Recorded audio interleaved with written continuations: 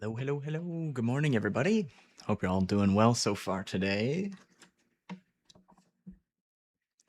Bum, bum, bum, bum, bum.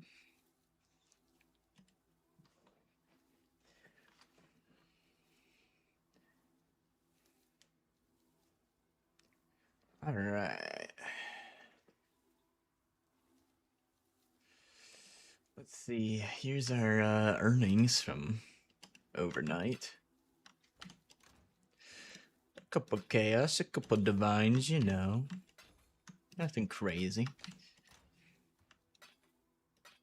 Probably buy an idle upgrade before starting the strong box farm today.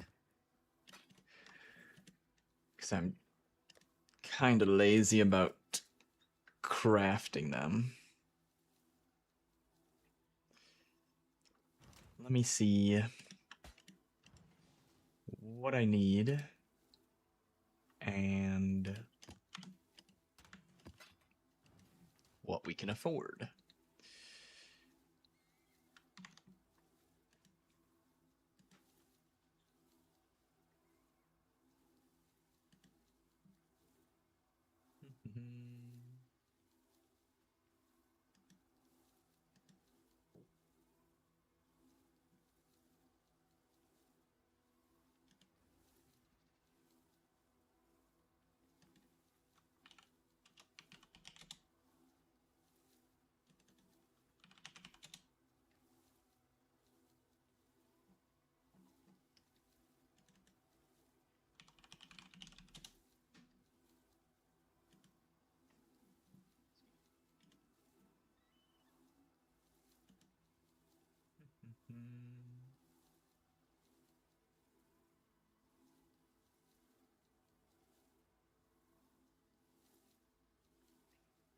Wait a second. This is the old one, I think. Hold on. Trying to find the right idle setup here.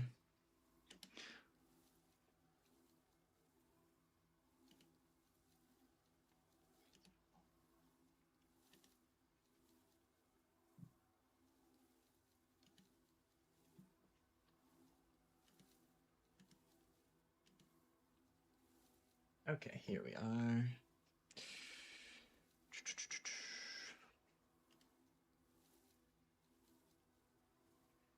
Let's see, what do we got on the big conqueror idols?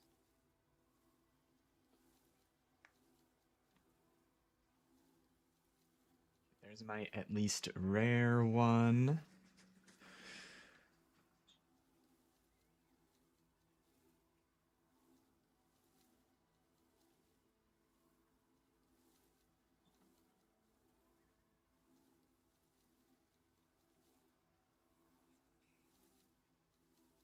Okay, we got the explicit modifier on that.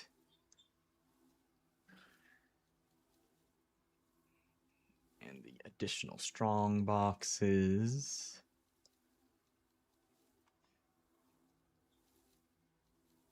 Okay, we got that there as well.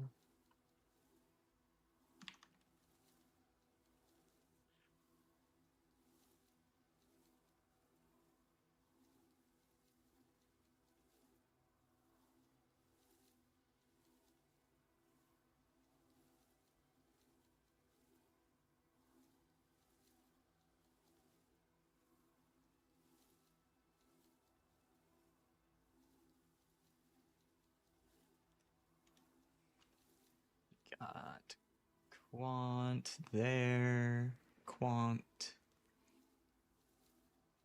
and Quant there as well.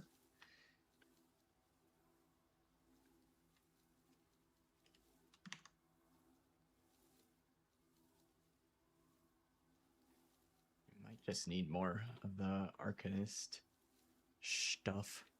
Arcanist and Diviners.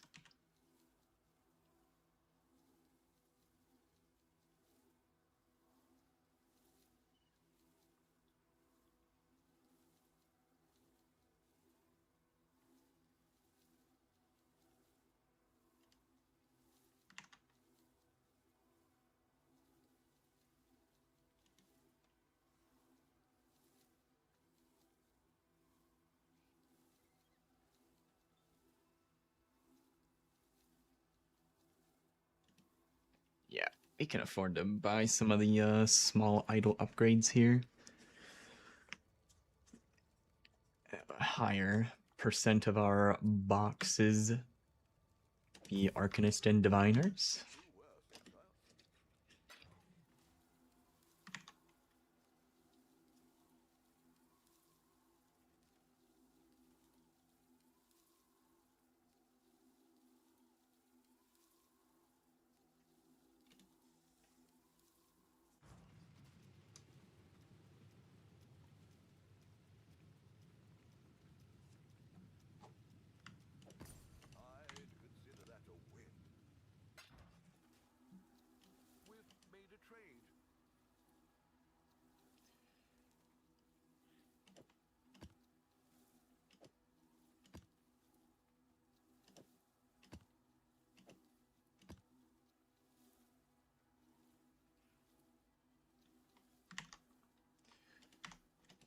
Get expensive pretty quick, but I mean I've got the divines, so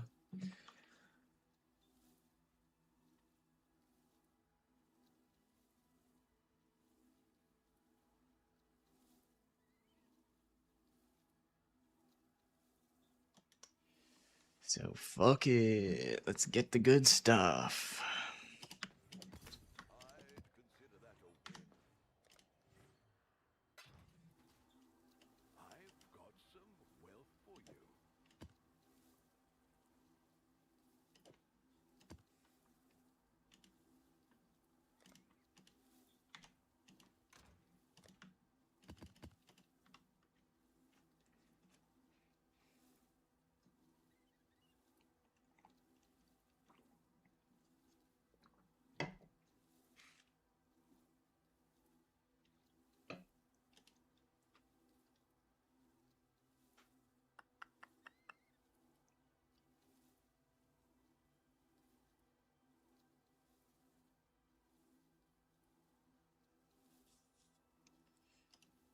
Alright.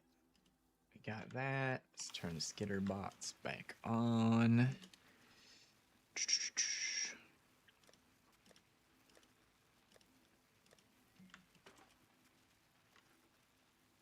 Have any more of these? I know these quivers are like 10C each. No.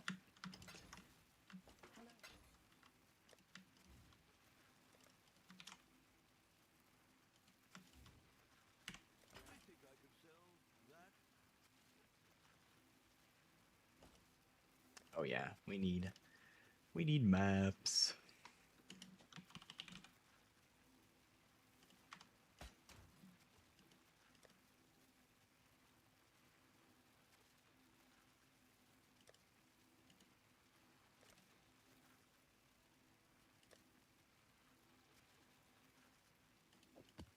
Are these ones I needed to sell? I think so.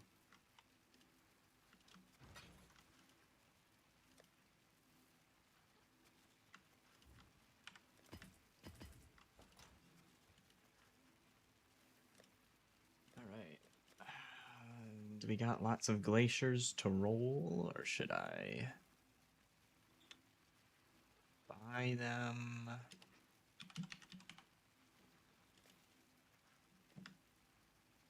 No, I can roll these. That's quite a few.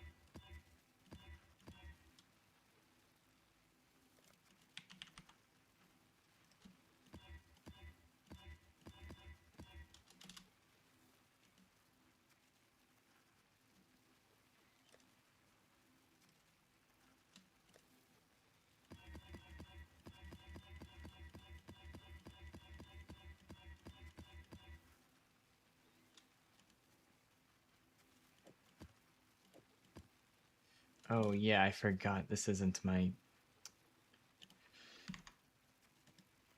I keep forgetting to save the regex for 8 mods. I think the site still has my previous... Yeah, it has my previous one saved here.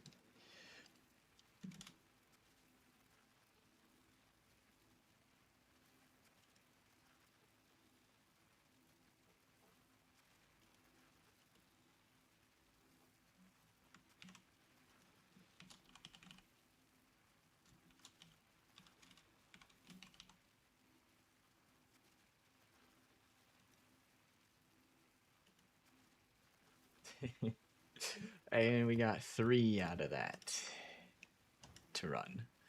We'll have to buy some.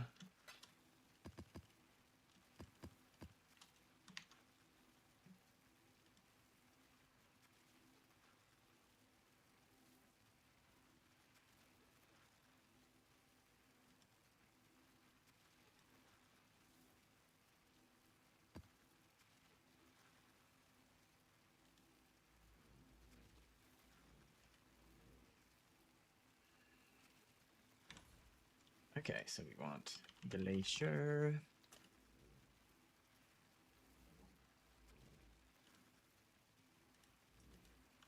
$16.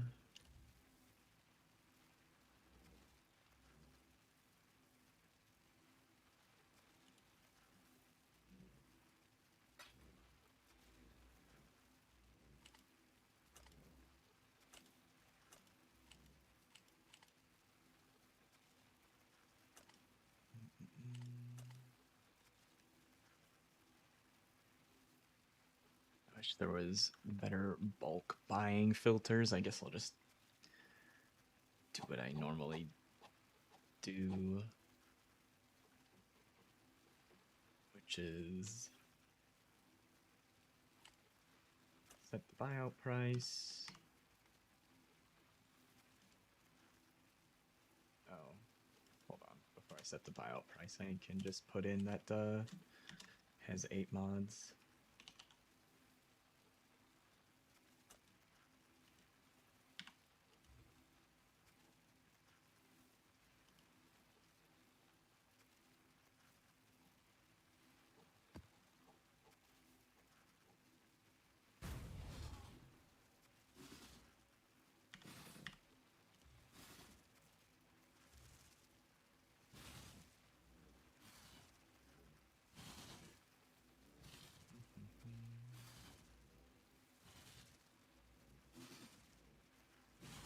Okay, this guy's got a bunch listed. I say a bunch, but it's just more than one. So it might only be like 3 of them.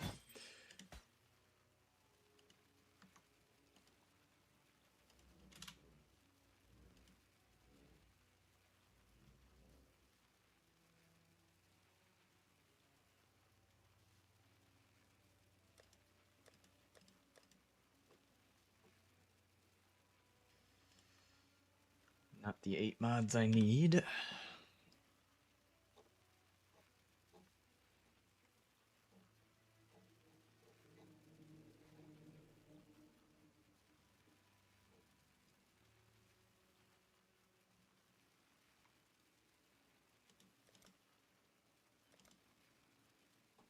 What?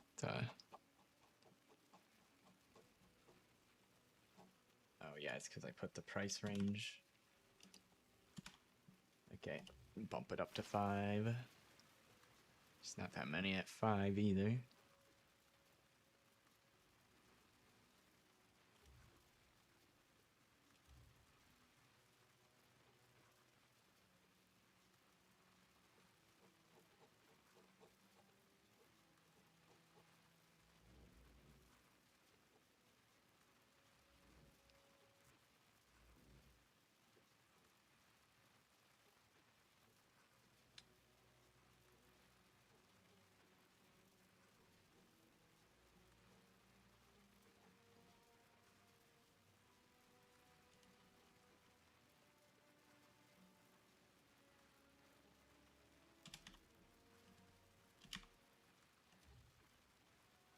There we go. Now we got a bunch of listings.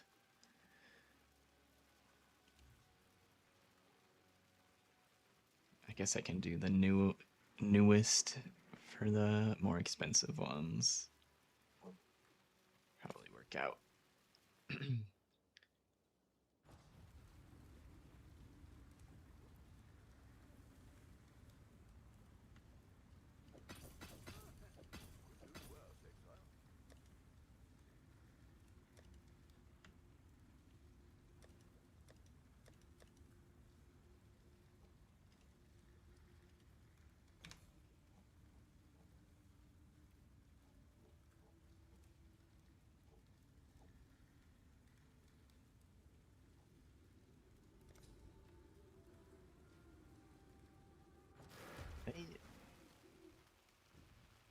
Did these have Dilly Orbs on them?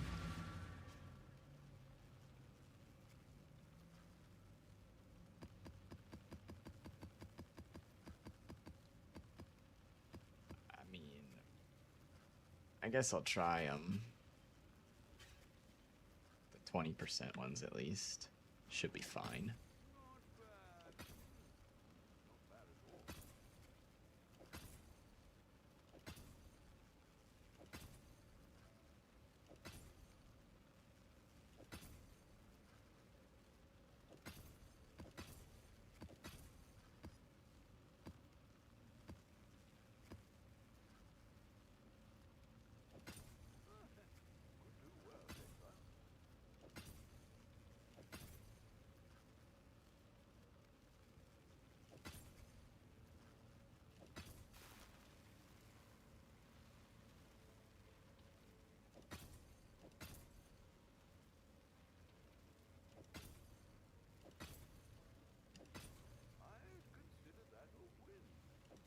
Must be farming them to drop with Delirium on here because it's not consistent at all with how many layers are applied.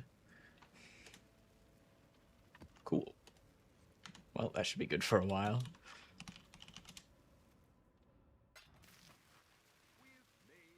Wait a second. I'm gonna go back to that guy's hideout. It kind of looked like my old hideout.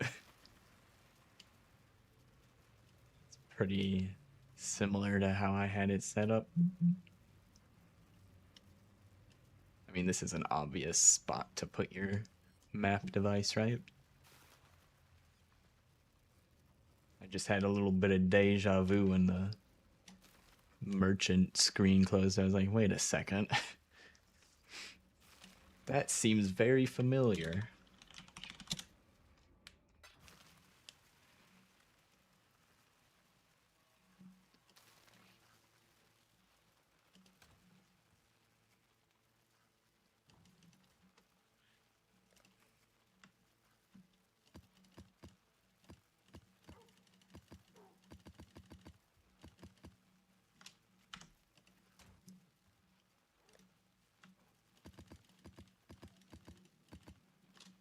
Okay.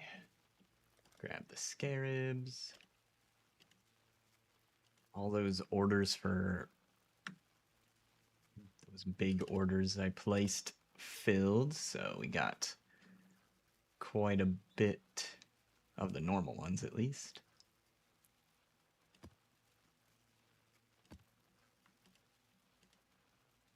Put an order for more discernment.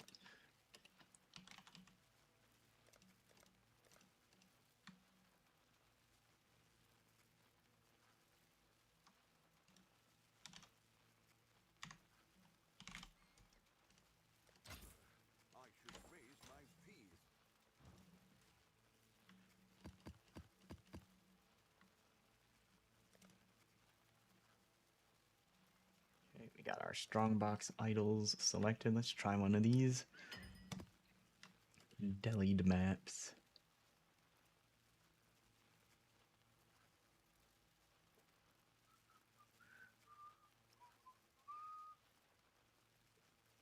Ambush.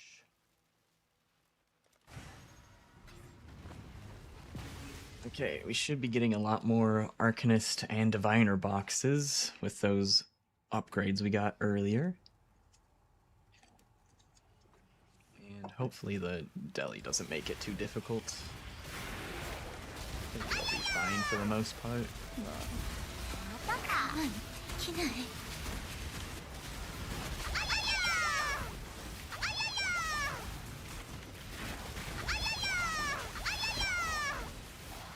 し。揺らいでいる。ならそうだよ。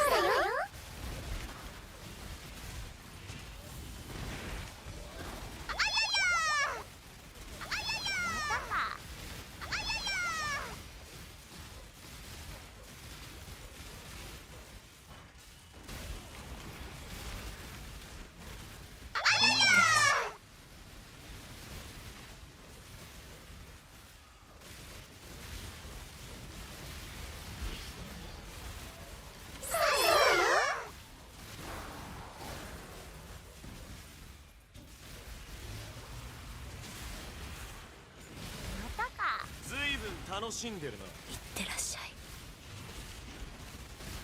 あんたやっぱいいわ。それな。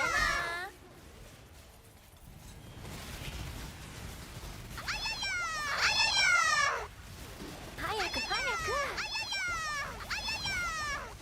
もちろん。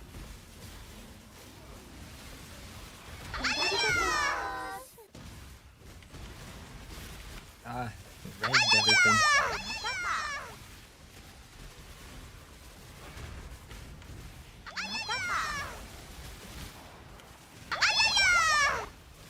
I suppose I probably could have looked for the shrines first.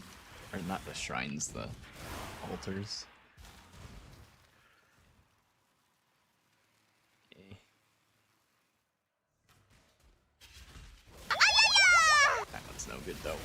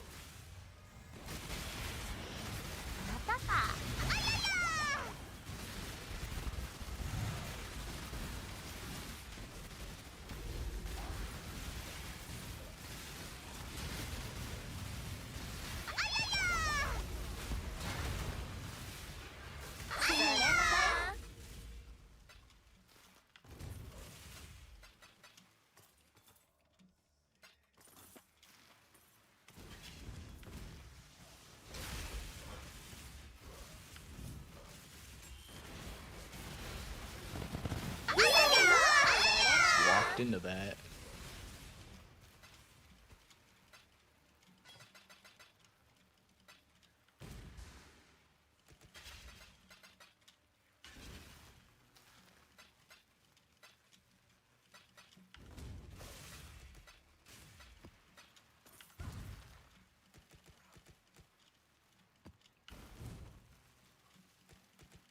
The Brawny Battle Mage, Merciless Tornado Wand.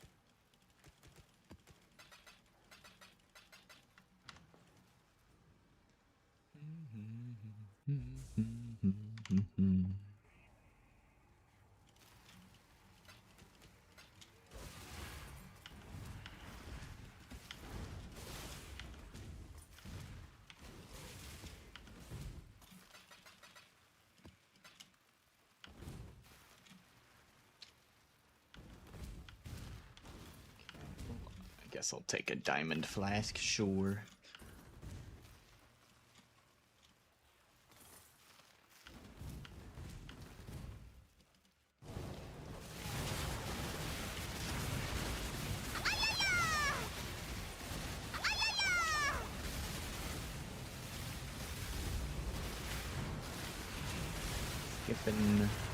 skipping that extra stuff today. Unless it's something I can do as like a drive-by. I'm just gonna go to the strongbox and kill the boss. 以上です。もう我慢できない。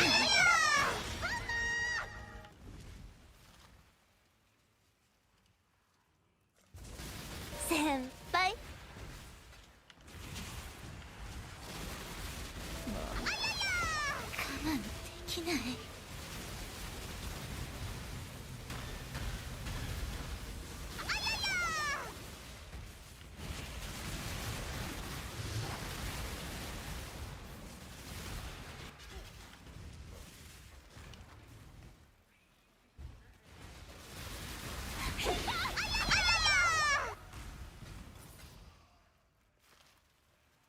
Your goat. That is so much AoE. That is ridiculous. Dude, the delirium's helpful. It made him stand still for so long. I'd rather the delirium thing attack me than the boss. The boss is... he can hop pretty fast. His hops hurt.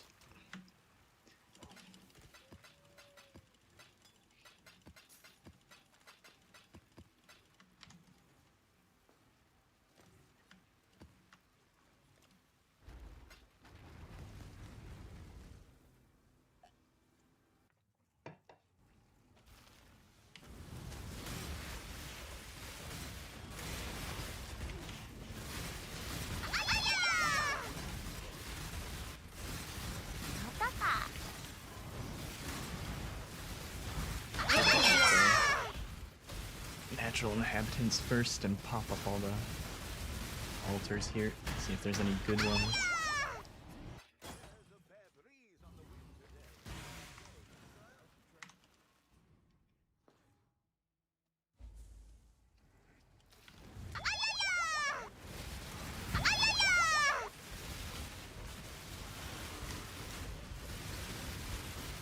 Dodge the Zeri circles.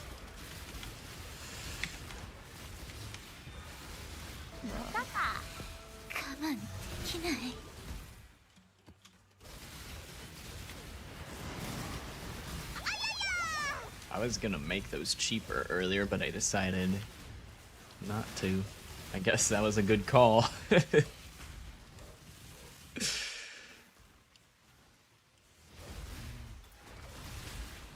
little distracting. おっぱい捕まっちゃった。我慢できない。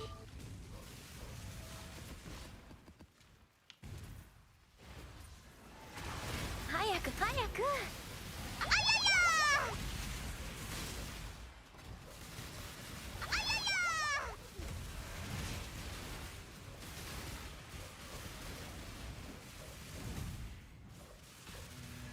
Guess that one's fine. またか。もう我慢できない。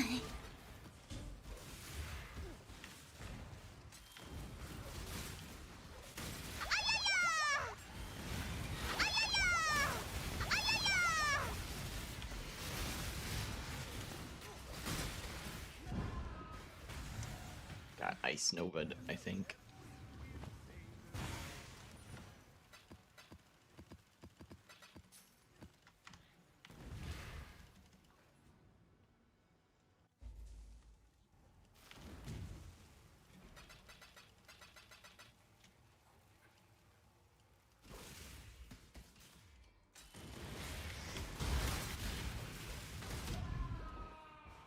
Okay, I guess I need to be a bit careful. I think that was delirium, some delirium fuckery. Jeez, okay. I guess I'll be more careful in this map. I keep getting murked.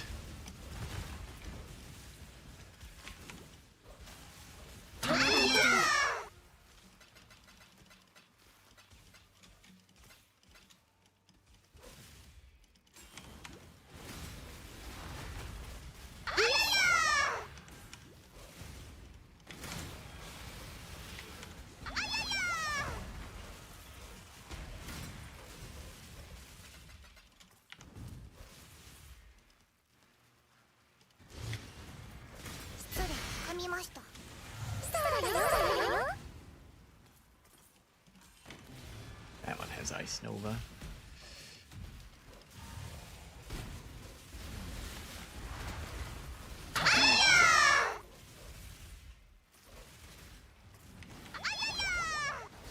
Senpai.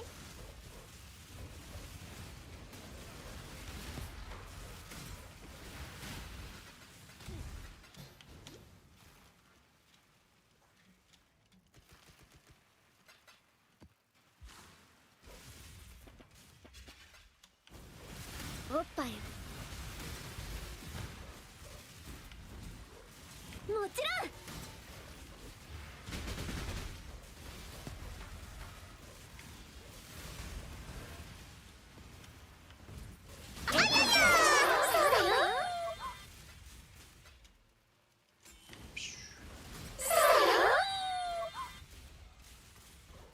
Is it gonna replay that sound again because it was off screen? Yes, it is.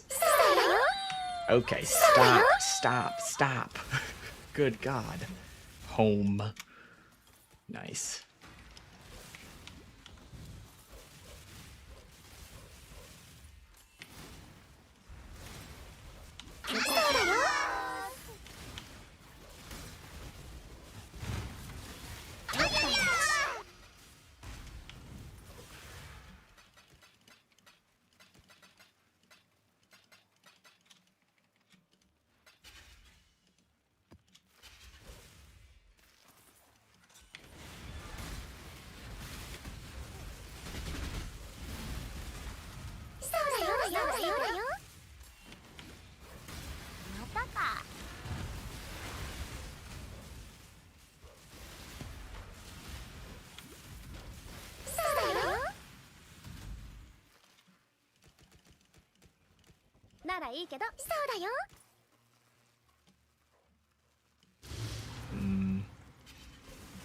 Kind of feel like I should.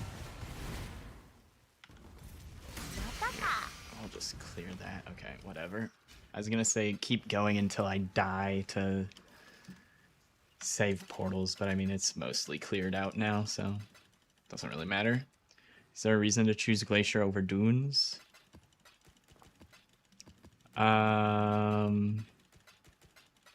Not a huge reason. The biggest thing is it spawns almost all of the strong boxes on that top floor. So if you if you want to be really fast, you would just open all the strong boxes on the top without going into the cave and then leave. That's the main part of it. But I'm gonna go in the cave and check those strong boxes anyways.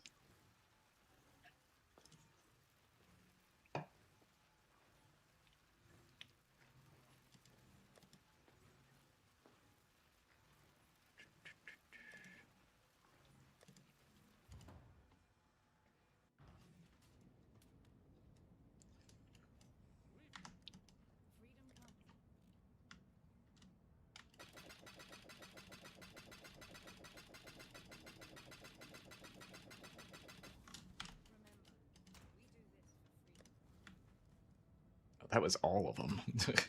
I stopped with 3 left.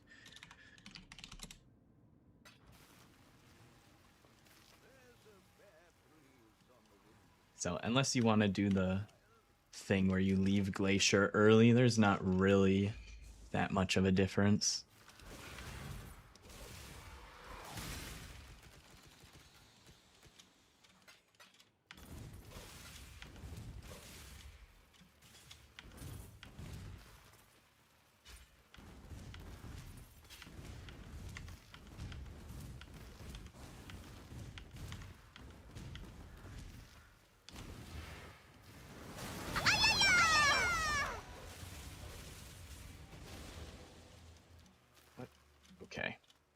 Okay at Ziri.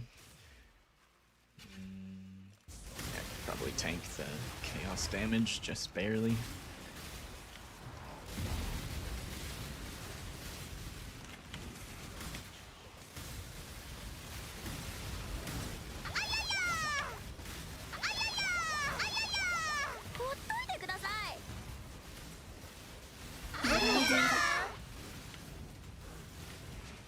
The only other benefit that Glacier offers doesn't really benefit this strategy, but there's like 6 extra unique monsters in the boss room, which can be nice for other strats as well. Glacier Lake has a lot of benefits to it over other maps.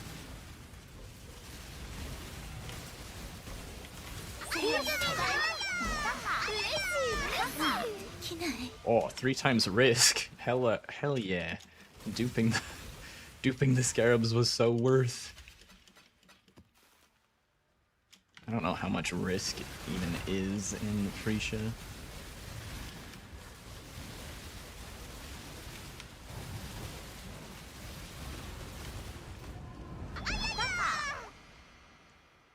Excuse me? Did I get clipped by the edge of the circle?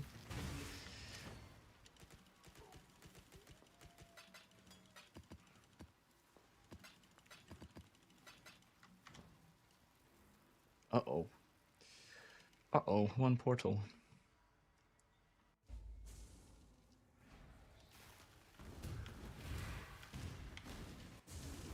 Yeah, we got most of the strong boxes anyways. Let's see if we can, loot some of this.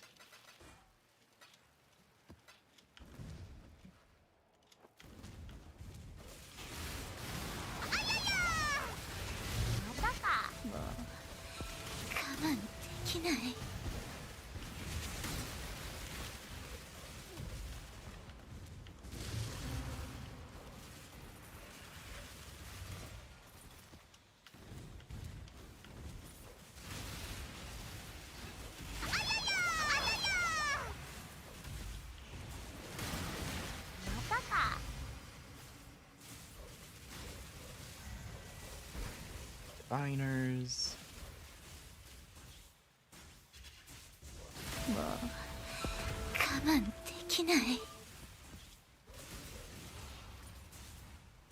Hey. I was about to open that, but then Ziri popped up.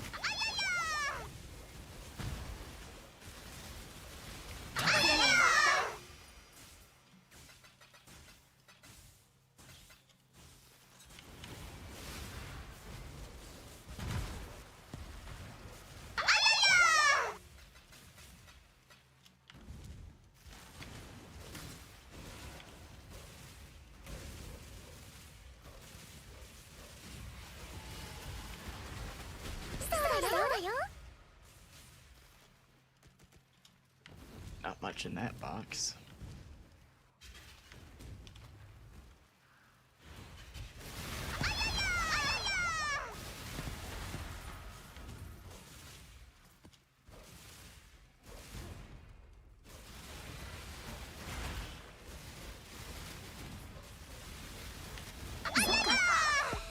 Alright.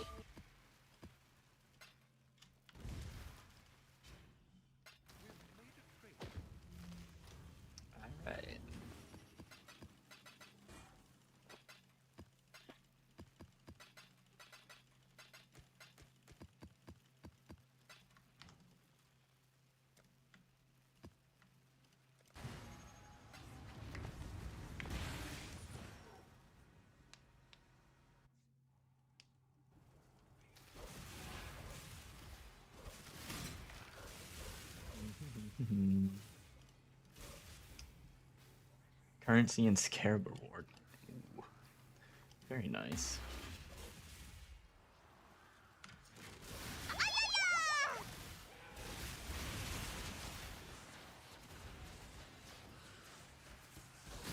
Sakura magic だ。ずいぶん楽しんでるな。じゃあもちろん。桜マジックだ。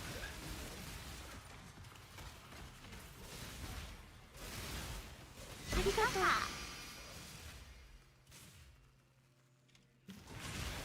揺らいでいる。それなずいぶん楽しんでるな。Step on the sentinel, now we'll look for some Exarch altars.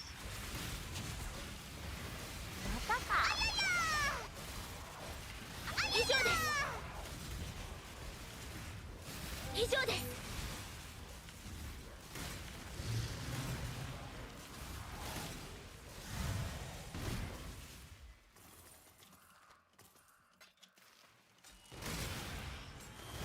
食べる。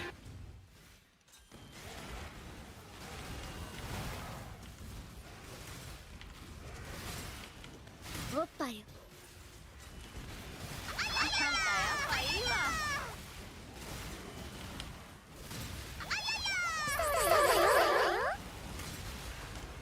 ありがとう。桜餅。ここ気を入ってらっしゃい。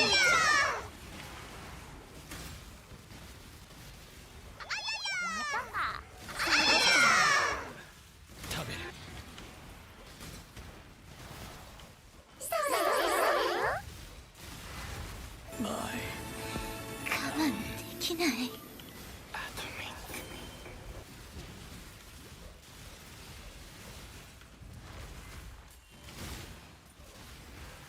そうだよ。そうだよ。こっちはこうだろう。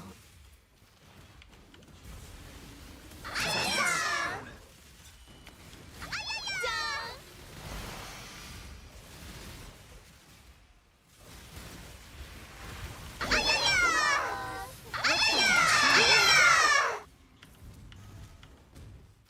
Do, do, do, do, do, do.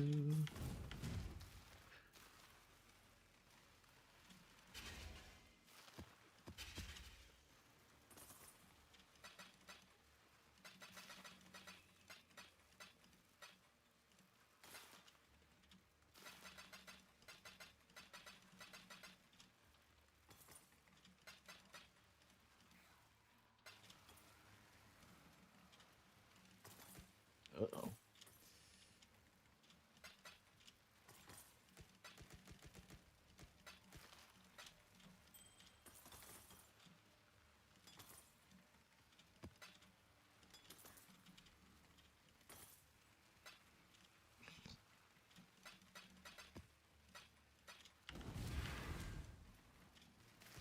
そうだよ。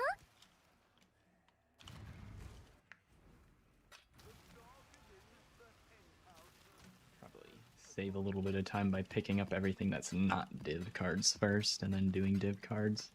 There's a lot of them that I just get instant full stacks of.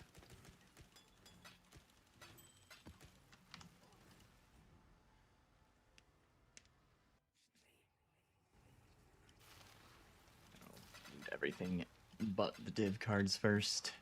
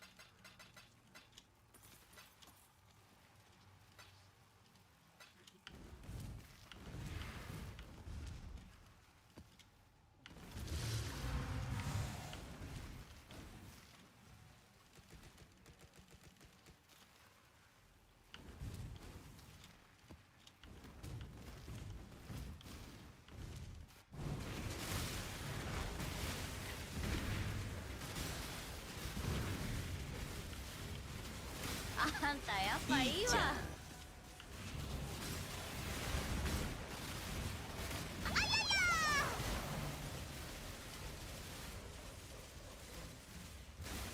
Additional chaos orbs. Ugh. The burning ground, though. It hurts.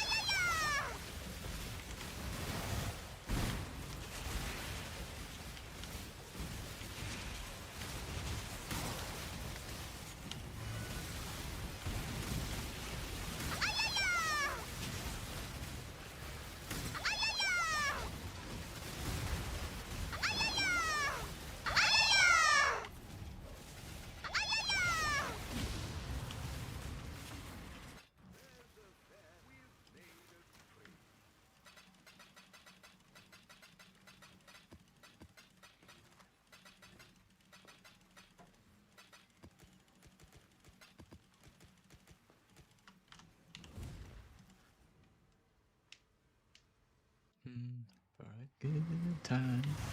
Do, do. またか。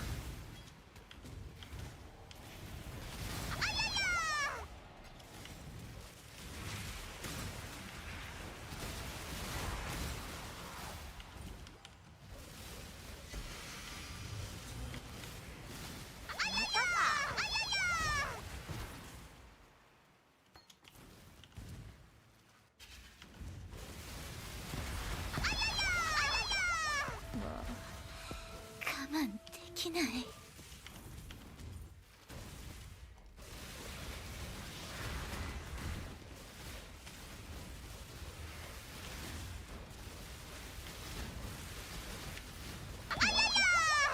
我慢できない。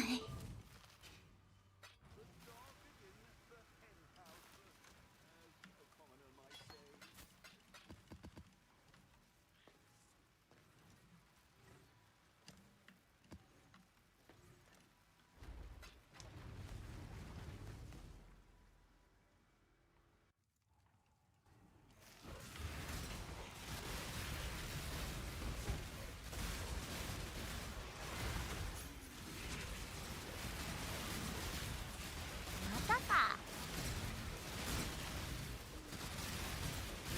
先輩。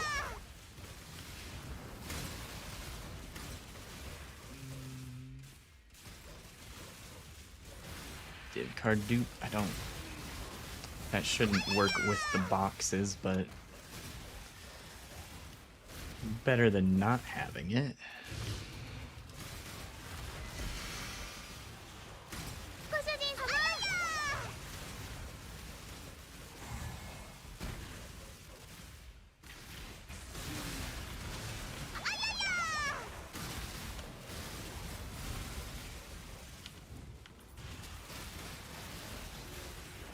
あげる。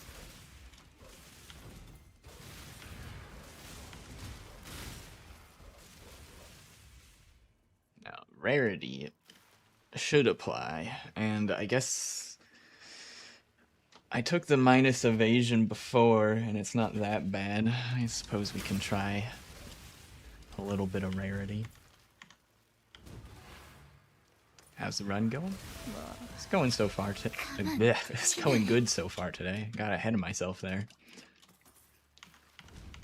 Just gone through 3 or 4 maps so far. Nothing too crazy yet.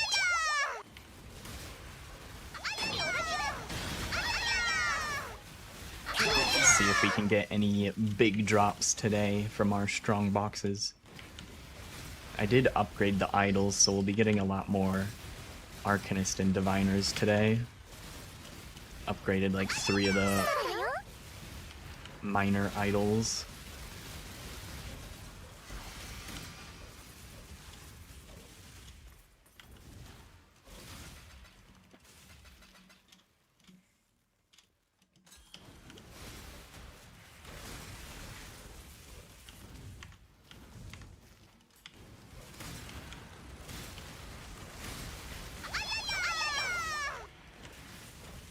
Why is everything... Is there a random map mod for oils on here? Like, what the f... Oh, no, it's the Delirium. I didn't Deli Orb these myself, so I kind of forgot that I was getting rewards from it.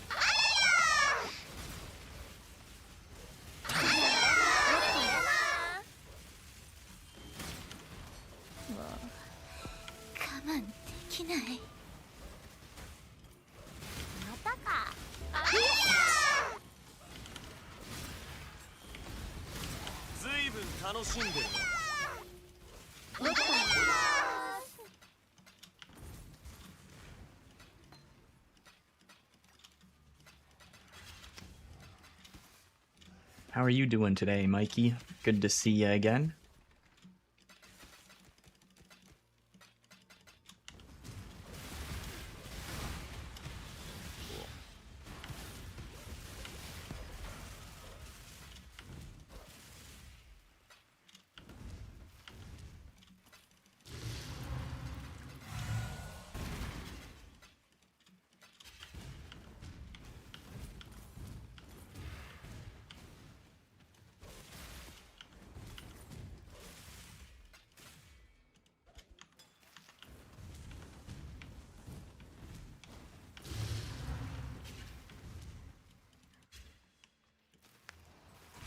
You're having problems with your build since you got Forbidden Flesh and Flame. Don't know how to fix it. That's a weird problem to have. What Forbidden Flesh and Flame did you add to your build? あんたやっぱいいわあんたやっぱいいわ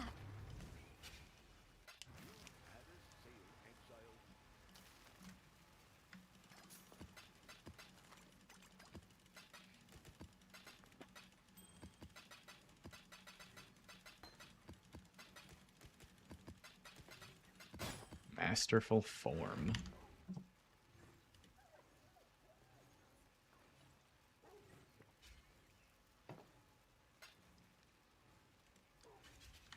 Walk back into my map so I remember that I'm not done with it.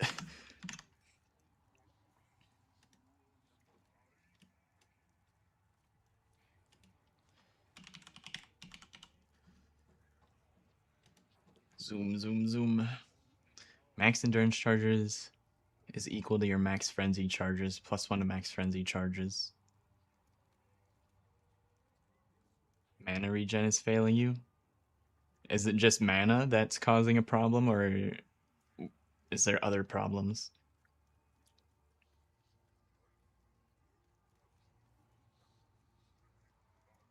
Because if you were stacking endurance charges before, this is, you know, frenzy charges are very different than endurance charges. Although this should only be additional, right? Your max is equal, endurance charges is equal to your max frenzy. But you need to start scaling the frenzy, adding frenzy charges to get benefit.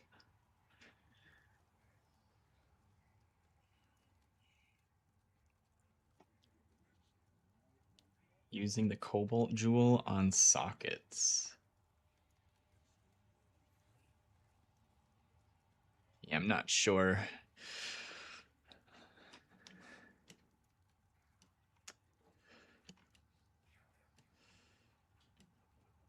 I'd probably...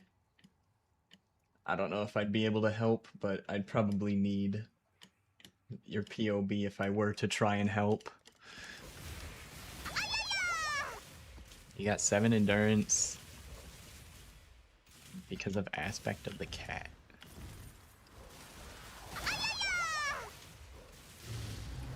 What did you have on the jewels that you replaced with the Forbidden Flame and Flesh? Maybe that's the problem.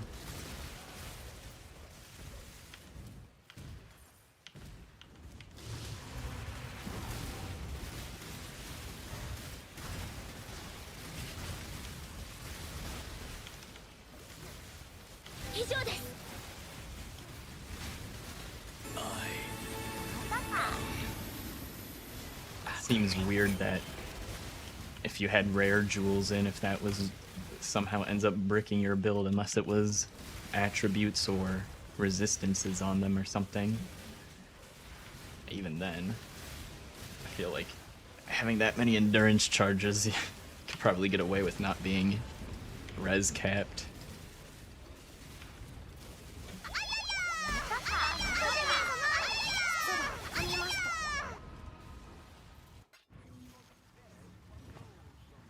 Refund on the nodes fuel the fight.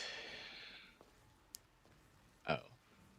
Yeah, you might want to get some more mana leech then, it sounds like.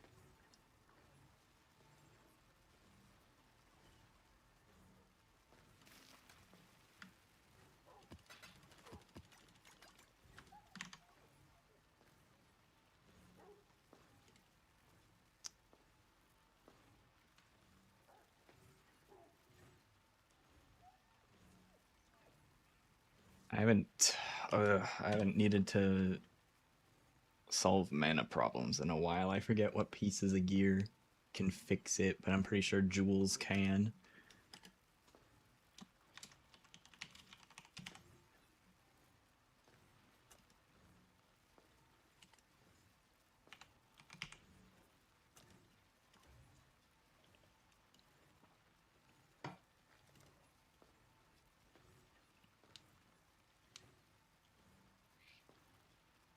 Tough leveling up when mana kept draining. Yeah. That is definitely tough for most characters when leveling. I usually like to take some sort of leech, if possible, while leveling. I mean, it depends on the build. Some builds don't need it at all, but if I'm having mana troubles, usually take something to help with that while leveling.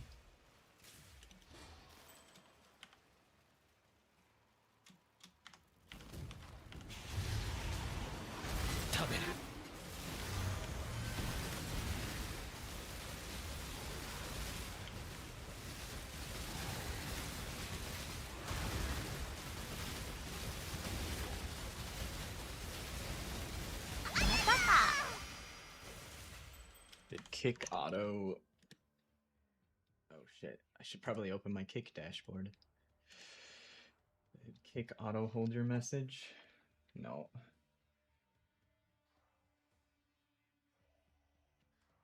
There's a way to shorten the URL.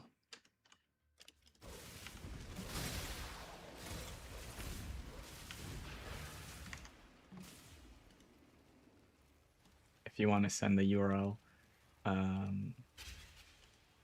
generate, and then hit share. It's going to make a shorter link. Then you copy that link. So generate, share, copy.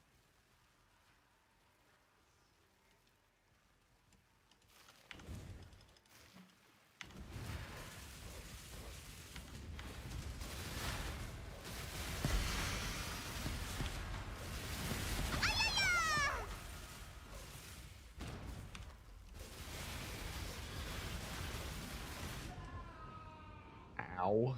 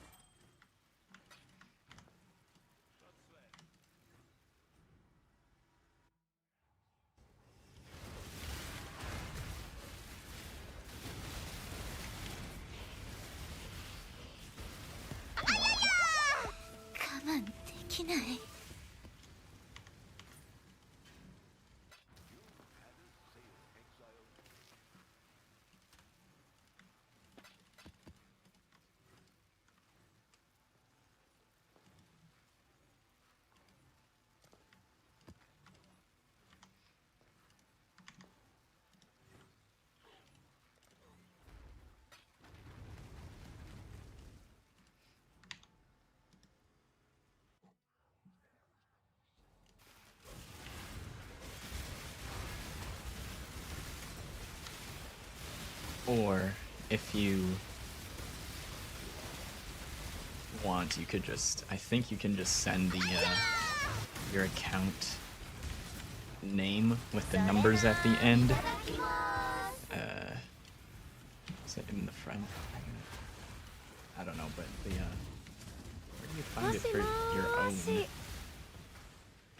I don't even know where to find your numbers. Maybe on the website.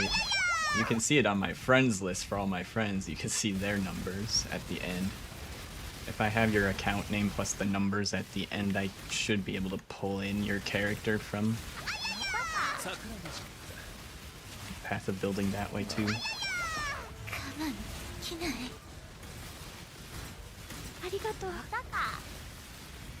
Let's see what's on this altar. Scarab dupe? Well, it's very beneficial earlier. Let's go for it again. Quant in the area. Hell yeah. That should apply to the strong boxes. We love Quant.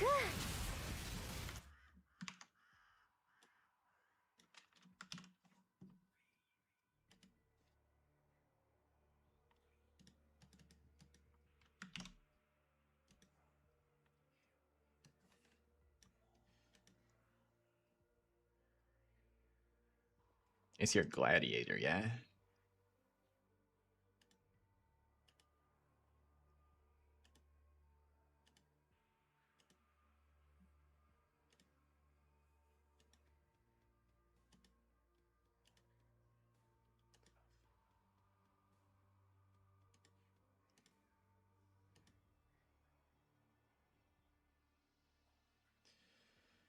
Lacerate of Hemorrhage.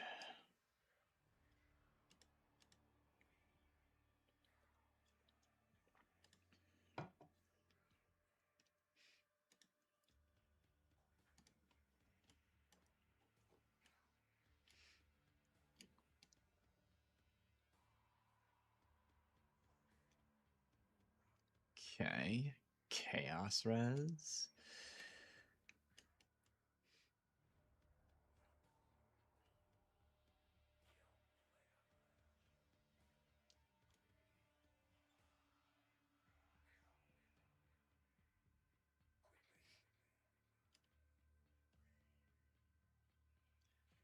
If you're having survivability issues, it looks like your lightning res isn't capped. But you were saying mana 30. That's really tight on the mana.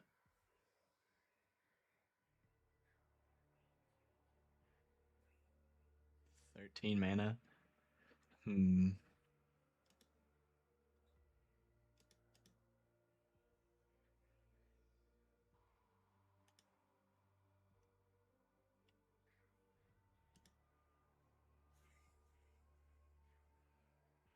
Yeah, you have lots of auras.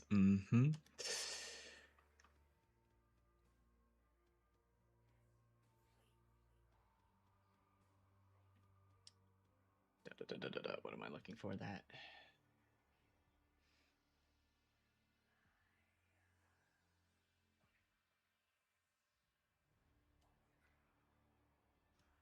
Recovery.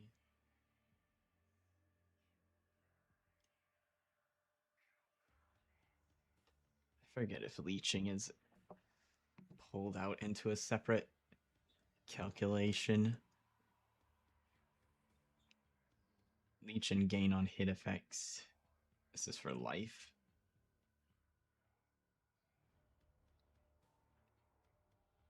Yeah, life leech. I just ignored the thing that said life at the front of it.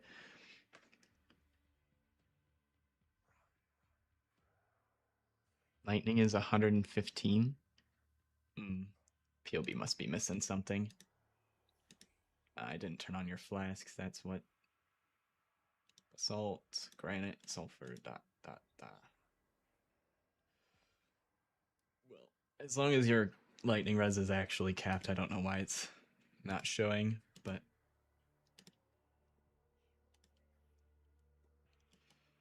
yeah, I can see why you're having mana problems.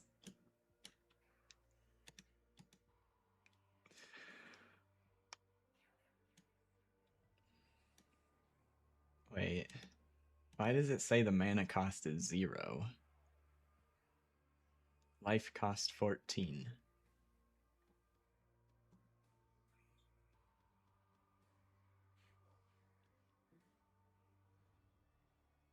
Oh, am I on that?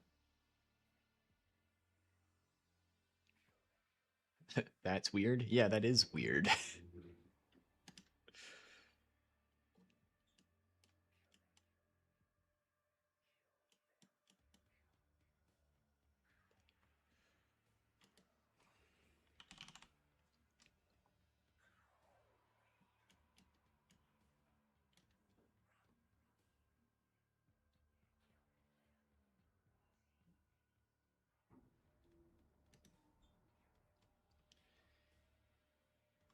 Trying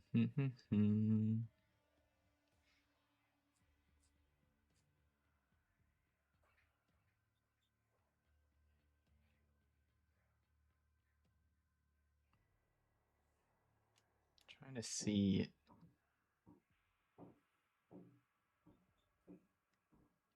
There's a spot where it tells me why you're spending life instead of mana. That's a lot of numbers. This section, the calculations, yeah. It's very helpful for figuring out when your build is broken, trying to figure out why the build is broken. So mana cost is 0. You have -7 on a ring, reduced on the tree, 100% less from... Ah. Vol clarity is probably checked. That's why it's not showing me your mana cost. 27. Are you even able to use the skill?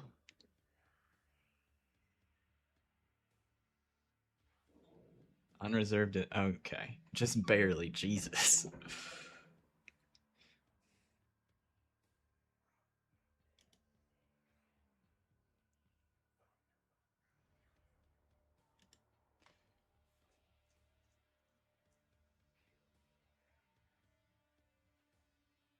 For like 3 seconds and mana is gone. Yeah.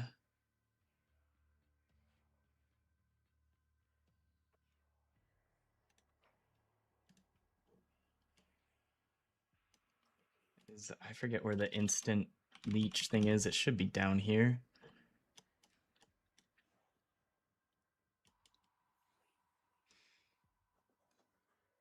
Oh, that's... Life leech is instant.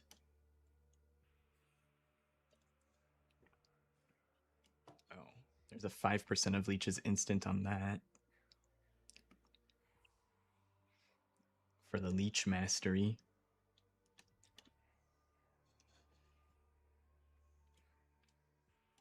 Let's see, what are your other jewels doing? Because that's probably where I would try to fix it.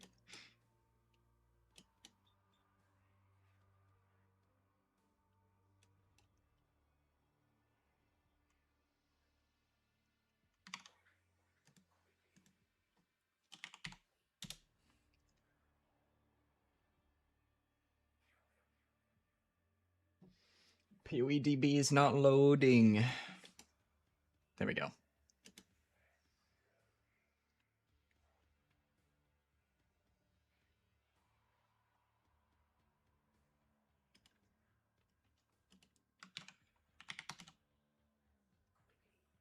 Good God, it's all fucking separated out.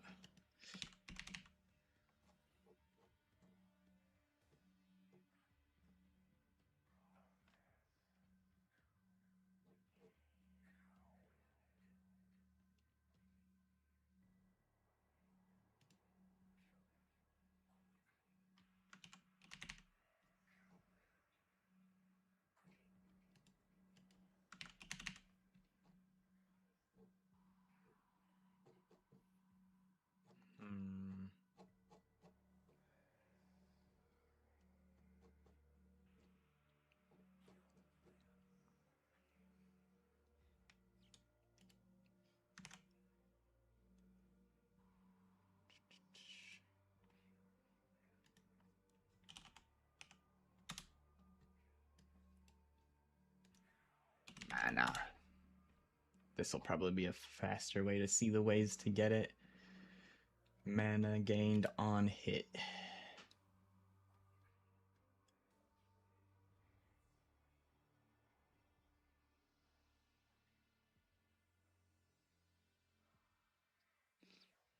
Is there a leech coming from like Crimson Jewels?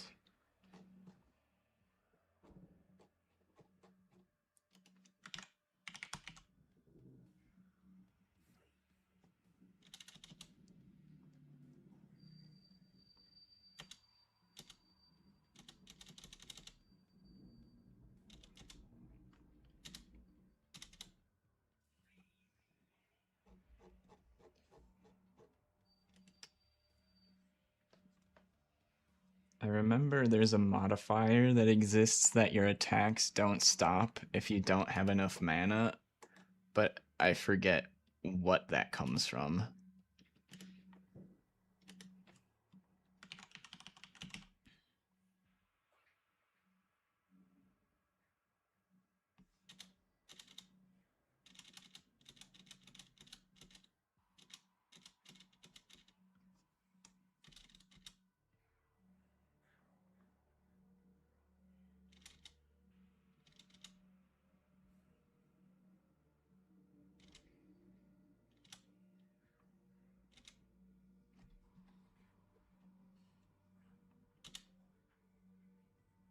might be a unique, which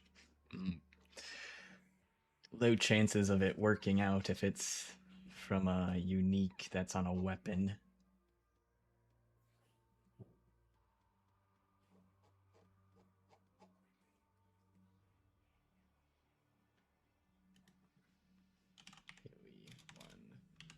Attacks.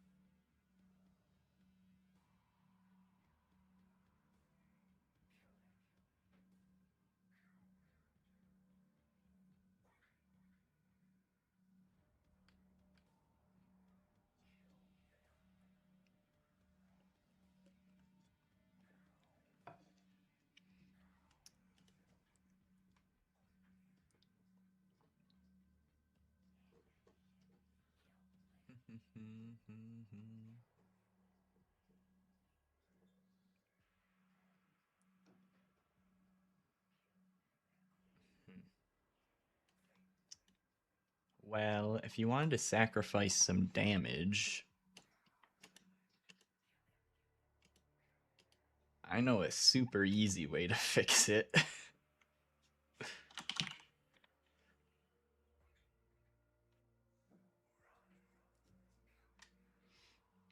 You could put life tap in over one of your other support gems, assuming you can leech enough life.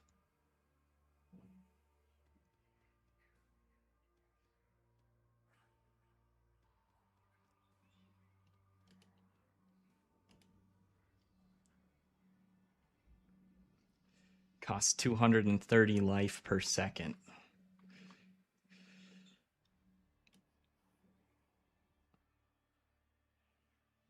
If you do it that way.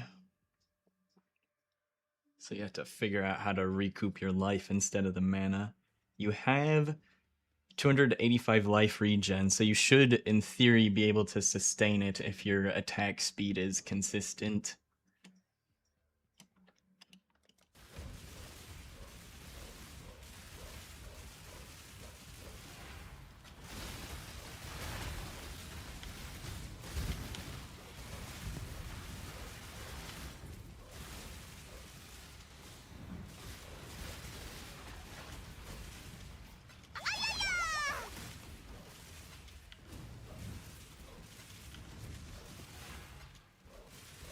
If you get random boosts of a lot of attack speed, though, you may end up killing yourself with life tap.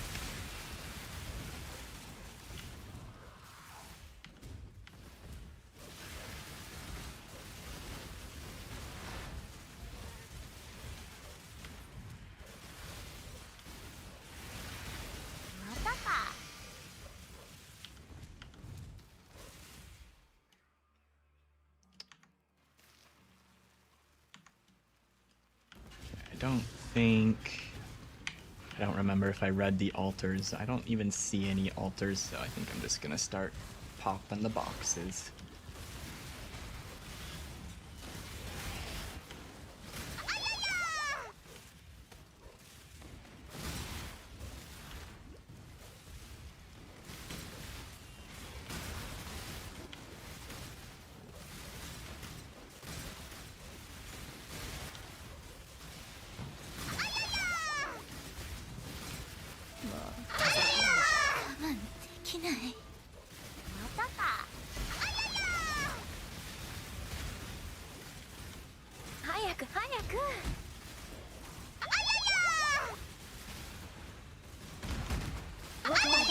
The other thing you could try if life tap doesn't work, use a lower level clarity so it reserves less mana. Most likely part of the issue, although I think a lot of the issue is you have literally no mana leech at all from what I could see, which is a pretty big problem. The other thing, if you were to rely on Mana Leech, every time your mana pool is full, it stops leeching. You don't overleech unless you specifically have overleech provided somewhere else in your build, which makes having your mana be only slightly above how much, or your unreserved mana being only slightly more than how much it costs to attack, can cause issues where you only leech for like half a second, then your mana's full, then you're done leeching, then you cast again, and if you don't hit anything with your attack or something, then you have no mana, and you didn't hit anything to leech. Then you have to wait for your mana regen.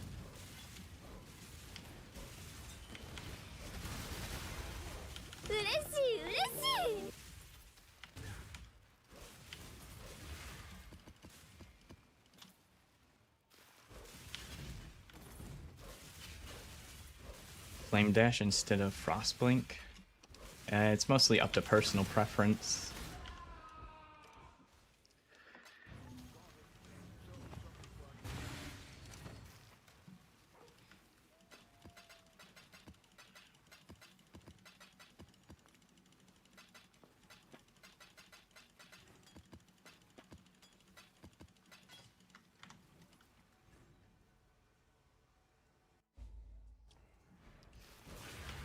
The difference being you can potentially Frost Blink infinitely if you have enough mobs to kill. At the cost of, if you don't... God damn it, I need to dodge the Ice Novas.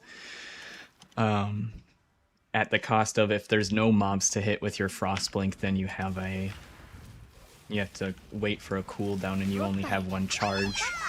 Whereas Flame Dash, you can stack 3 charges, so in case you need to get out of there quick, you can burn all 3 charges really fast. Or if you face plant your Flame Dash, then you can Flame Dash again.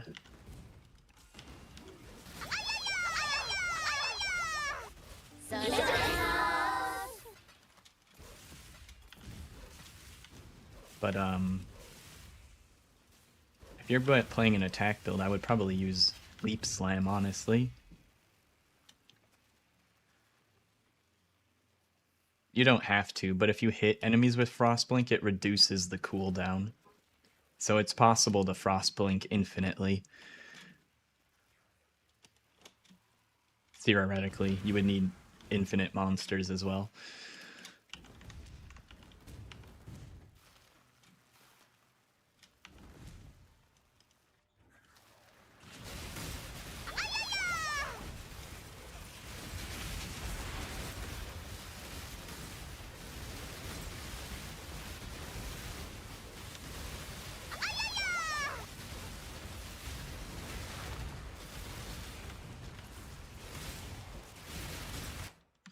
Let me see, what weapons were you holding?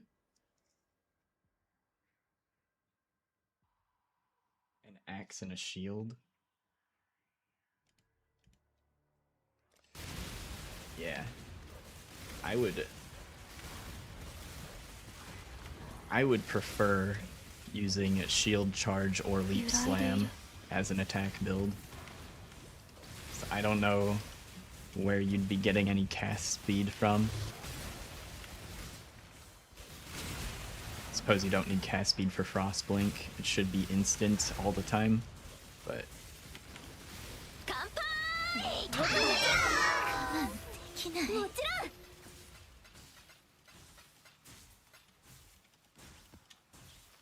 But, I mean, shield charge is nice. You can move around like this. And it just costs life or mana, whichever resource you're using.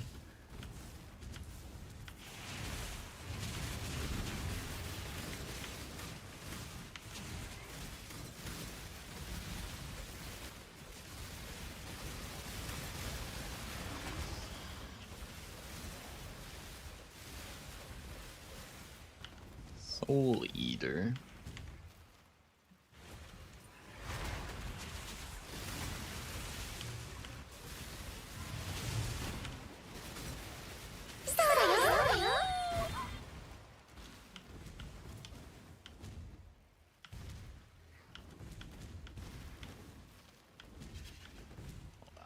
To double check something. Been so distracted this map. Okay.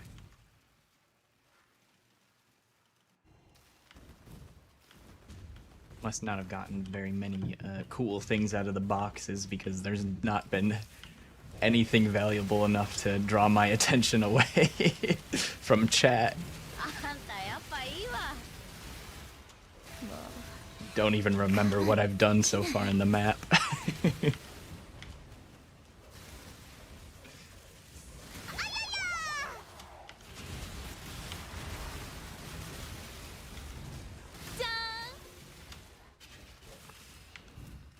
Life tap does work really well. Nice. I'm glad that works.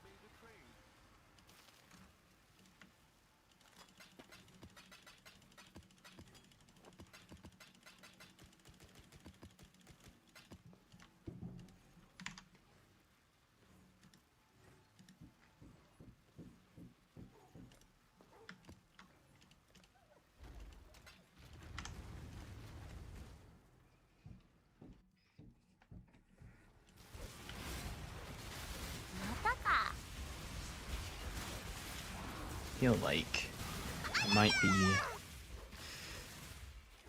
I don't know how much like increased effect of effects and the line on the idols that I need is like increased effect per map modifier something blah blah blah, and I feel like I probably don't have enough of that effectiveness stacked up yet. I want the big shiny drops.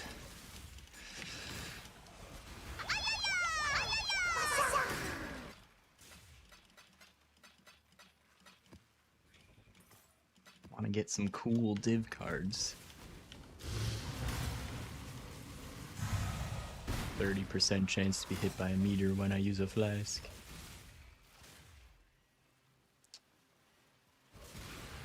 I'm pretty sure I can't tank it, but I mean, there's only one way to find out.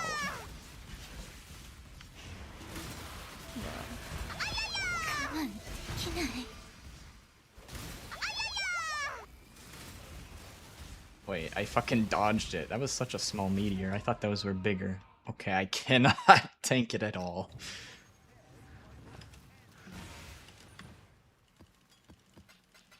Excellent. Now... Yo, Mikey, thanks for the sub. Appreciate it.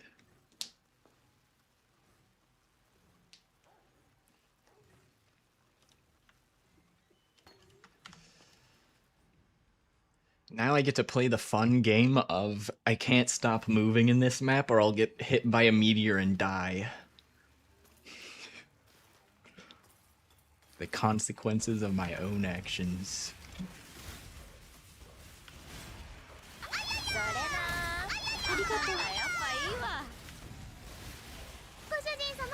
At least I can kind of see what the meteors look like, so I know when they're... I wish it was a bit more obvious. I swore they used to be more obvious, but I guess I just never click that mod because it always means death on any character I play.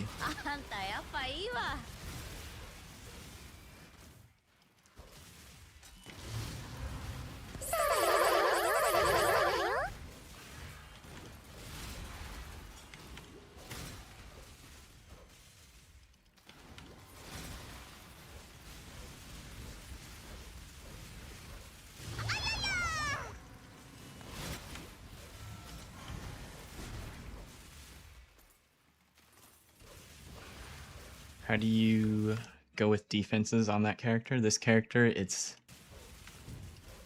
evasion and energy shield and spell suppression are the defenses, defensive layers, as well as the Surfcaster ascendancy. Enemies chilled by your hits lessen their damage dealt by half of the chill effect. Making the enemies deal less damage is a very powerful source of damage mitigation because there's very few of them in the game. And I'm also getting further damage mitigation through Born in the Shadows. So enemies are blinded, and enemies that are blinded deal less damage. That's the specific wording of this ascendancy point, is that if they're blinded, they deal less damage, but blind normally just reduces their accuracy and something else. But so they have, because their accuracy is reduced, they have, by being blinded, they have less of a chance to hit me from that. And then if they do hit me, they deal less damage because of this ascendancy passive. So those two are helping out me a lot as the Surfcaster ascendancy. And the final thing, actually, I'd say the first thing, a lot of defense on this build comes from freezing the enemies, so they don't do anything, they're just frozen. I have a very high chance to freeze. So, yeah, that's most of the defenses outside of the obvious elemental resistance, life, and energy shield.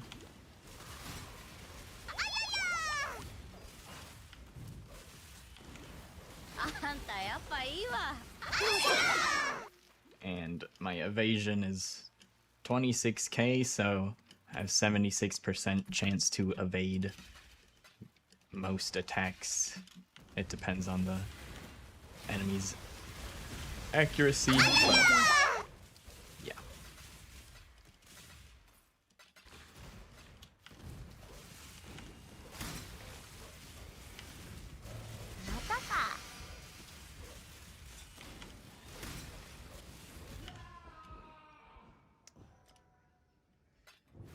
Meteors are not an attack, though. I don't think I can evade the meteors, which is what just killed me.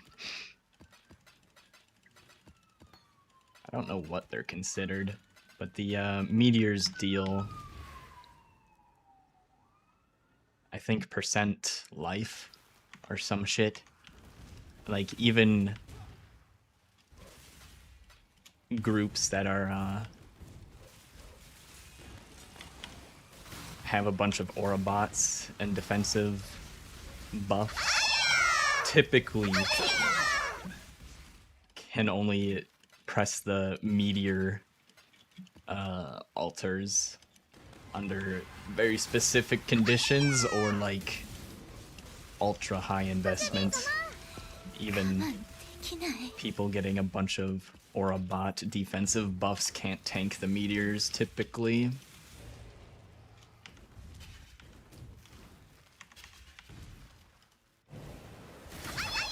It's the main skill. Exsanguinate, and it's supported by, I forget what the high impact mines. So supported spells or attacks that use bows or wands. Instead of using that skill, you will throw a mine that will use the skill. So the skill is Exsanguinate, and then I turn it into a mine with high impact mine support.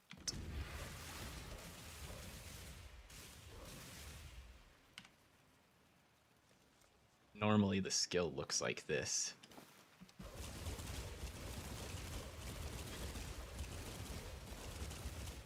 I got the MTX on. Quant? Heck yeah. 揺らいでいる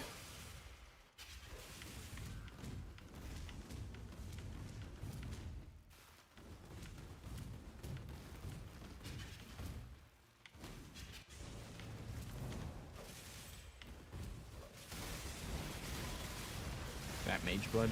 Nope. Archon's Tools is the belt I'm using.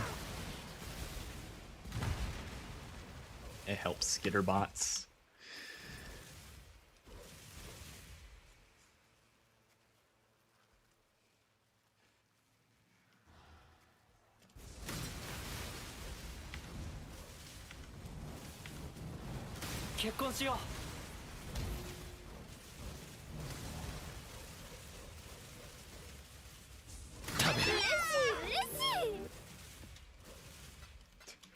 I swear, some of the most valuable stuff I've gotten so far today is not come out of the fucking strong boxes.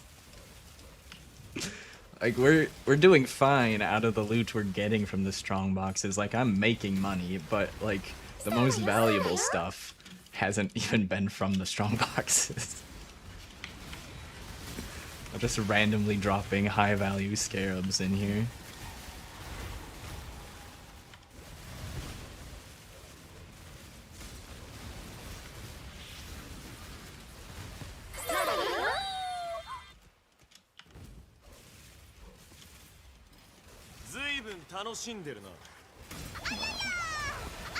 This character could be played with a Mage Blood, but the benefits are debatable. The belt I'm using is really good for mine builds. 我慢できない So there could be some scenarios where a Mage Blood would be better for me. Potentially. But it's way more expensive than this belt, so...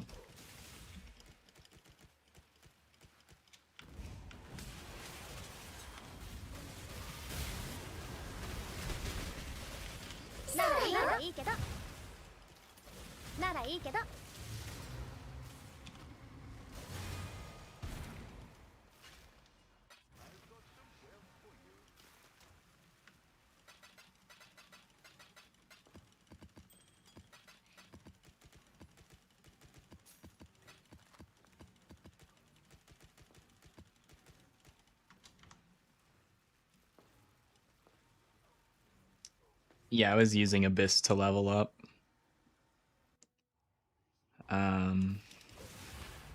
I think it's Abyss, Beyond, and Ultimatum. Those three mechanics offer increased XP in maps. Or they have the potential to if you have the idols or the Atlas passives allocated for them. So that is why I was using Abyss for XP. Stacked a bunch of increased XP from Abyss monsters, and then stacked a bunch of quantity of Abyss monsters. Or pack size, whatever the thing is on the idols. It's worded strangely. But essentially more Abyss monsters. 我慢できない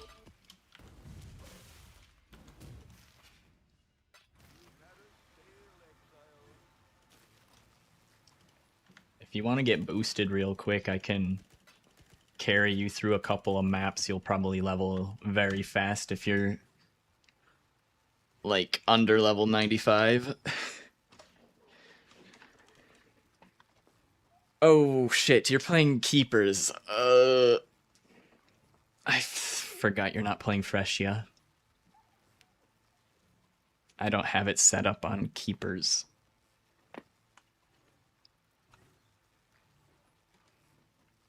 You're exactly 95? Ah, well.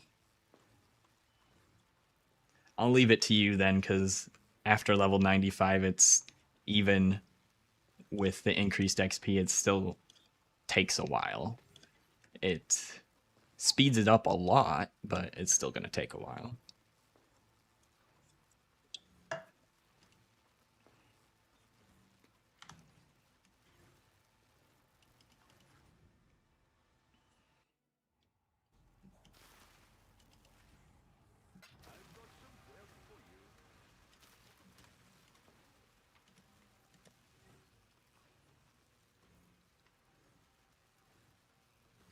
You have no life other than this game? You can do it. Also, if you didn't see me doing this the other day, and if you're not aware of these existing, if you're trying to level, you might want to consider using Omen of Amelioration. Will be consumed when you die to prevent 75% of the experience loss. Very useful for leveling.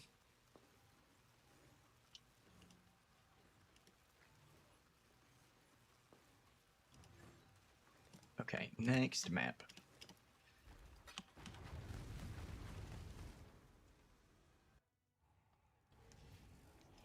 They are a bit pricey though, so you have to take that into consideration.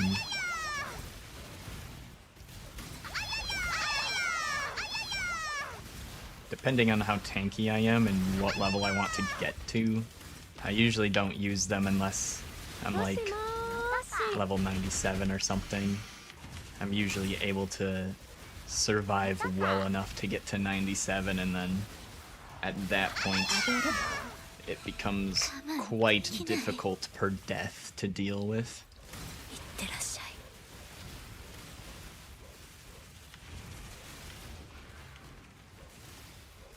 Yeah, you don't need clarity anymore, except for your movement skills. You can also put life tap on your movement skills if you have extra sockets.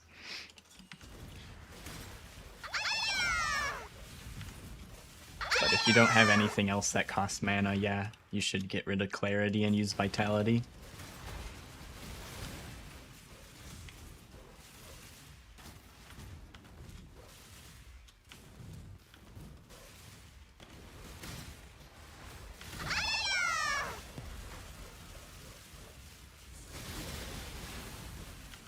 Is there anything good on this altar? Rarity and chaos damage, sure.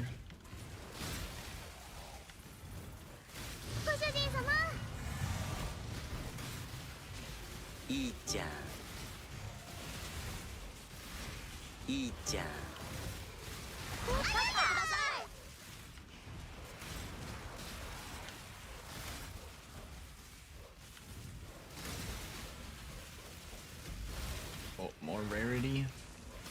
I get scorched? I'm already scorched. Joke's on them. It's already accounted for.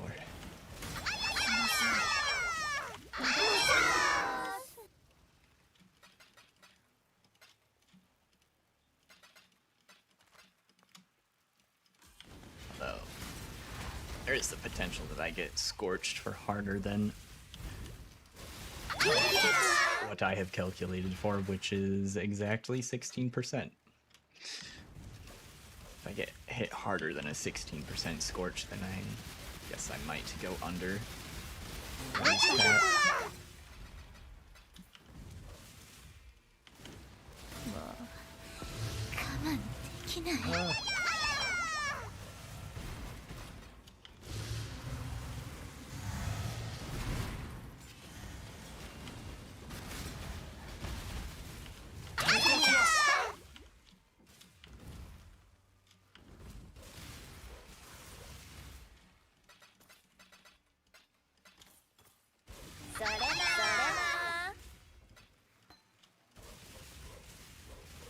Sold a unique stat that gave lots of support challenge.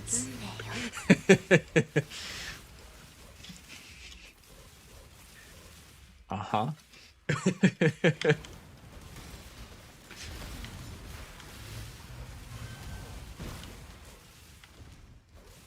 Is that, I think it's Bitter Dreams?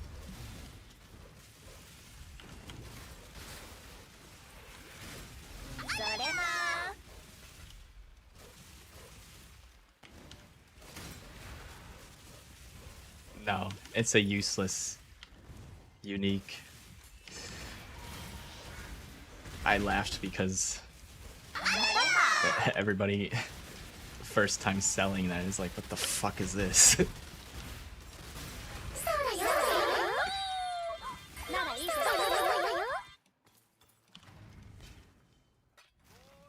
you want to learn something cool though, we can learn about Ellie Pen.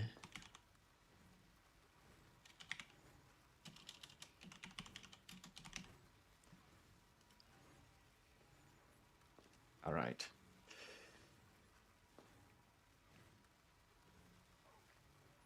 So, elemental penetration support.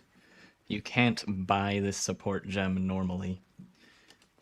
To get an elemental penetration support, you need a replica Bitter Dream and level 20 Fire Pen, Cold Pen, and Lightning Pen. You vendor those three together, and you get an elemental penetration support.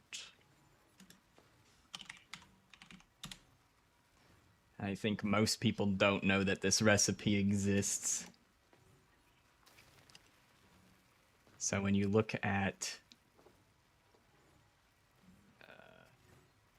skill gems,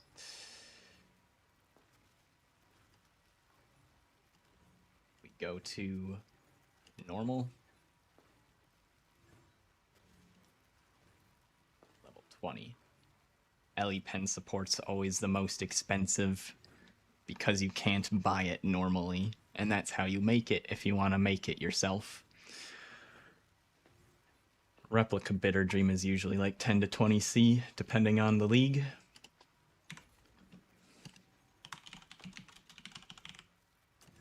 That's the alternate version of the item that you sold. Comes from Heist. So 10 C, but you sold the normal version.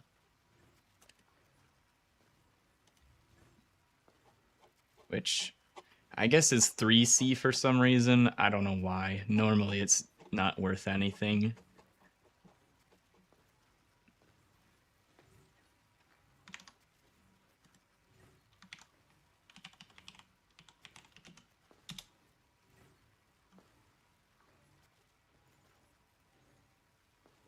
Because I don't think this one has any recipes other than giving you level 1 supports.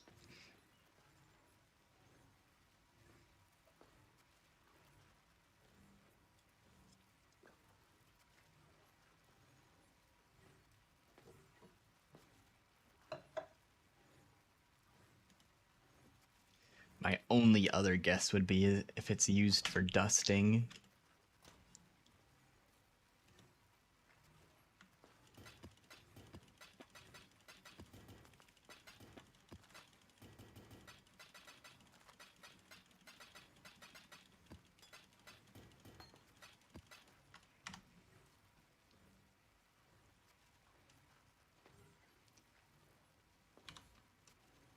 I'm curious. I'm gonna buy one. I wanna see if it's worth any dust.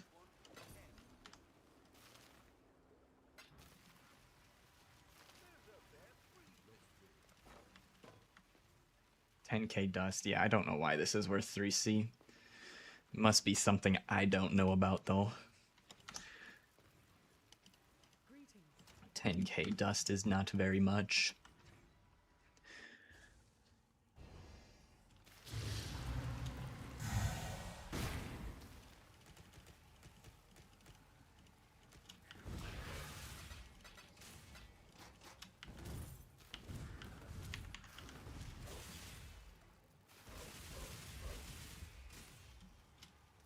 T16 with Abyss frags. Good luck, good luck.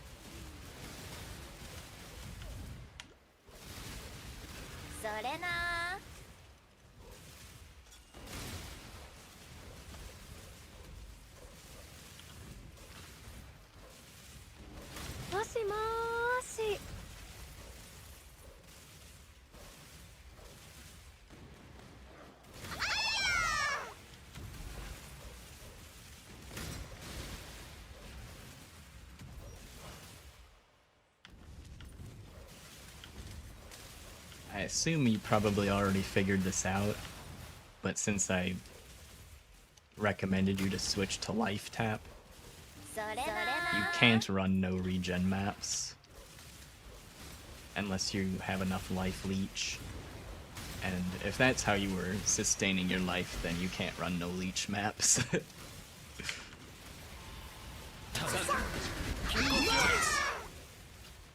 I'm guessing you probably already knew that, though.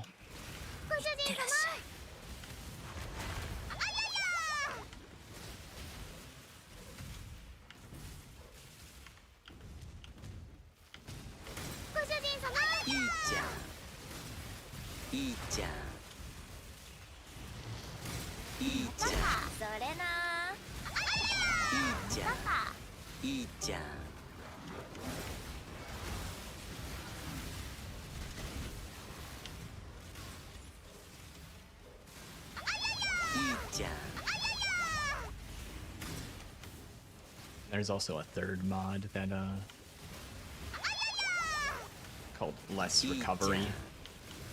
Probably don't want to run that one either, especially if you have increased map effect. It increases the less recovery to a point where it's almost the same as having no leech and no regen at the same time.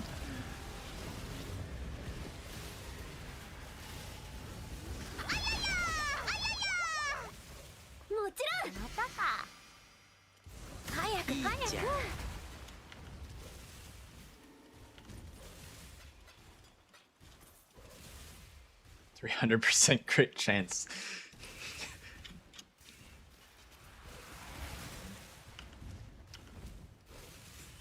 Good luck. Hopefully you're tanky enough.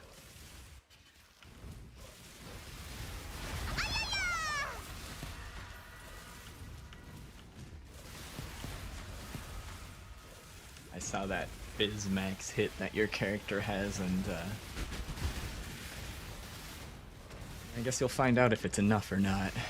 It seemed kinda low to me, but I'm used to looking at defenses for harder than T16 content, so it might be enough for T16 stuff.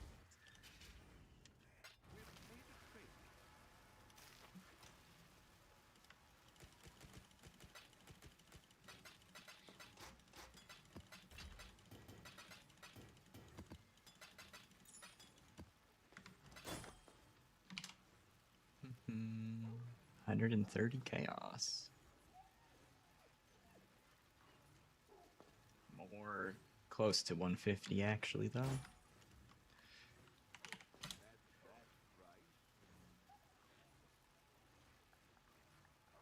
I sell my other Valdos, or was I still? Oh, I'm stacking them up to sell for divines. I would probably need a couple more to make this an easy ratio. 129. Yeah, I don't think that would be.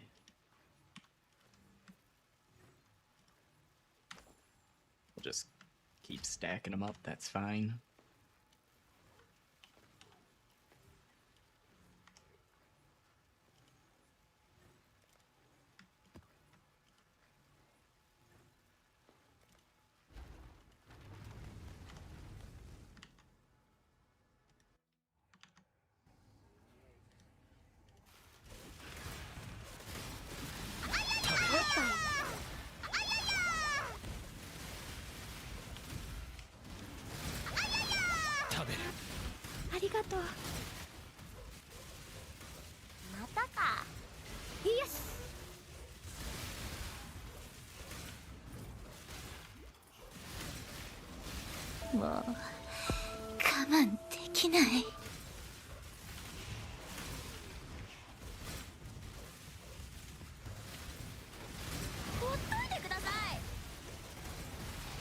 Quantity.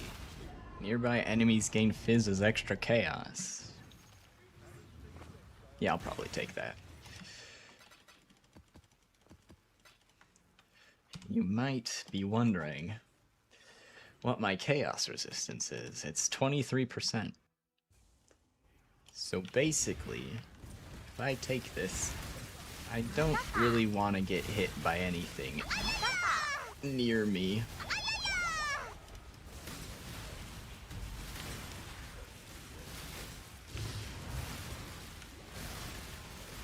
Ow.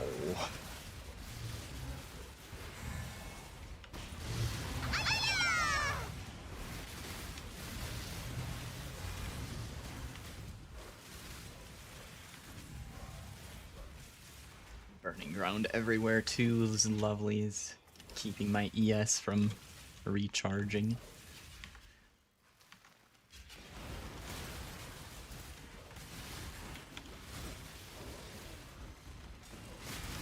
So da yo.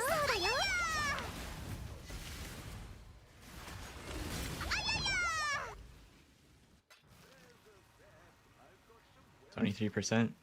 Yeah. It's pretty scuffed.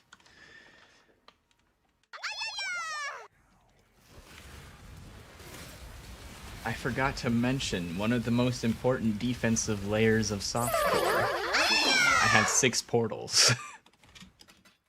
I have 6 portals and goddammit, I'm gonna use all 6 of them.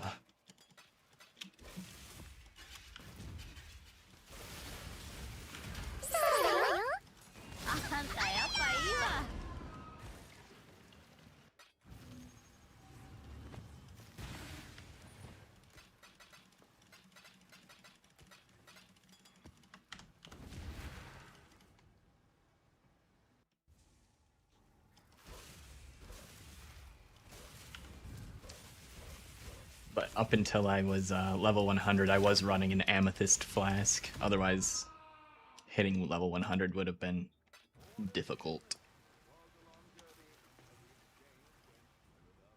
Maybe I shouldn't have taken that fucking thing.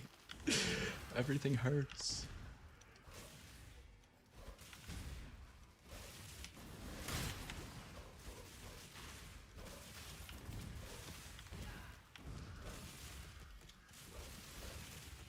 So while I was pushing for 100, I had like 63 chaos res while my flask was up, which is all the time while I'm in combat.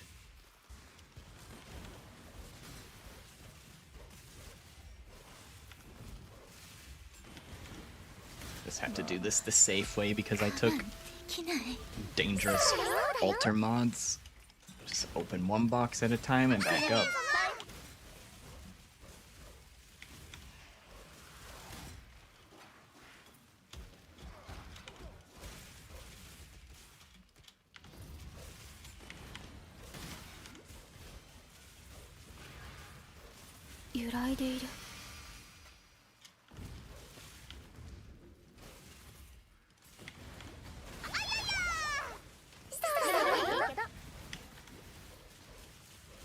Yeah, those damn goats, they just leap slam at me and then they're within the circle of getting increased chaos damage, so those fucking leaps already hurt. Even without them dealing chaos damage, I basically made it guaranteed that they one-shot me every time they land their hit.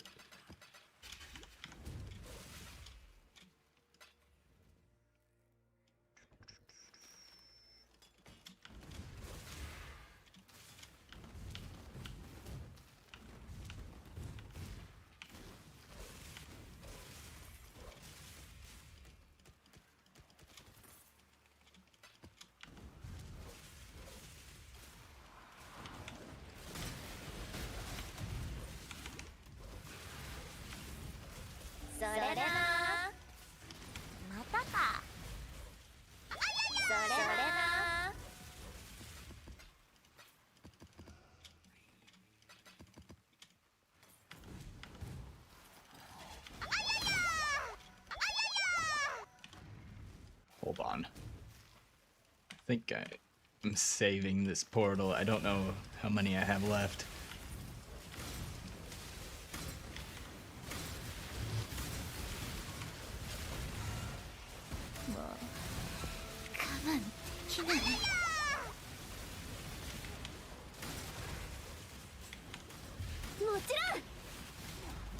great. A delirium boss.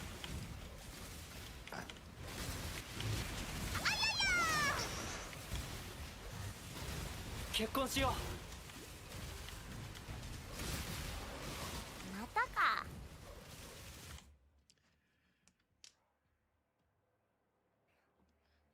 Bleed DPS goes down, but it's still good enough. Yeah. Yeah, I mean, sometimes you gotta sacrifice some DPS to have the build actually be playable. I'd rather have it be playable than, you know, not work at all, right?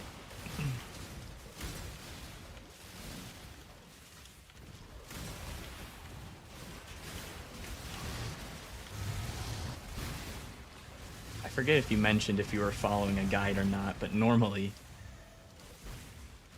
if it's a good guide, it should tell you how to manage your resource costs.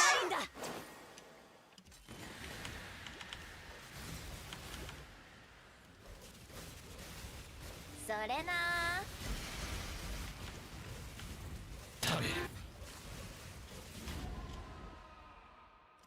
That's why we saved the portal.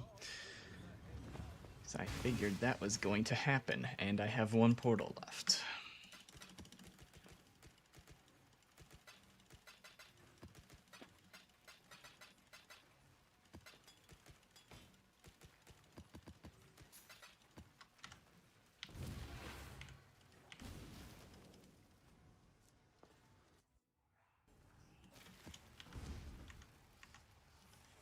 I don't think that altar was worth taking. I assume it was quantity. Hold on, maybe I changed my mind.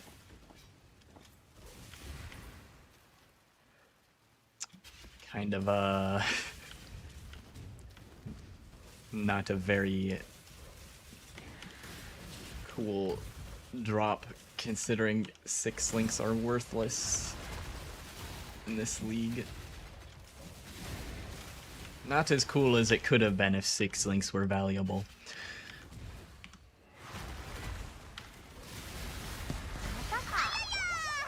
This goat's gonna try to murder me. Okay, the delirium murdered me instead.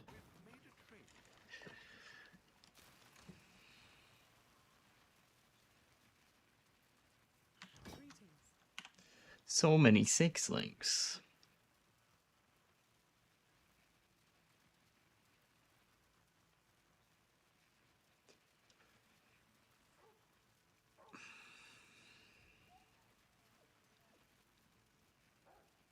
None of these are good enough.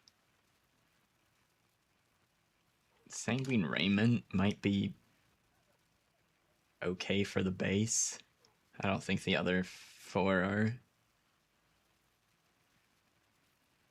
will sell. I don't even know if this one will sell.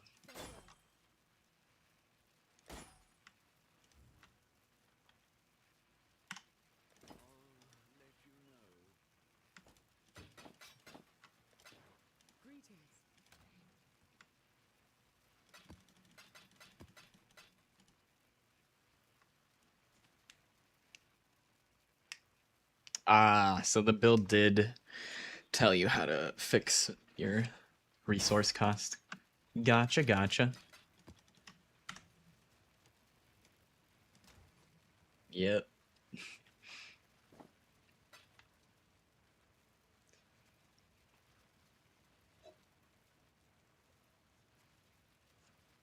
Yeah, I've done similar things in the past. Where I either jump ahead or just miss an important part, and I'm like, what did I do wrong? The build is bricked. And then I had to spend time figuring out what I did wrong.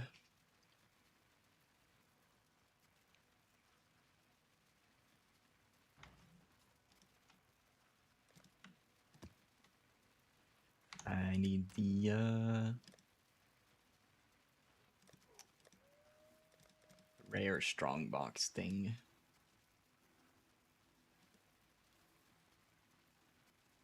Oh, it's in... Faustus has them.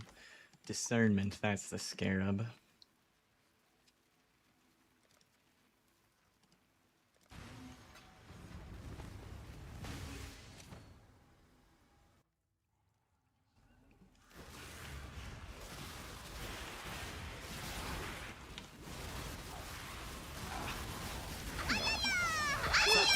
It's too eager to click on the strongbox.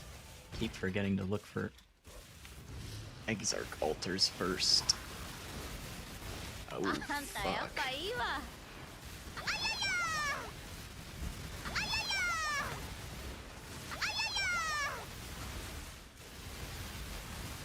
Wow, it's so nice not randomly falling over again.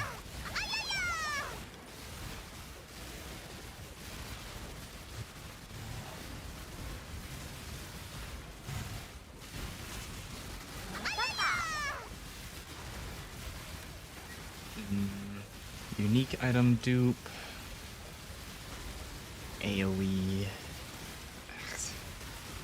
They're both kind of bad buffs, but I guess this one, sure. Take the unique dupe. This could be the map. Could be the map we get a good unique.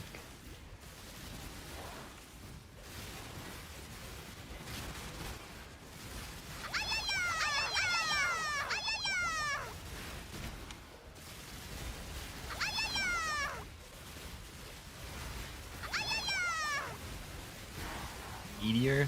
Well, I'm not taking the meteor one again. We already know what's gonna happen if I do that. Fucking Soul Eater bullshit.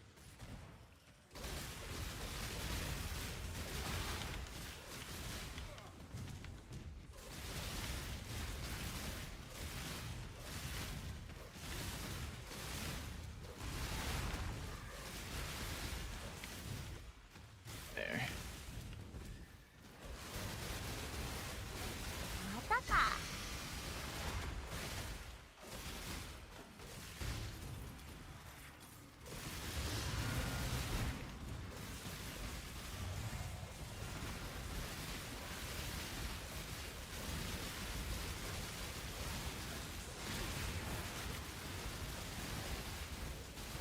食べる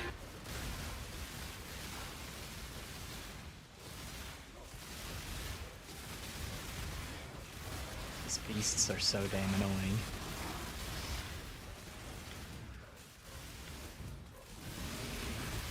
Einhar, please stop griefing me. またか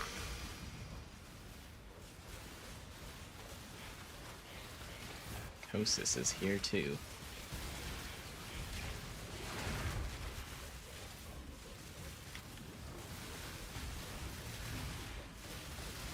I don't think I can out damage his ES.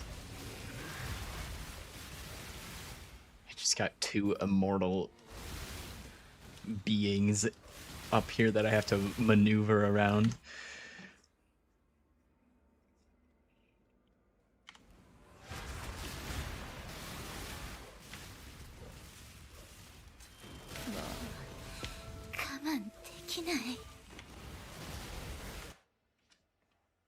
Wait, is there 3 nodes from the tree that I could sacrifice for the mana?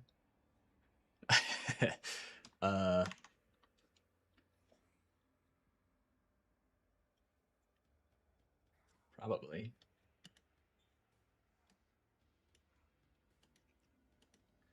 Let's see, what 3 nodes could we take out of your build?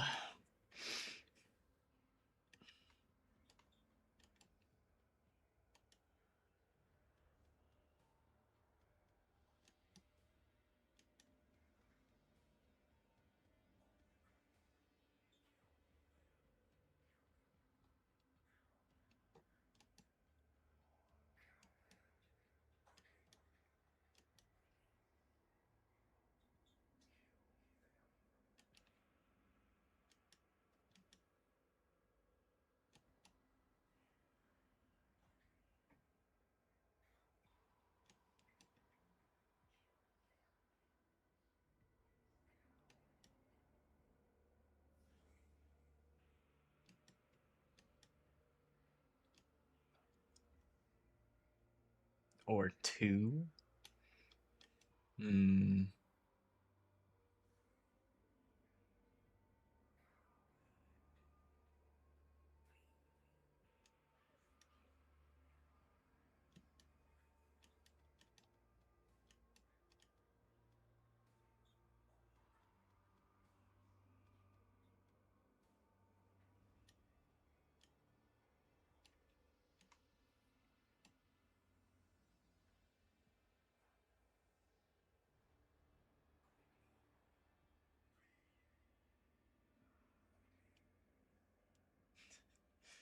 Well, this won't make your crit maps any easier, but you take off reduce extra from crits and this.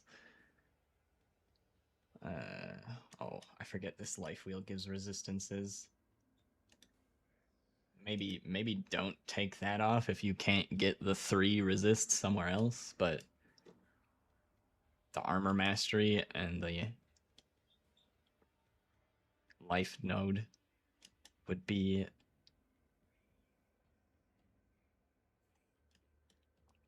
probably be the best ones to sacrifice, or you just have to pick a damage node to sacrifice probably otherwise.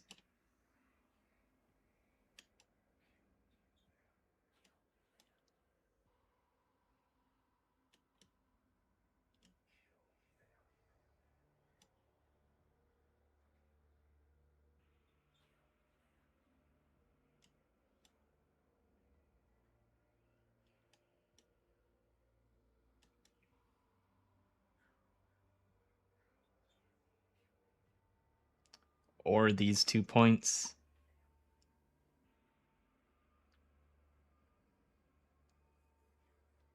I'm not sure how badly you need the accuracy. I don't think you need any accuracy, right? Your hits can't be evaded.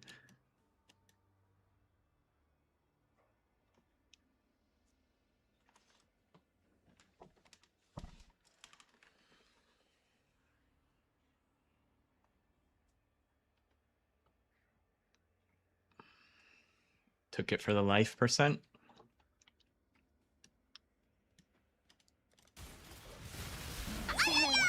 Sounds good. Oh.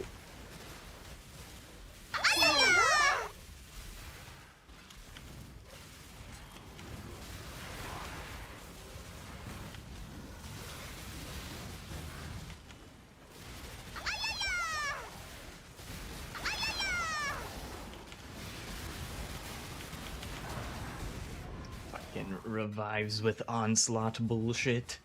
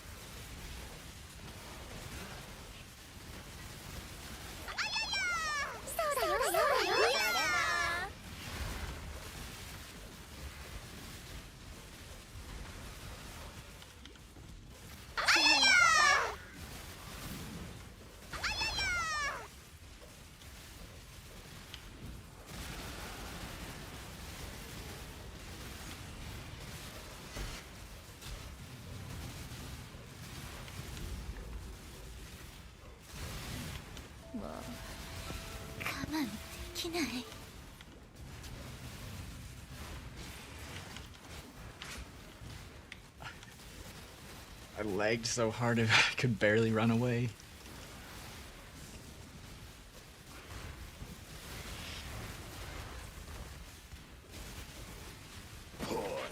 Do all these reviving dead minions count towards the delirium progress? A lot of fucking extra mobs if it does.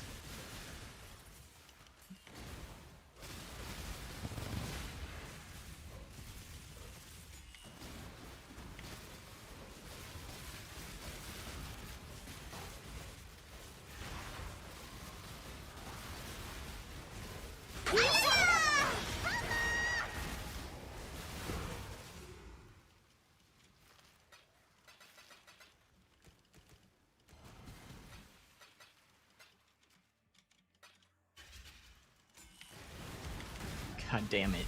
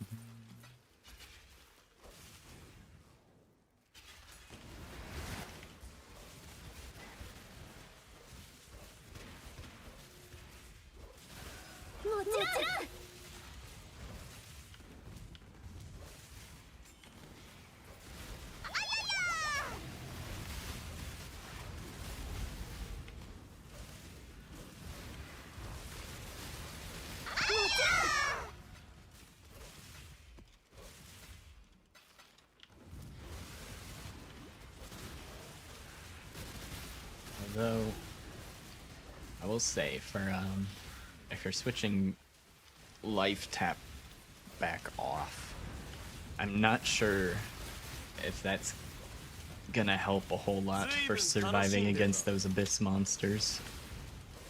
But I don't know. Maybe that'll help.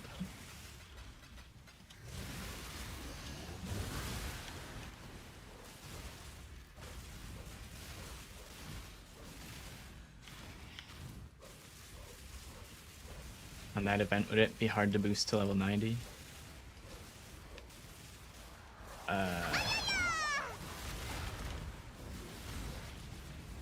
No, not if you had someone to help you. But I'm not gonna help with the campaign, and that's gonna be the hardest part.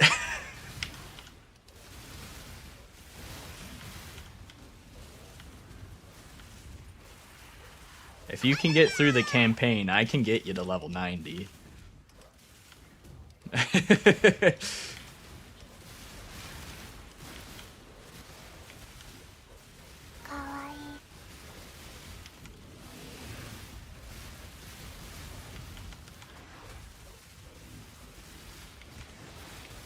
Oh my lord.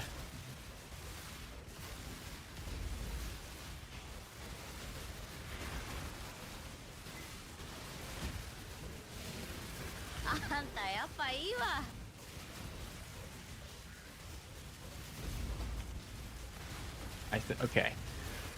I would be willing to offer, though, if you're gonna try to start in Phrecia, if you have trouble with the bosses, I can come in and nuke the boss, and then you can just keep progressing the campaign, but, like, I'm not gonna handhold someone through all 10 acts. Not on stream, anyways, or not like right now. I'm not against the idea in general of walking a friend through the campaign or something if they wanted to learn the game, but I would want that planned out ahead of time. Because it usually means either not doing it at the league start or sacrificing my league start. And we're not at the league start, but it's also not exactly what I'm planning to do today.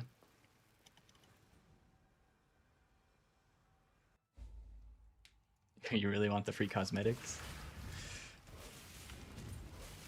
Yeah, I mean, the hardest part is the campaign, because they made the bosses harder. They gave them extra abilities, and they enrage on low life, so they hit harder and attack faster after they're below 50% HP. So the campaign is especially difficult.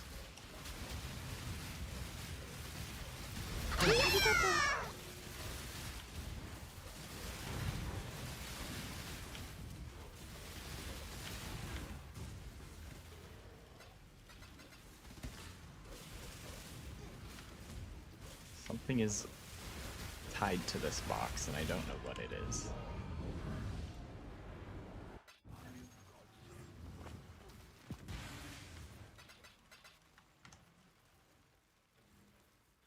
Alright, time to lock in to finish this map.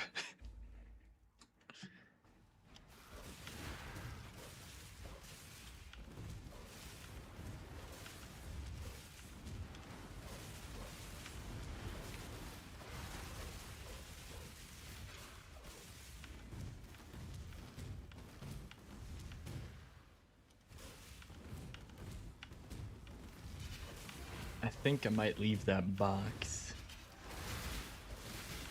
Can Kosis? There's no way Kosis is tied to it, right? Like, why?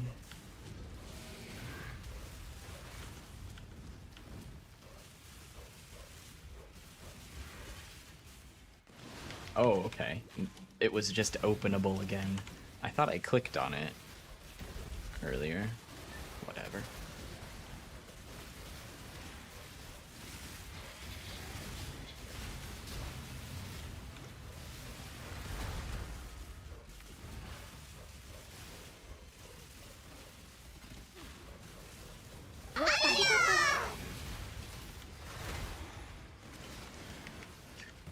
Of course, it's the revives box that is openable 3 times.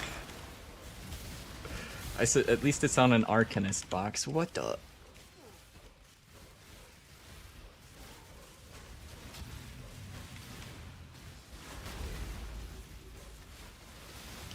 No, Kosis, leave me alone.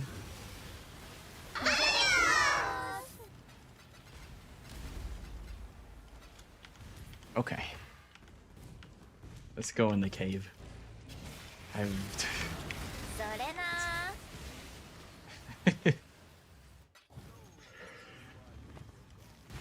This map is cursed.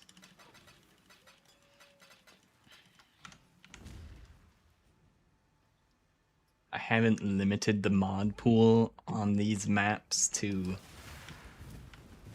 I've only limited it on minus max and the mods that brick my build. So it's possible that I get maps with like quadruple damage mods, and that's probably what's going on here.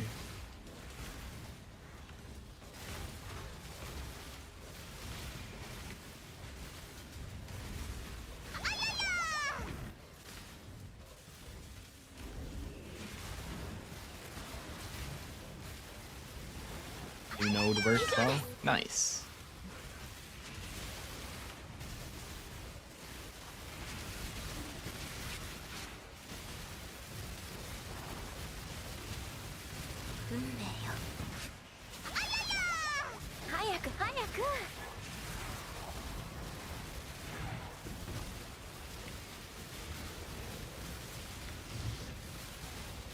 How much is my cast speed?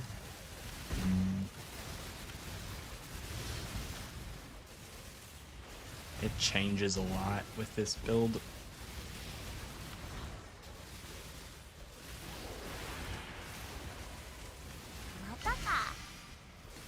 Looks like there was no boxes down here.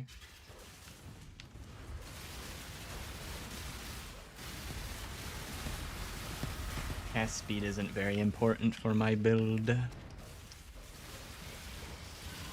It does provide some benefit, but mine's behave differently than other spells.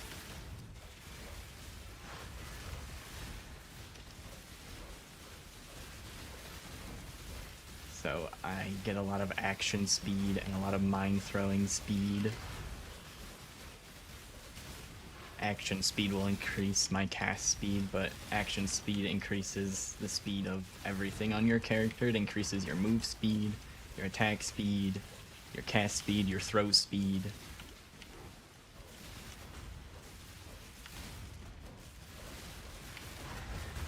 I'm not killing this thing. Goodbye. I'm using Life Tap on Flame Dash, Bear Trap, and Shield Charge, yeah. Exsanguinate costs life by default.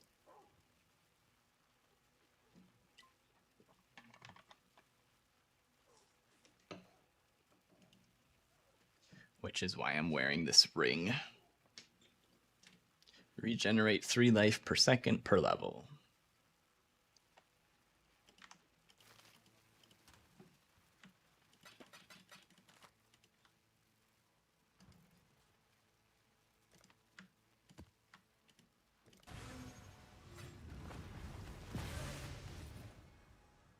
Since my main skill costs life, it's pretty easy to make everything else linked to Life Tap. It does cause quite a bit of socket pressure where I start running out of sockets for other things I could potentially use, but I prefer the utility, so. あんたやっぱいいわ。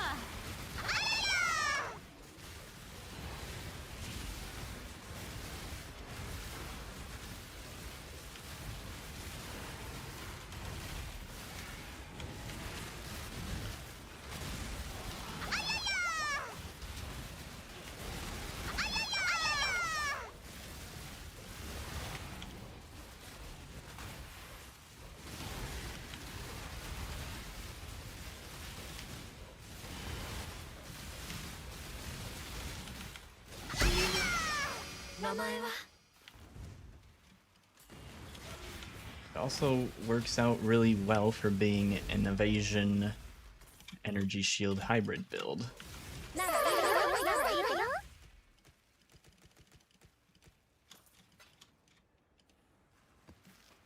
Because I'm able to use my life as a resource, but also have the energy shield on top of it.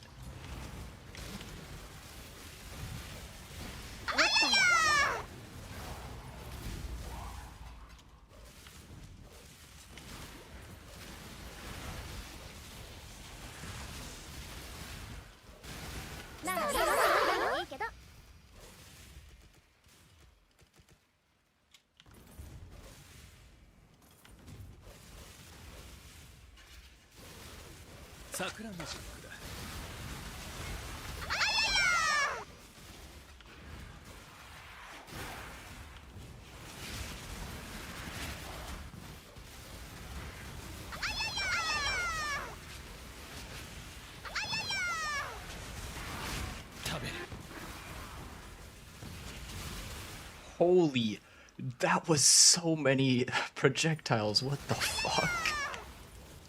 Monsters fire 2 additional projectiles. Well, that makes sense. What?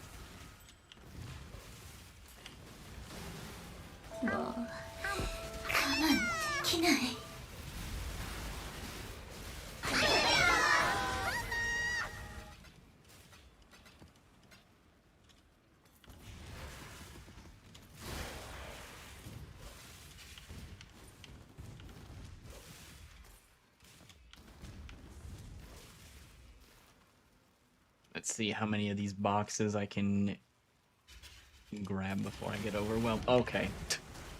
Two. Because the head revives. With Onslaught again. Of course it did.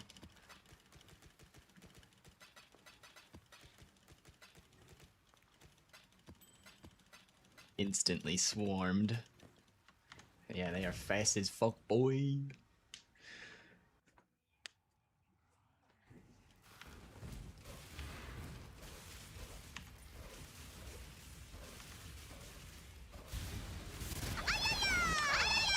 What the hell was that? They like all teleported to me. That was insane. そうだよそうだよそうだよ Oh yeah, I suppose I never answered earlier what my cast speed was. Does it tell me here? Cast per second, 1.8. What about my 1.5 on my flame dash?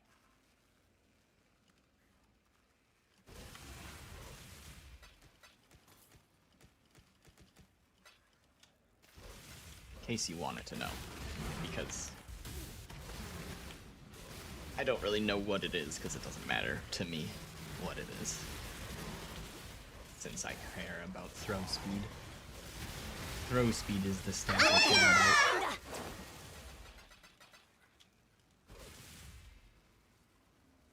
Sound effects for drops. I made them myself like a few months ago. Does this link to it? Let me see. Actually, I'm pretty sure this doesn't link to it, but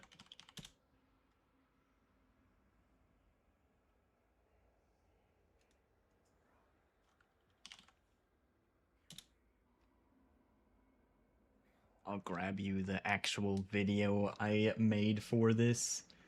It'll make a little bit more sense if you watch the video.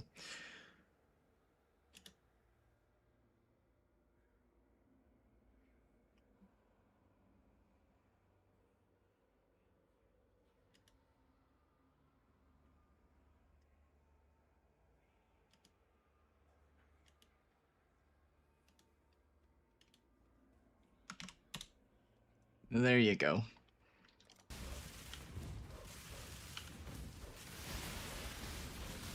So, most of it should still work from what's linked in the video, but some of these stacked currencies and the campaign leveling rules changed since I made that, so just running across the entire map away from these things. So some of the sounds go back to there's a fallback sound for when it breaks. So it shouldn't, the filter should still work, but it might go to some of the fallback sounds without doing extra adjustments. そうだよそうだよ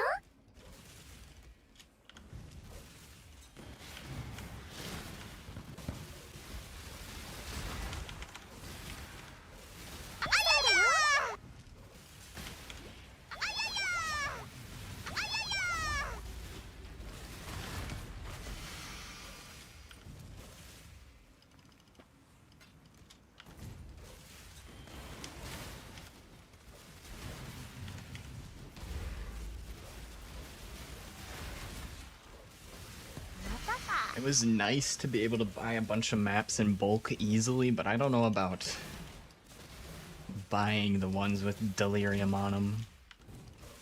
Adds a fair bit of difficulty for very little reward for this strategy. Like, I hit 8 every time, but it's just on random rewards, so it's like, I think adding Delirium still maybe gives a base quantity or something, so I mean, it's probably kind of worth, I don't know. そうだよそうだよ I'm losing a lot of time from it just being more difficult and dying over and over. あんたやっぱいいわ。我慢できない。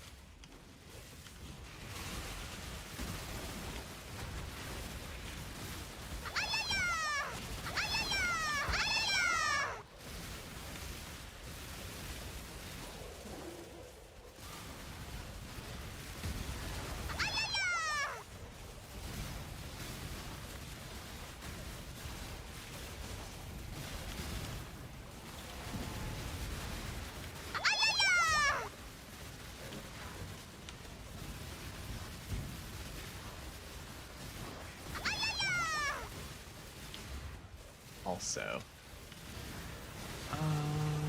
Shit. What? This is spooky. Oh my god.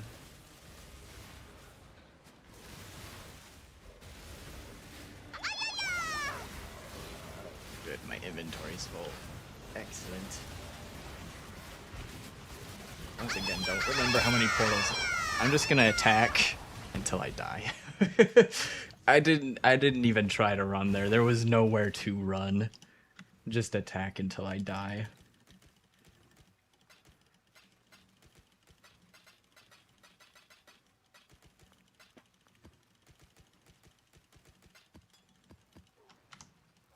Oh, I still got plenty of portals.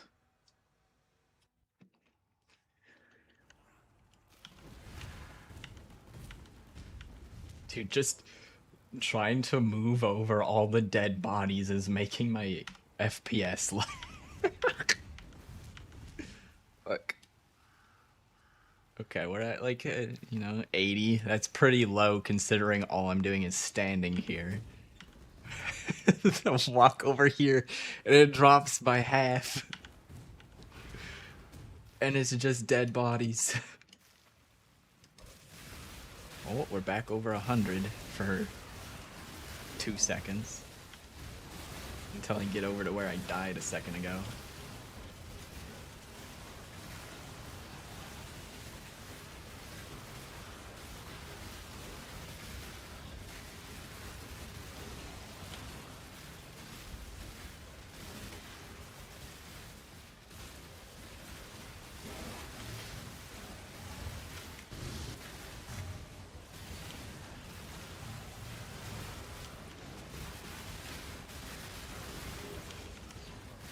Trying to finish the breach event, but these rares are crazy. If I don't, there's gonna be infinite breach mobs spawning below me. There we go. 気まずい。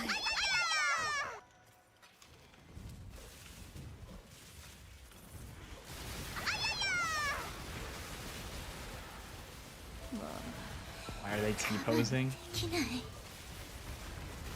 Good question.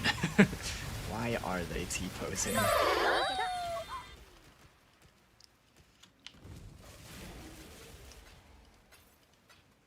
Bug.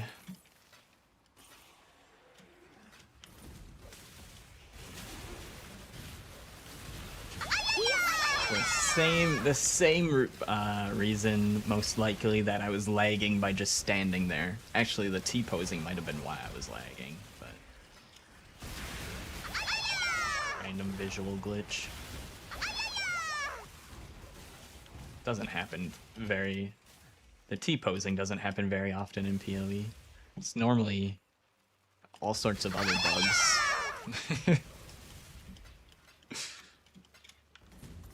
I'd prefer to have T-posing bugs. At least that one's funny and pretty non-intrusive. またか。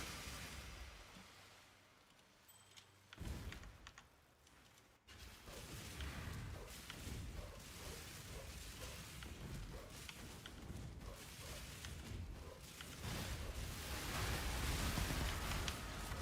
probably had something to do with the mobs being revived with Onslaught.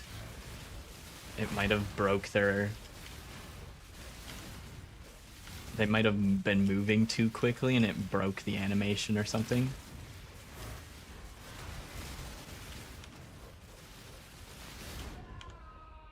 Ouch.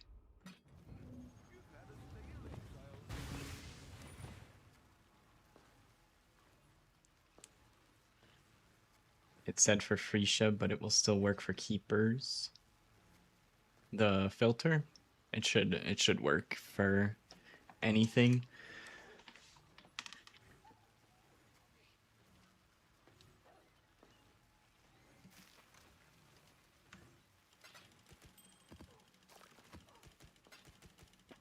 Was it? Did I seriously just make it for Keepers League? There's no way. I thought it was the league before. What is the passage of time?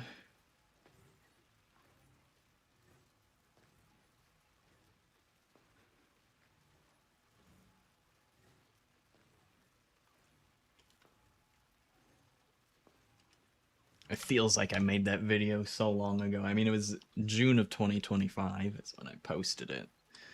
It was a while ago, but it feels so much longer than that.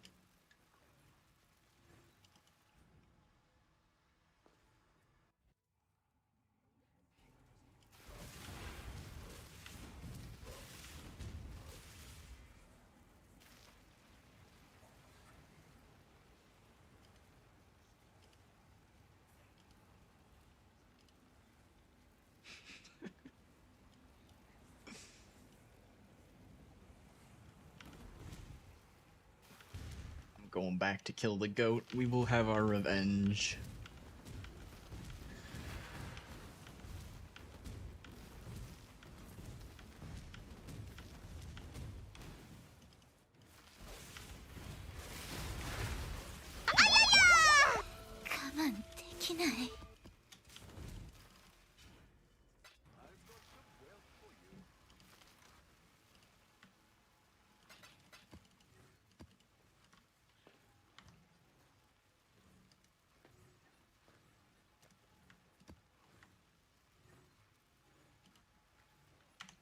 Pretty sure, did I? Yeah, we have it even more delirium maps of... Just gonna deal with it for now.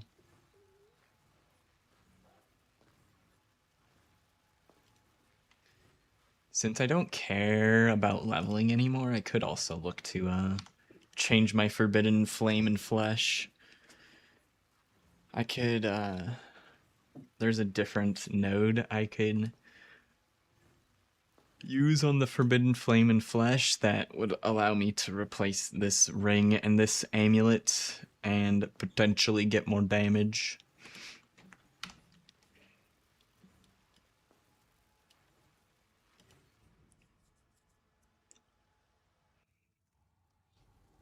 I don't feel like working things out in POB right now. Probably take a while to do the switch properly.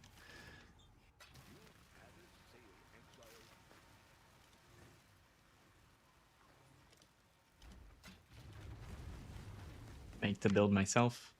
No. It's a Frankenstein of someone else's build.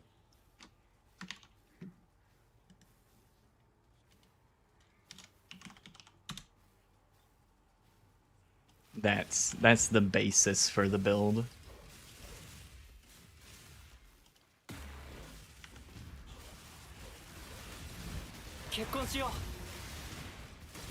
So that uses Trickster instead of Surfcaster.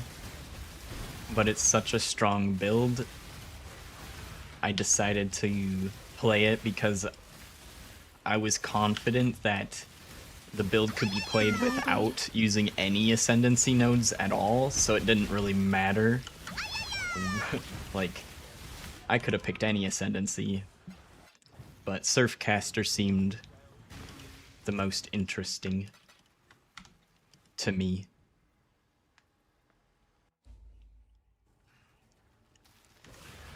Okay, we got another rippy one, it seems.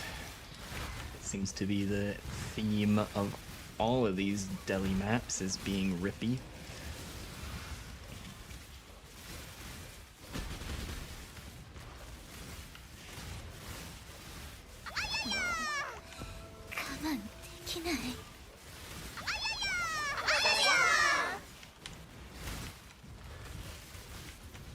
And Surfcaster does provide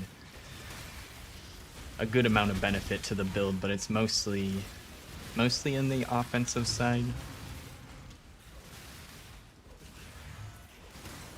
It's hard to quantify how much the damage reduction or the less damage mobs deal by me chilling them. I think POB can handle that in the math, but I don't know if it's right, because someone else, when we were planning it out, the strategy before the event started was saying they were looking at it and that it didn't give very much defenses, the chilling the enemies. But hey, Sephiroth, nice.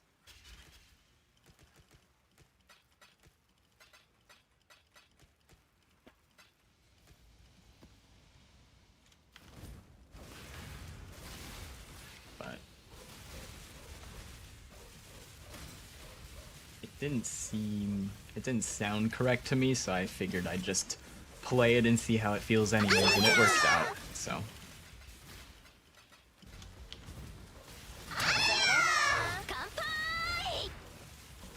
I was able to survive well enough to hit 100, and I'm able to survive well enough to farm the strategies I want to farm, so good enough for me.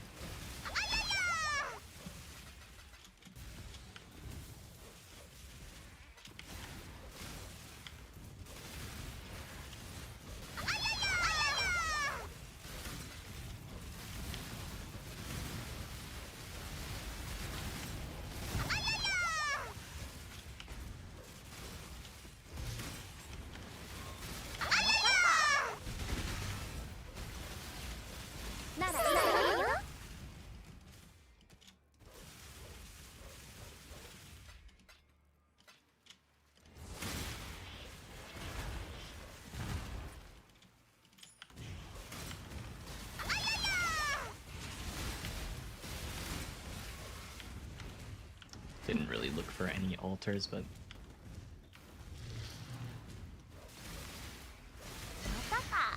there was only one that popped up late and didn't make a difference on quantity or rarity, so nothing lost. Even if it did have quantity or rarity, it would have been a pretty small loss.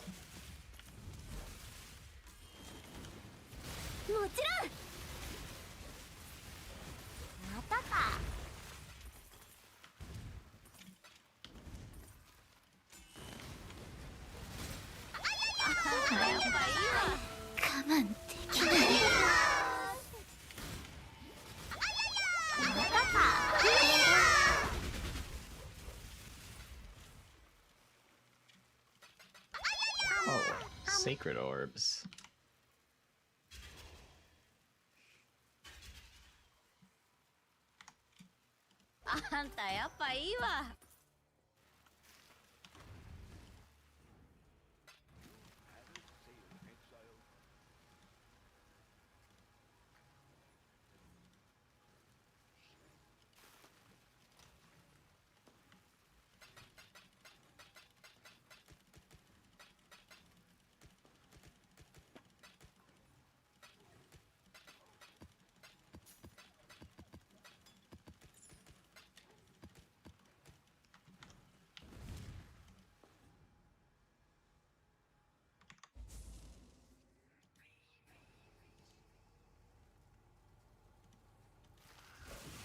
That goddamn bots. They used 2 different accounts. I banned one and they immediately had a different account post. Kill the bots.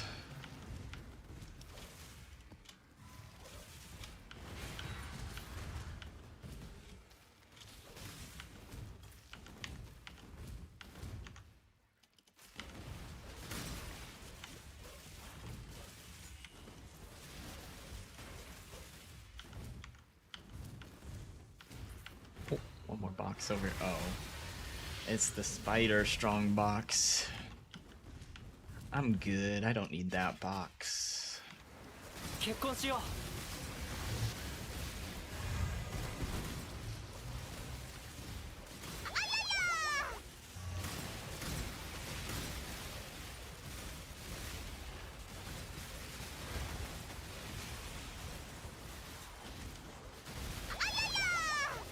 そうだよ。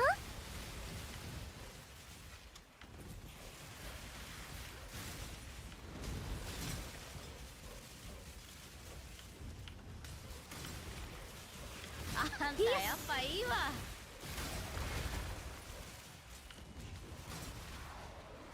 そうだよ。そうだよ。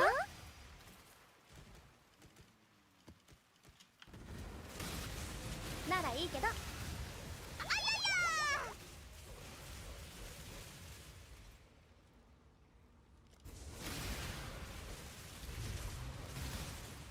Ah, you know what I was thinking about for the またか。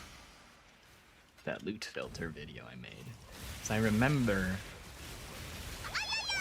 someone was complaining about certain ones not working, and I think that was right out the gate. Something didn't work immediately after the Filter Blade updates on launch day, because they do a Filter Blade does their big update the same day the league comes out, so I had prepped the filter before, and then they made some changes that messed with it. That's why I thought I had done it the league before this one.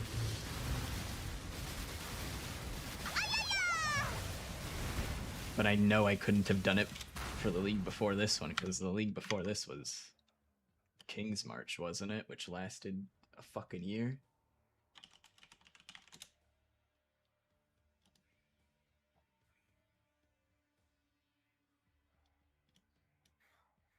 Oh no, I released it for Mercenaries. I forgot Mercenaries League existed. Yeah, that's the league it was released for. Wow. Either way, I think it did break on the... Maybe it just broke on Keepers League then. Okay.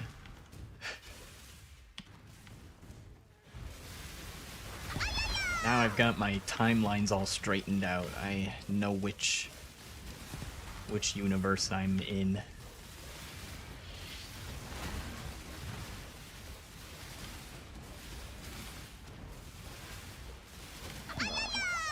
It's working now? Nice.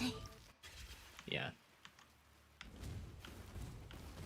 There's some goofy stuff that happens for stacked currency, like 4x alteration, and there's some weird stuff that happens while leveling in the campaign, but generally most of it still works.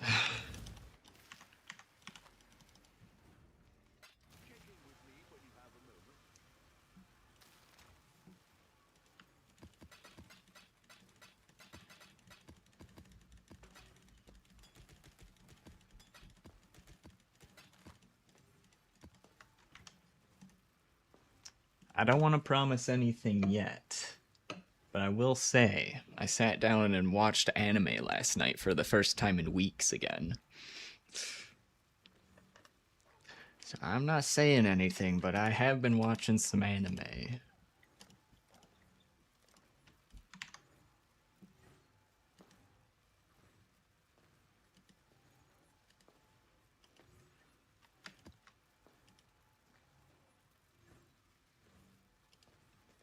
I know there's a decent amount of people that would always come back for the new anime filter updates, but I put that series on an indefinite hiatus.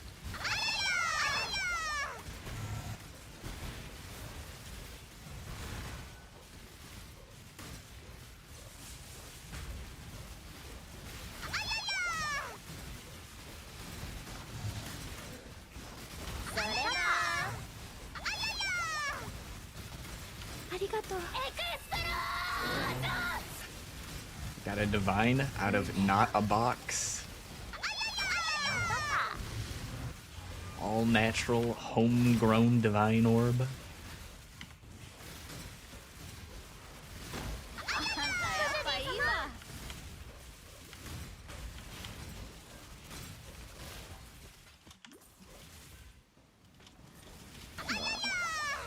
我慢できない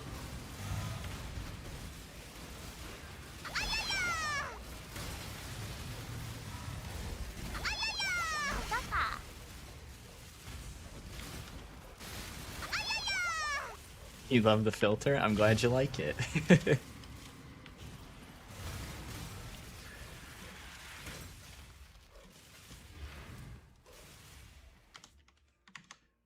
Like that big one took so fucking long to make.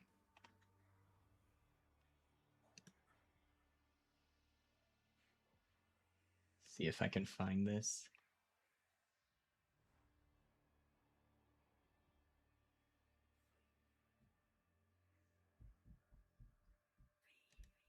I mean, it's pretty easy to just see it from Filter Blade, but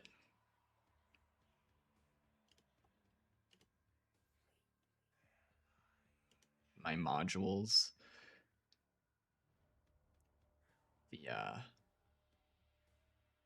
this number right here is how many things I changed in the module. Filter updated. Uh-oh. What is that? I'll just not save it.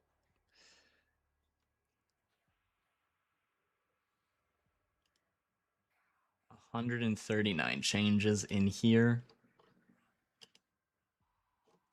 to attach the MP3 files to every different currency. This is like 75% of it. I needed a separate module, or I made a separate module for things that did not fall into the general currency section. Sounds come with it. You need to get it from the Google Drive.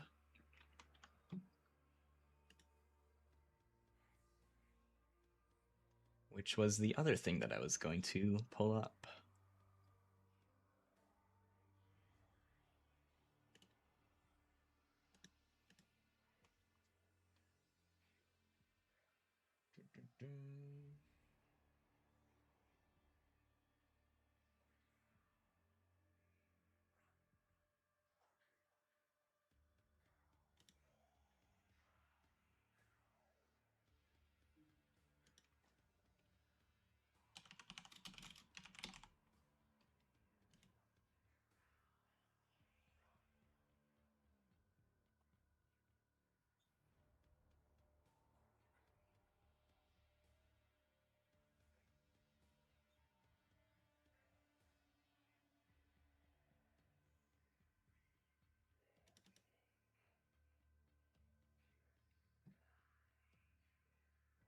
Okay, yeah, this is...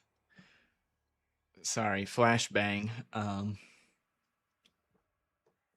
This was the spreadsheet I used to figure out which MP3 I was gonna put with each currency. Because I didn't... It makes no sense to assign them randomly because there are some drop sounds that hit harder for the more expensive drops, so I spent a lot of time sorting where each of these were gonna go.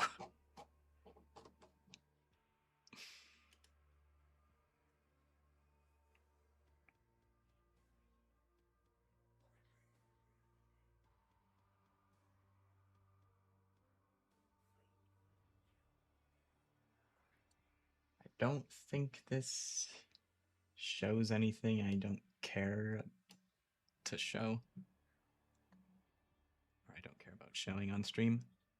This is where all the MP3s are. And you do need to download and put every single one in the folder for it to work. Otherwise, it'll say that you're missing one. Or missing several if you don't get all of them. Okay. Gonna be done flash banging for now. No more white screen.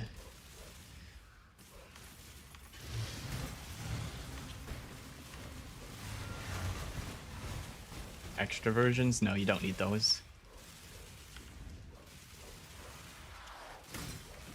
That's just... There's some of them that... there's several different ways where I could edit them. So I just include those if people would prefer to use those instead. If you wanted to use one of the extras instead, you would have to rename the MP3 file to match what it is in Filterblade, which is just, for most of them, the name of the currency.mp3.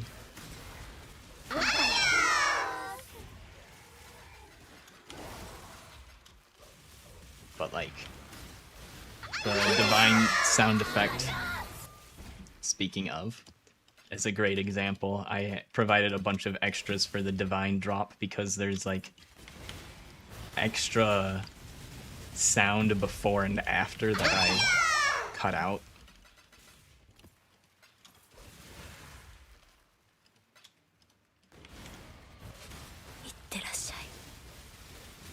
Yep, it's optional if you just want, if you prefer a slightly different version of the sound effect. So the divine drop sound is Megumin from Konosuba saying explosion, but before, there's like wind up to her cast, and then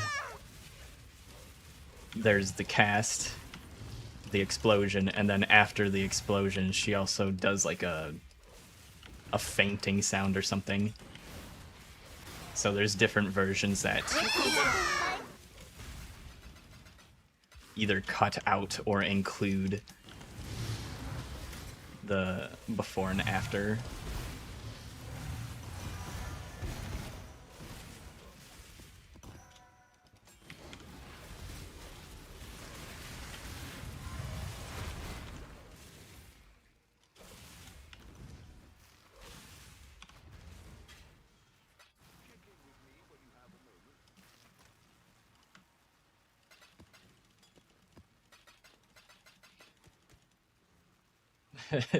The strongbox is opened. Ayaya.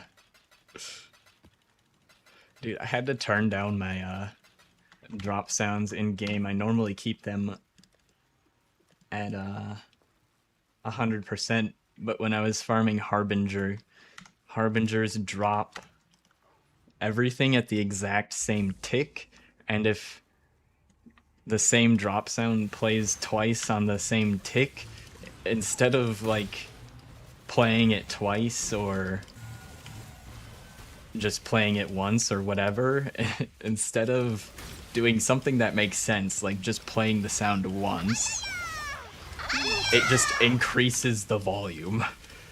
So it would fucking... It just blast everybody's eardrums whenever I was farming Harbinger.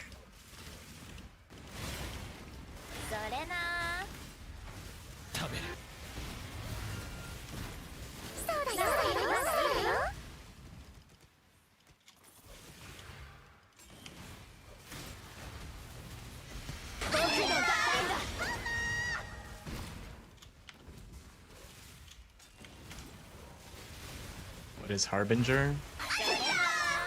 If you've ever seen the blue guys floating around that summon a bunch of mobs, that's Harbinger.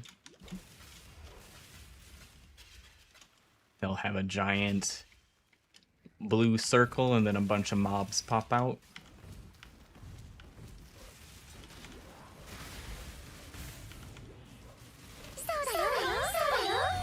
Sometimes people call them the Blue Man Group because they literally just look like humans covered in blue paint.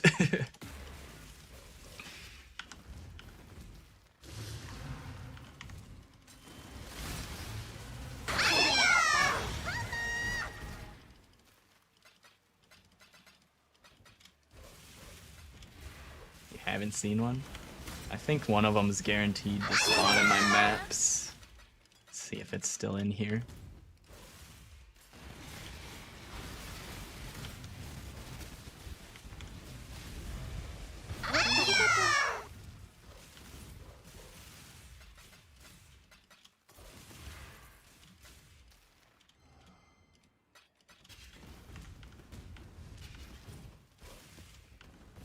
I know I've killed several today already. あんたやっぱいいわ。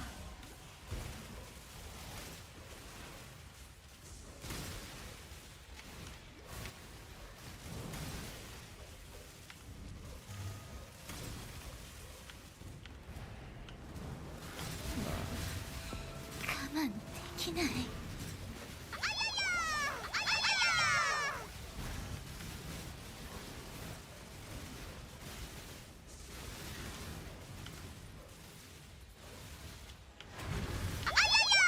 先輩。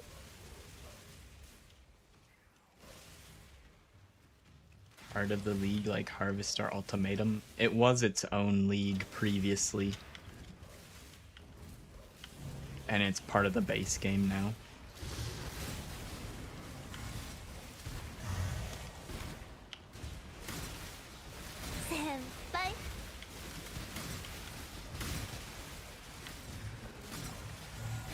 No Harbinger in here. I might have killed them at the start of the map, or I might not have 100% chance for them. Can't remember which set of my idols, besides my Harbinger set, one of them had a chance. It was probably my Abyss set had a guaranteed chance for Harbingers as well. One Harbinger.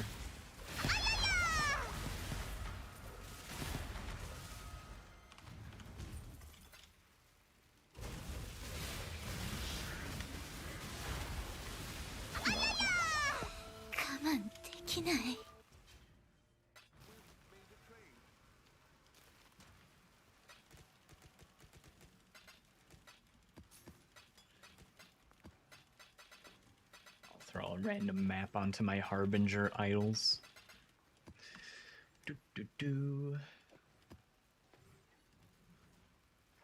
Suppose I should double check to see if it bricks me. I don't think that bricks me.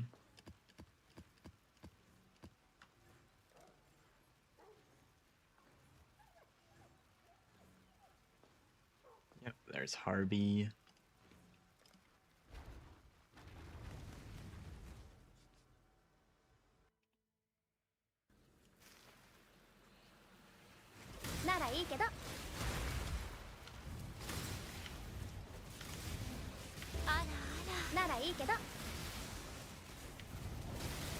There's one.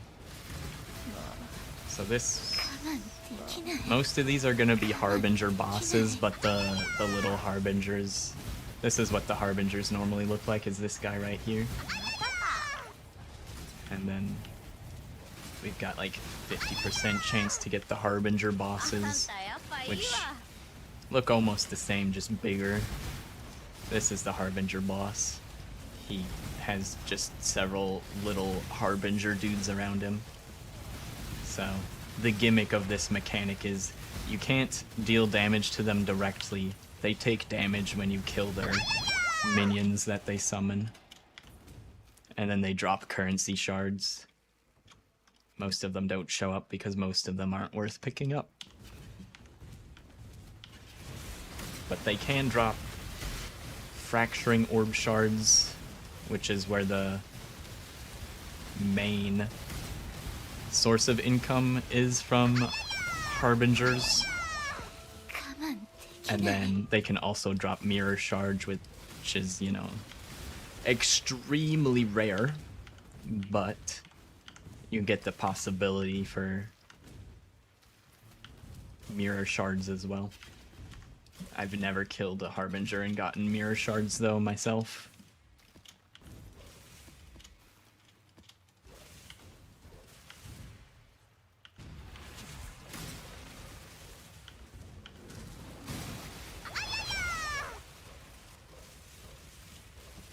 And to a lesser extent, you also get Exalted Orb shards, which are never worth as much as the fracturing orb shards, but depending on the league, exalted orbs are sometimes worth a little bit.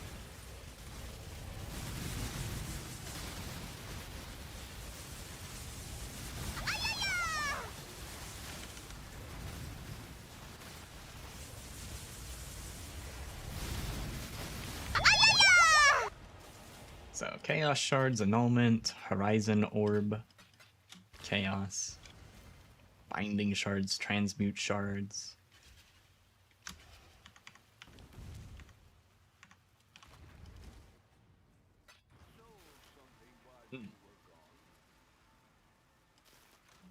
Yep, they should have a chance to spawn randomly as extra content, I think. I don't think you have to invest into them on the Atlas tree for them to appear.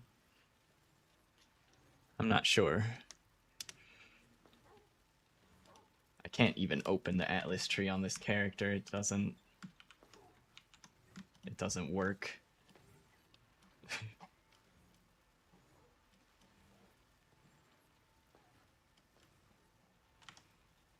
Because I know there's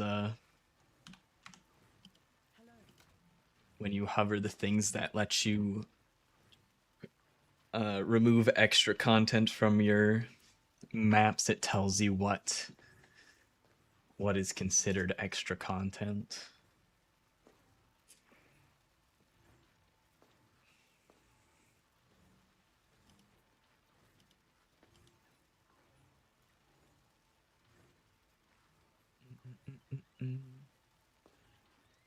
Probably on the unique idols as well. Extra.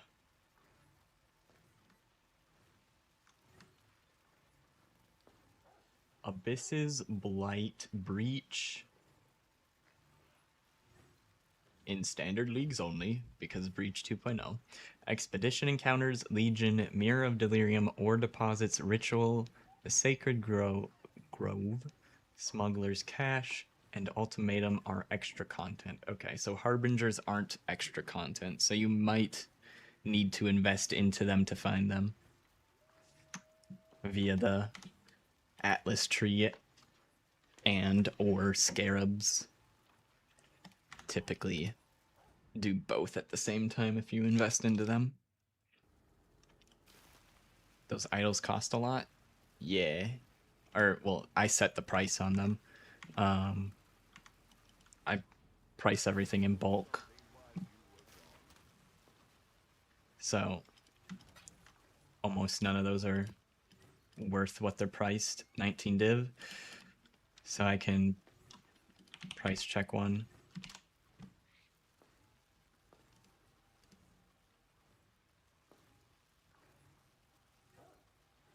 Alva, Nico, nobody cares about Nico. So the only two mods on here that people would really care about are these two. Maybe Alva. 25C. 50C. But I would have to sit here and do this for every single idol. Or I could do this.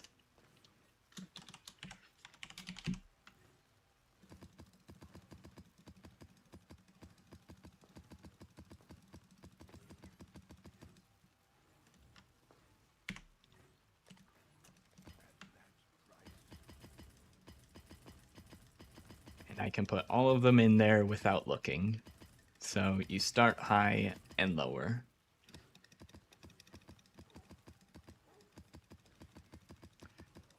This used to be a lot easier to do before merchant tabs because you could change the price of an entire tab at the same time with one click. So I could, with the old tabs, you could set an entire tab to a specific price. Set exact price on all items. Set negotiable price on all items.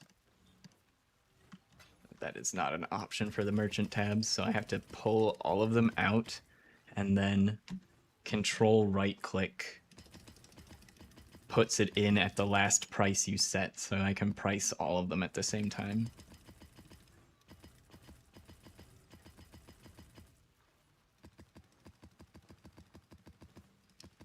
actually, like, this strategy of pricing items has existed for a long, long time, but I didn't really use it very much until last Phrecia event, because the price checking tool took a while for to be updated to work with the new items, the new idols, because they had never been in the game before, and some of them are worth hundreds of divines. So you'd have to pick up every single idol, and you could either look at them all, or you could do this and just price them all, and then lower the price over time.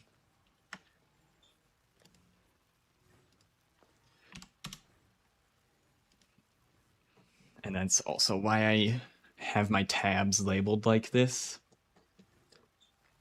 Here, I'll do what I normally do for this tab.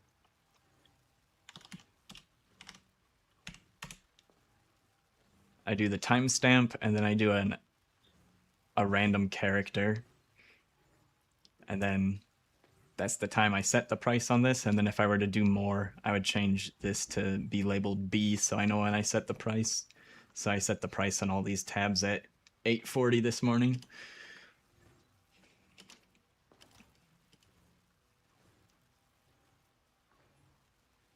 The map modifiers does affect the harbingers. Yeah.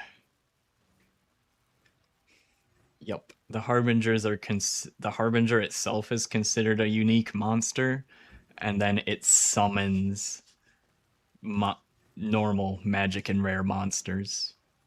So they are affected by the map mods.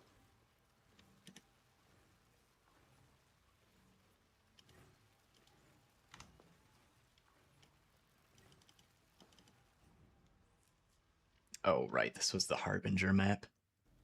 Go back to our strongbox setup.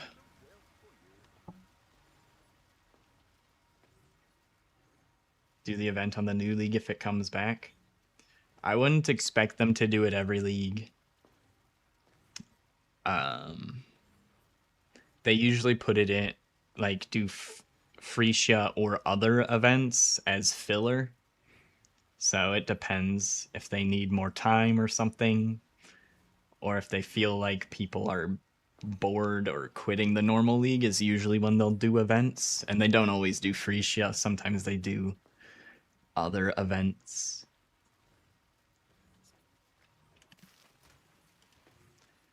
So I would not expect Phrecia to come back next league unless they need filler. But who knows, maybe they'll start a new trend where they just do it at the end of every league because it's fun, but I don't think they'd do that because it'd probably get old pretty quick. Like, it is fun, but people would probably get used to it pretty quick, right?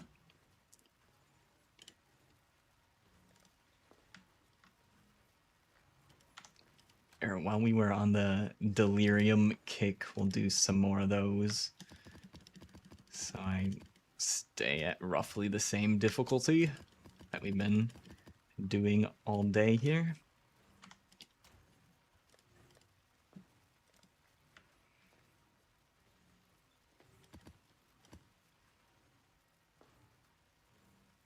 Discernment, potency.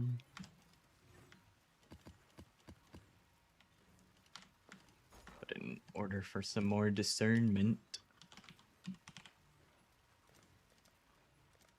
There we go.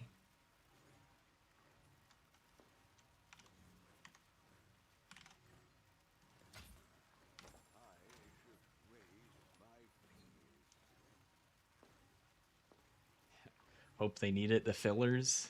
Yeah, maybe.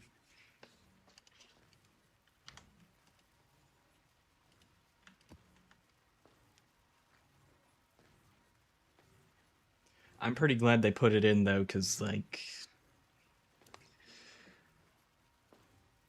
I probably would have been burnt out of PoE 2 by now, and then I don't know what I would have streamed. Some other game, probably.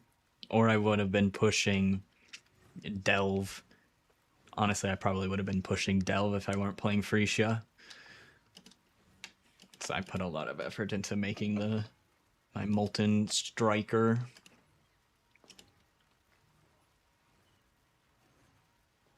Okay. Ambush, and most importantly, switch that back to strong boxes. I have accidentally wasted some scarabs opening a map without having the strongbox idols selected, and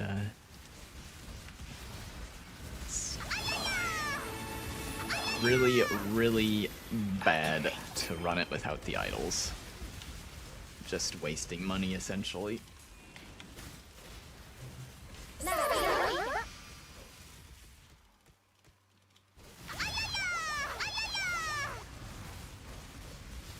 Is Delve global? It's global for the league that you're in. So everybody in softcore keepers gets that message. If you're in softcore keepers, which is what I think you're in, right? So since I'm playing in Phrecia, I get different global callouts. My global callout's gonna be for the softcore Phrecia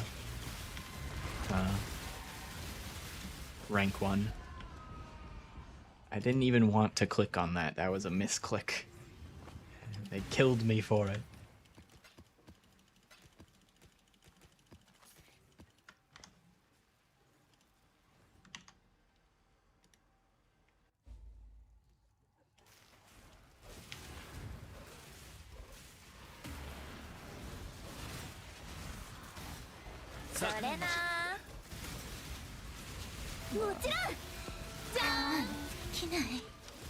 Ah, great. A Soul Eater Beast. Ay, ay, ay.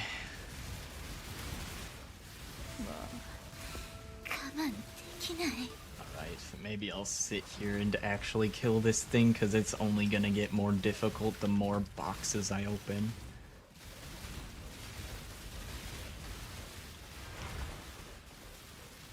I don't want this thing following me the entire time if I can help it.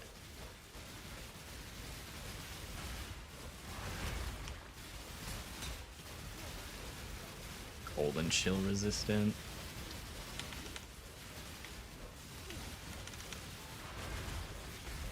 There we go.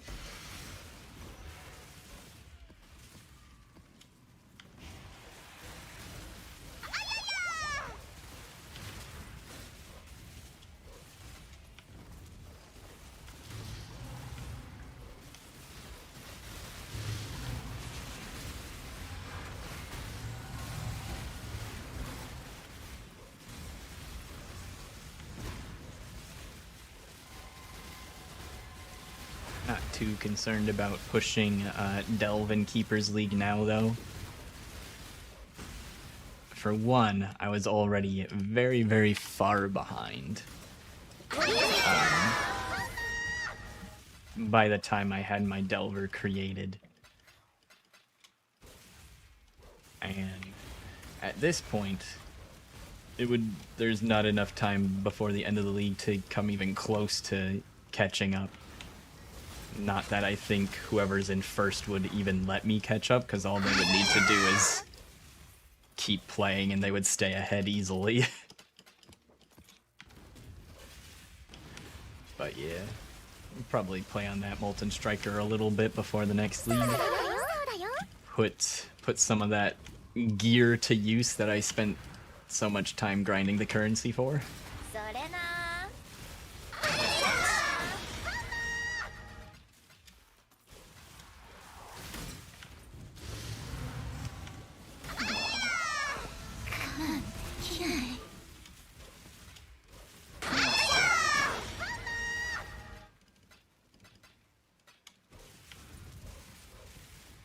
In the first place and stuff.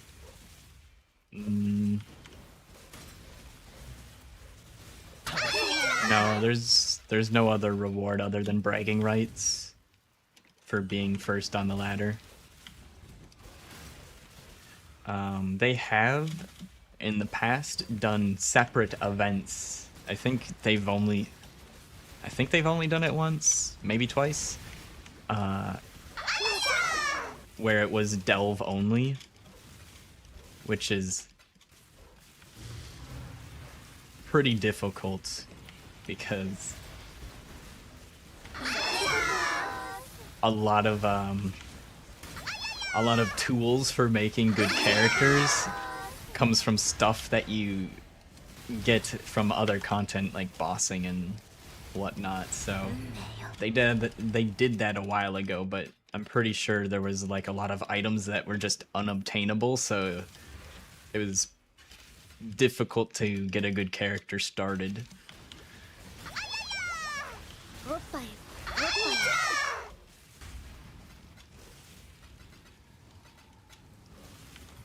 But they've done stuff like that, and I think for those events there are other cosmetic rewards and stuff. For like first place and top 10, they usually do some kind of cosmetic. But if it's just a normal league, nah, there's nothing besides bragging rights and having your name as number one.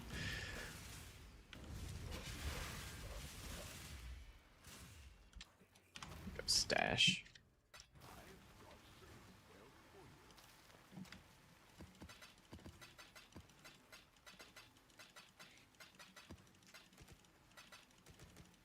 But you'll most likely, if you play long enough in softcore, you'll most likely see Steve as rank 1 Delver. He's made a name for himself.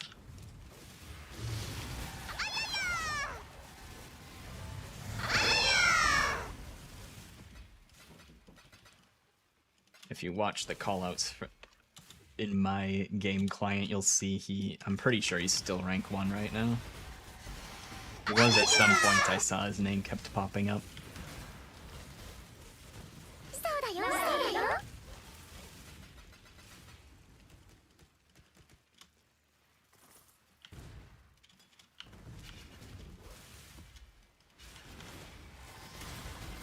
Johnny Depth. Yeah.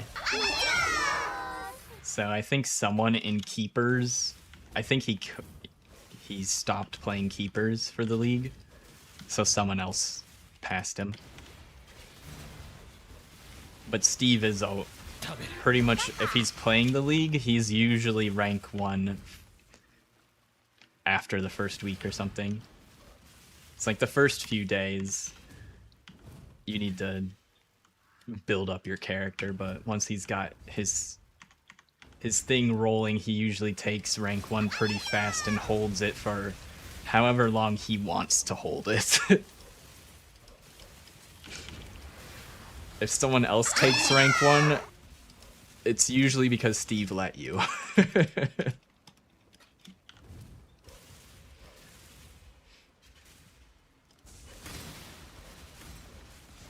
I'm sure there's a few people that could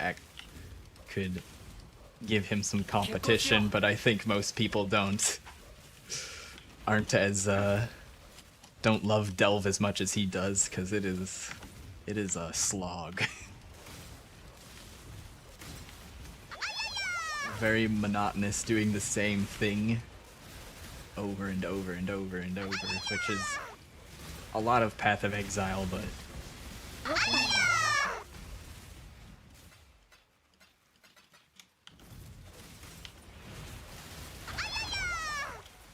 it feels different in Delve. I don't know.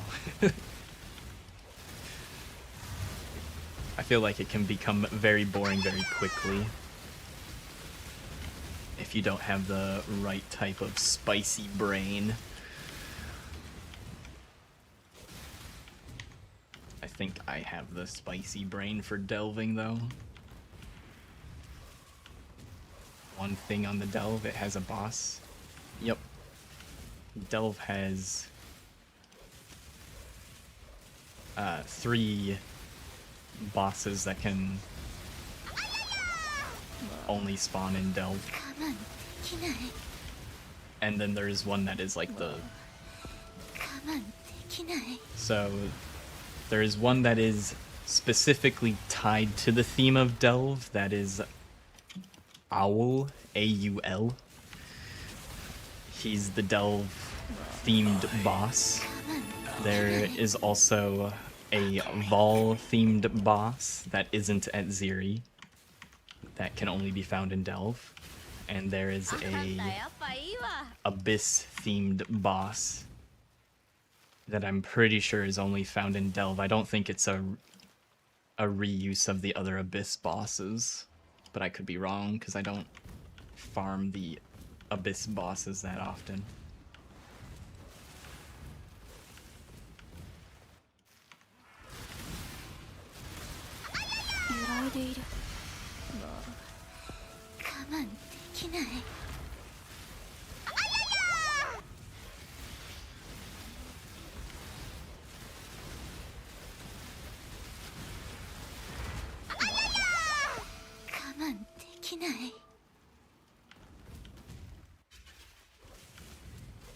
They build default attack to do one hit with legacy items. Ah, interesting. Yeah, you can do some crazy ass shit in standard.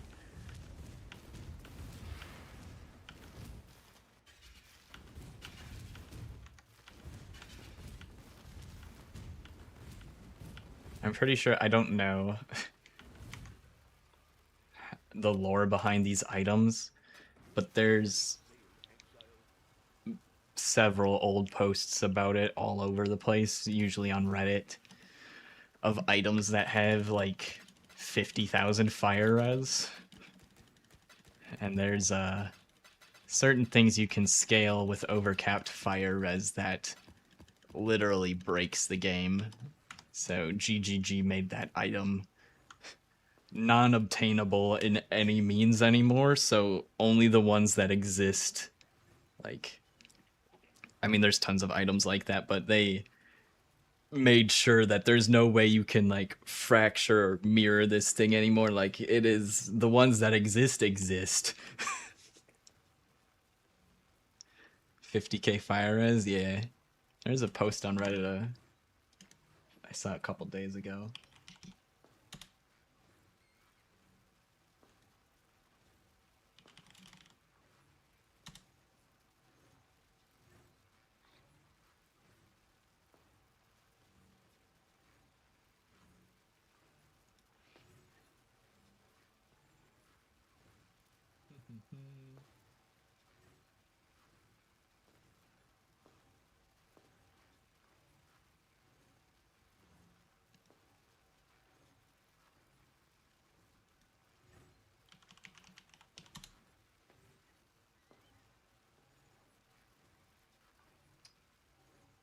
Yeah, I have no idea what the post was about, though, so I don't think I'm going to be able to find it. I bet if I just Google it.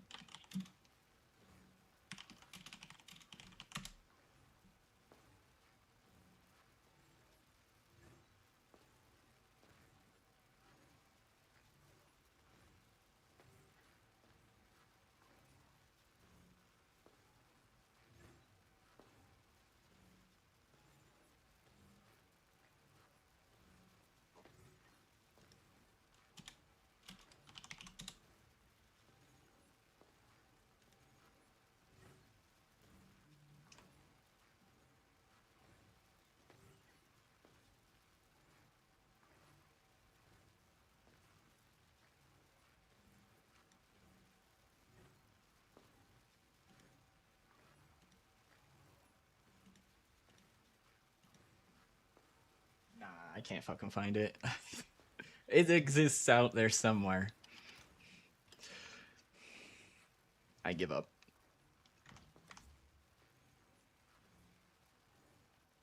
But since we're on the topic, I kind of want to pause and show off Delve.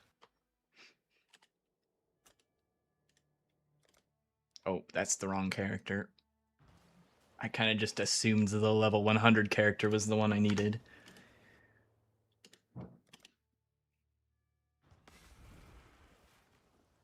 Arena plate with 24k fire res, that's it. That's the thing. Armor is increased by overcapped fire res. Yep. That's the one.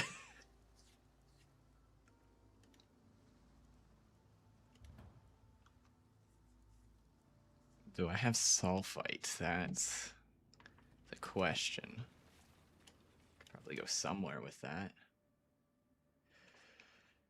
All right, what depth did I get to? 700? Oh, that's rookie numbers.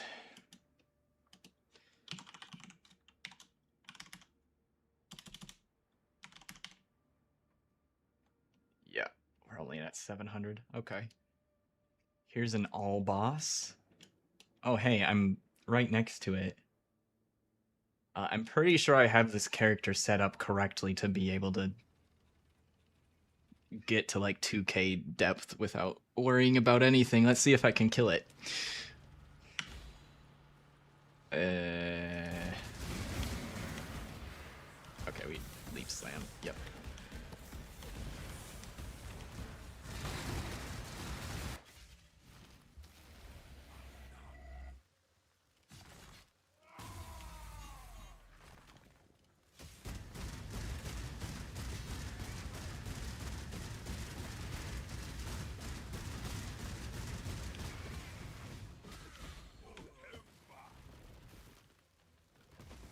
I think there was a reason why he wasn't already dead.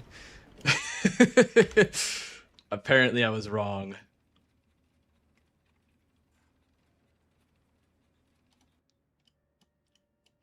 See, normally if I path next to it, and then I keep going past it, there's a reason. I guess I can't handle the... So look here when I hover the mods. Fourth up from the bottom, monster damage penetrates 12% elemental resistances. It's one of the most dangerous mods in Delve.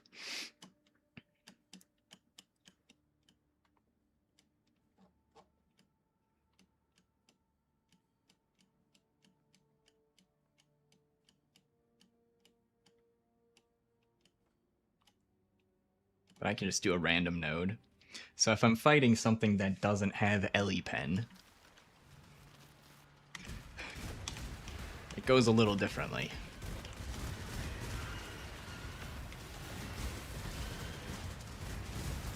This character still needs more damage though.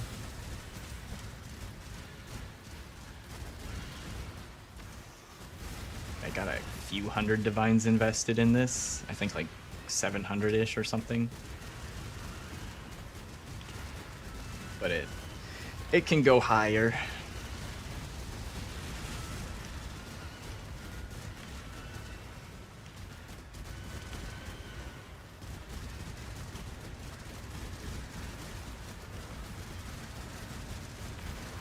Deep.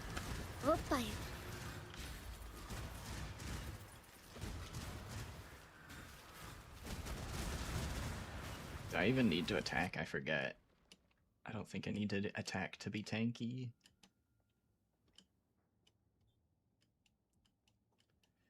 At one point I knew how this character worked, but that was weeks ago. Now I forget how to play the character.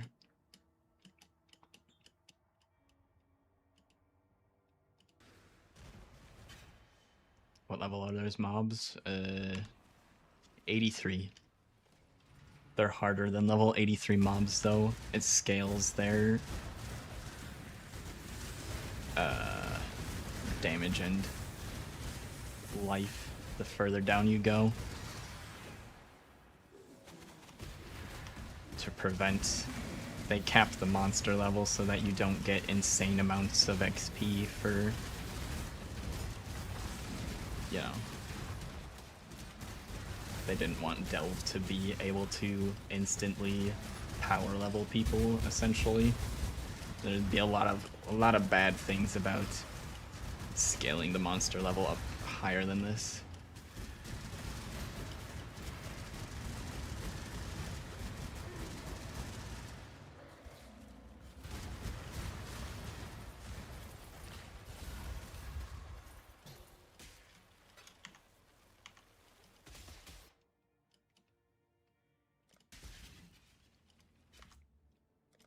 Let's see. Can my Trickster handle it? And my Trickster, I think, might have the damage. And if I am fast enough, might be able to survive on just evasion. What kind of good items can you get from Delve?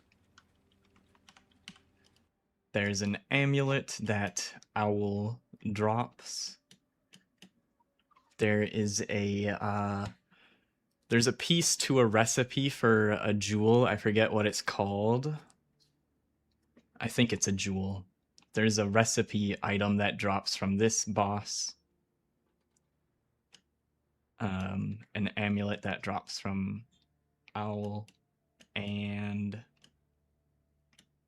there's something good from the Abyss boss sometimes, I forget. You can also get there's a unique map that can only be obtained in the Delve or rolled randomly at Kirak. Remarkable Realms. Doriani's Machinarium. This map has essentially 0 value to it unless it's a part of this challenge. So if this challenge doesn't exist, this map costs like 10C. But since this challenge is in the game, it is worth 35 divines.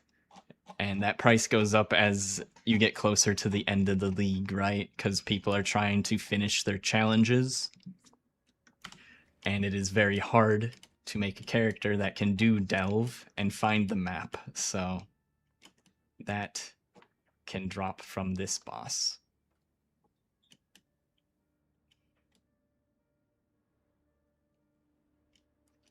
But yeah, there's no other point.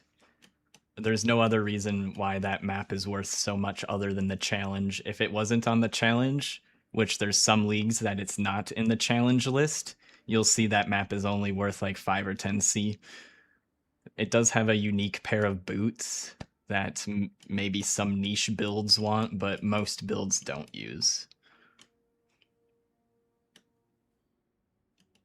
Let's see if our miner can handle 700 depth. I think he might be able to.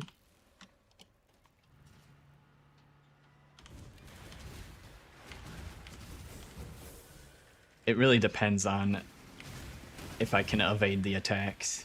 If I get hit, I'd probably die. Oh, well. That was an instant... Oh, that's not an instant complete. Wrong node. Oh, we got the damage for it still.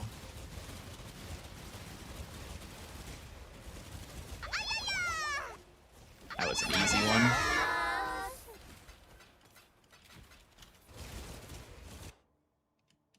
Those are the high value drops. There's also molten cavities drop high value. There's specific fossil nodes. So molten cavity drops a specific fossil that's usually worth a little bit. Time Lost Caverns, same thing, a different specific fossil for Time Lost Caverns. There's a lot of money to be made in Delve. The deeper you go, the more you can make.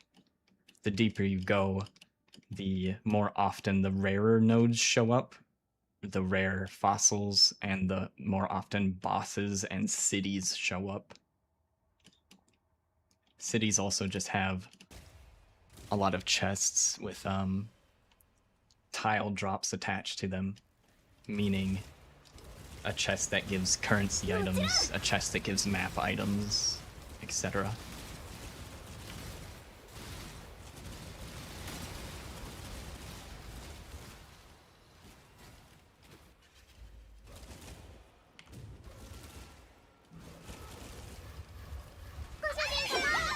So, like that one was a currency one.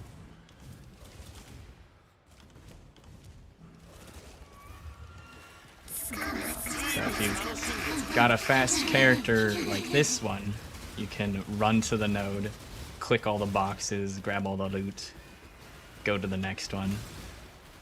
Pretty decent, consistent currency.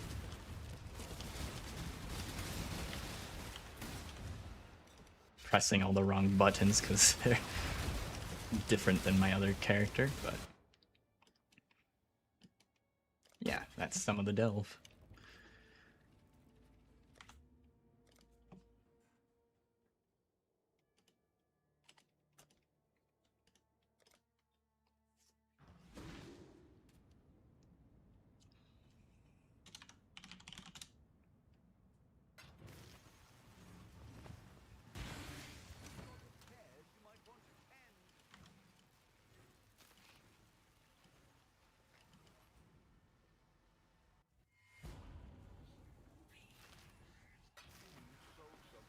Who would play this mining thing? Lots of people. This game is too much. I know, right? You retain all the different information I've thrown at you today. I've explained like a fucking probably 20, 30 different random ass things.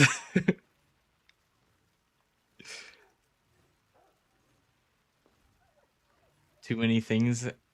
That is still what you want to do. Yeah, that's why I keep playing it, because there's so much stuff to do. If you get bored with one thing, there's like 50 other things.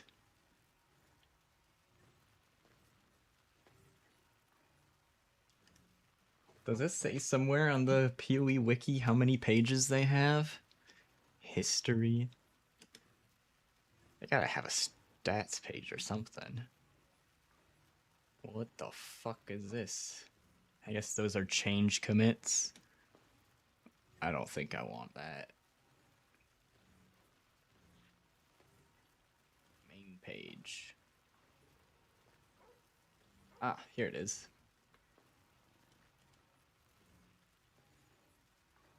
130,000 wiki pages for one video game. I bet there's very few other games with that many wiki pages. I'm sure some of the MMOs could probably compete, but other than that,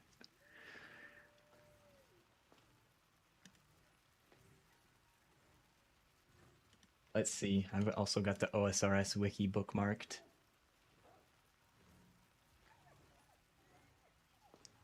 Articles, files. So I guess articles is probably how many pages they have.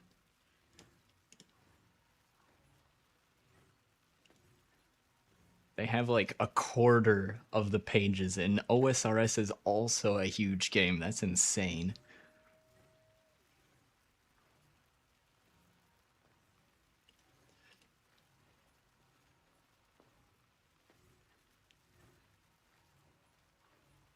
If we can know all about the game, maybe it got a secret and we might be able to see how God looks like. Well, there's still an unsolved secret that people have been trying to crack for years.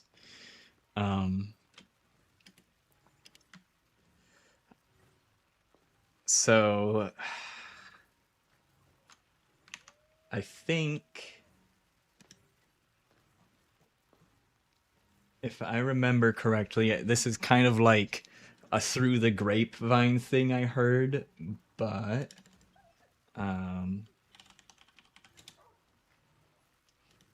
there should be a vendor recipe for like each of like the original base currencies, including Mirror of Kalandra. So, vendor recipe system. This page should have most of the known recipes on it. Trying to see where the currency section is. So I think this is the single item. Probably be near the divine orb.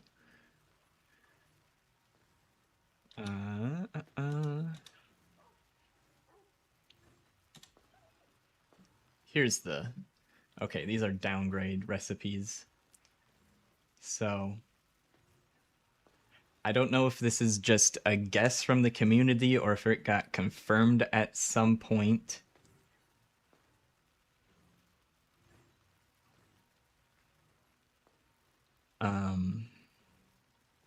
but that there should be a recipe for Mirror of Kalandra, and nobody knows what it is.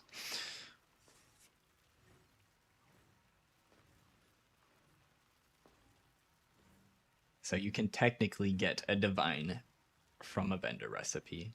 It says no known recipes. There's a downgrade recipe.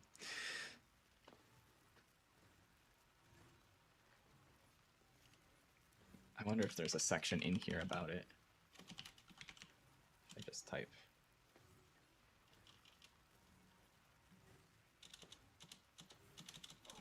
No reference to it in here.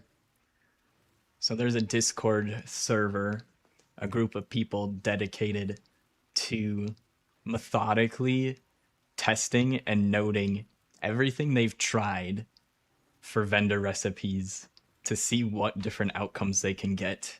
And I mean, the ultimate goal is to see if there's any recipes for mirror or mirror shards. Selling thing to the vendors? Yep. So if you sell apparently a chromatic and a fusing, this is a downgrade. You get a jeweler's orb. But yeah, the most common recipe that everybody knows is a 6-socket recipe.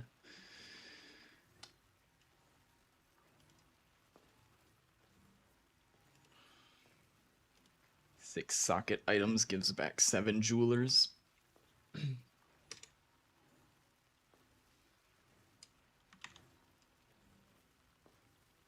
Probably heard of people saying chaos recipe before, so like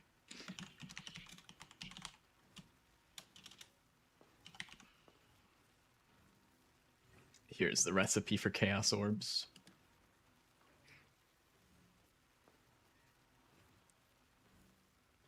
So it's just a full set, a full gear set between item level 60 and 74. Gives 1 chaos orb, all unID'd, 2 chaos orbs.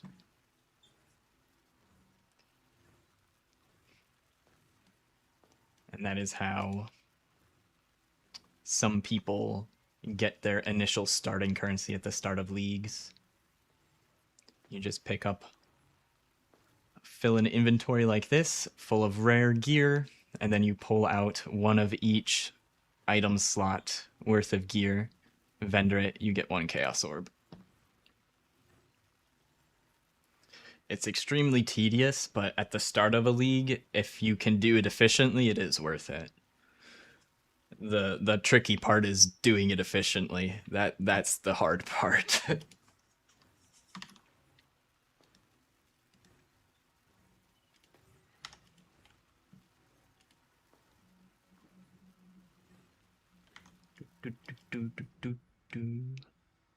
Try that out. So, yep, it's a strategy. It's not one that I've done in a long time. I have done it in the past. Amuleted rings? Yes, it does include amuleted rings, which is why they are they get special highlighting from Neversink's filter, specifically for the chaos recipe. No, it doesn't need to be full linked. I could do the Regal recipe. So since it has a cap on the item level requirement, if you're farming red maps, you'll get Regals instead of Chaos Orbs, and Regals are worth less than Chaos Orbs. I probably have enough gear in here to do it.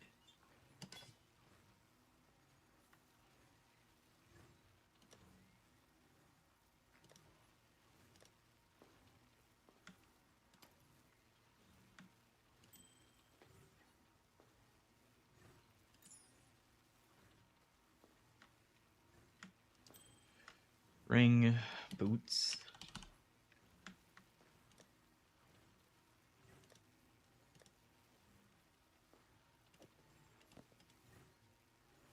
Helm. I need another weapon Or I need a weapon or shield. You can use 2 shields, which is kind of funny.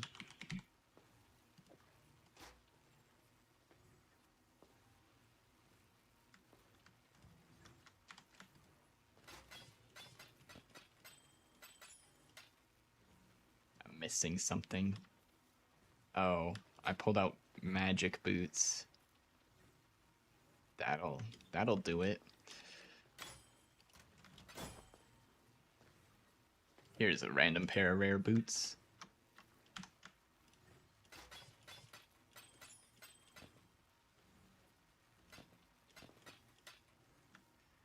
So if these were lower item level, or at least one piece, it bases it off the lowest item level in the group. So if one of these was a low enough item level, that would be a Chaos Orb instead. Also, if these were all un-ID'd, it'd be 2 Chaos, but I have these 2 things ID'd. And you can also do 2 shields.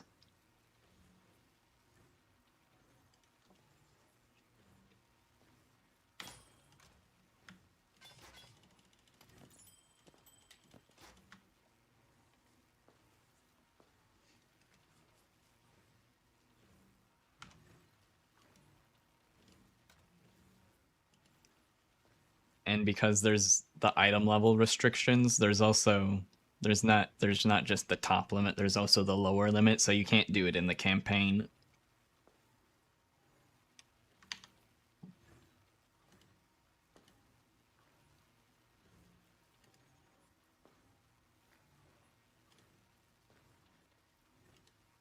I forget what the bottom is. You might be able to do it towards the end of the campaign, but it's not like it's something you can do straight in Act 1.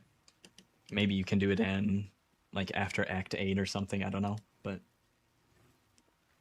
it's typically easier to do in maps anyways. If you want to do the Chaos recipe, another tip, Rogue Exiles, or just, yeah, Rogue Exiles or Wild Exiles, whatever they're called. They drop one of each piece of gear, so they're good for farming Chaos recipe. Their gear isn't guaranteed to be rare, so they're guaranteed to drop one of each gear slot as if they're wearing the items that they drop. And those have the potential to be rare pieces of gear, so there's a node on the tree that I can't see because I'm in Phrecia that has a chance to spawn like 20 exiles in a map. It's usually a good one to take if you're going to farm Chaos recipe. Rogue Exiles? Nope. Syndicate is not a Rogue Exile.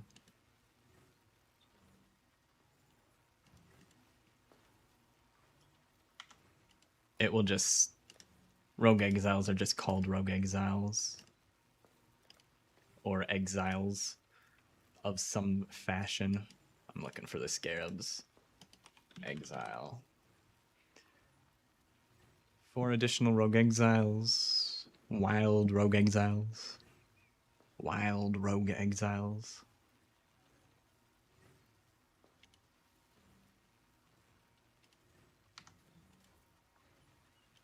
They're just unique mobs that mimic a character. It looks like you're fighting another player, but it's an NPC.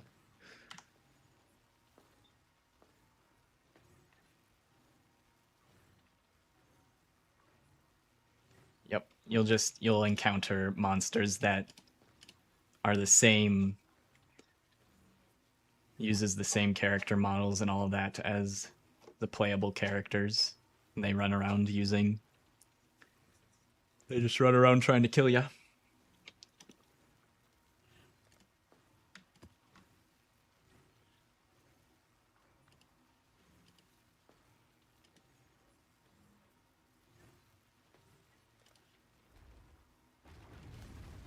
Uh-oh, I forgot to check. Okay, we did have the Strongbox idols selected.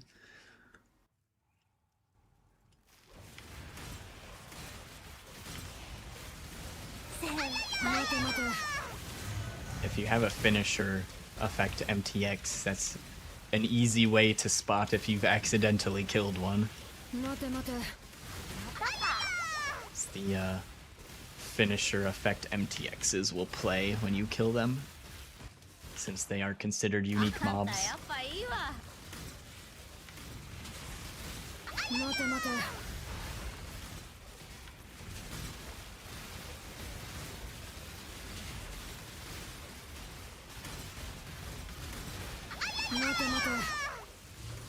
主人様。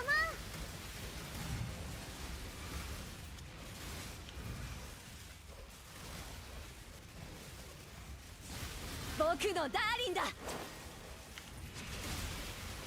僕のダーリンだ待て待て僕のダーリンだ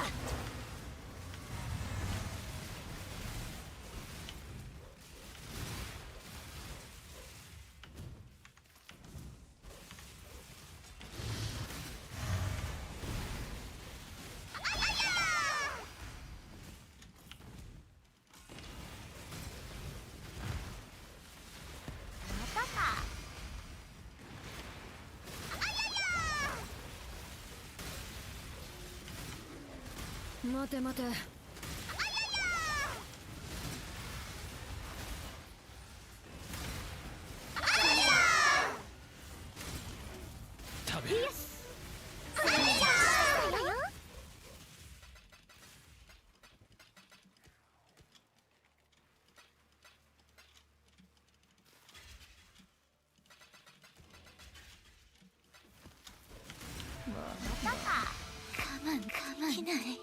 Been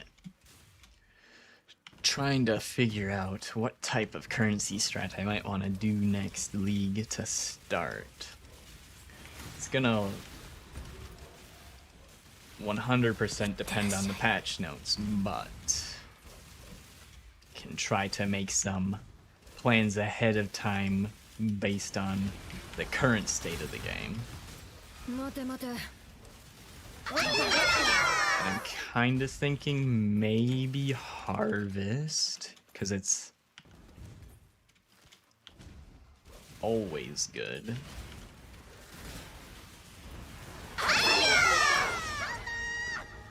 That's nice.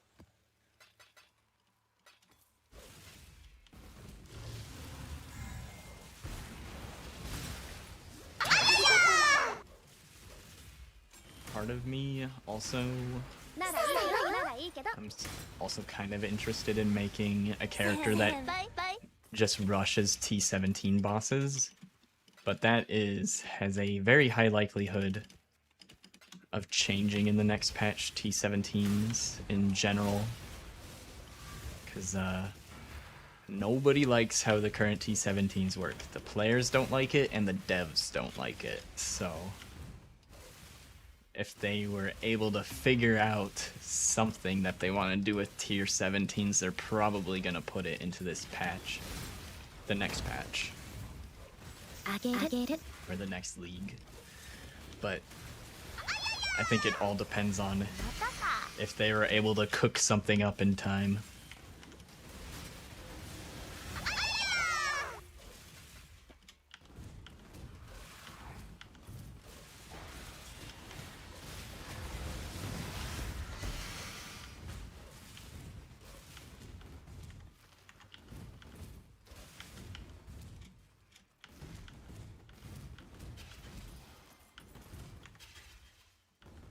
Alright, looks good up here.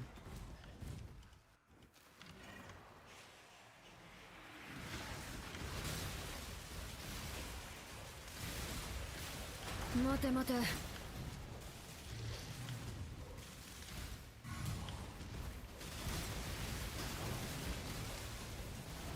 あんたやっぱいいわ。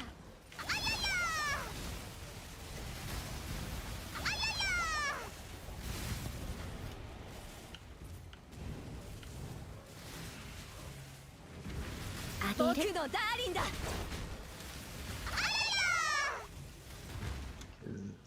So at the start of Keepers League, my currency farming strategy was synthesis boss invitation farming, which did decent. I want to try and do something better for next league. The hard part is finding the balance of something that's really good for generating currency, but also something I want to play. Because I'd rather play something that isn't the fastest currency farming strategy, but I actually enjoy it instead of doing whatever's the fastest strategy and hating it.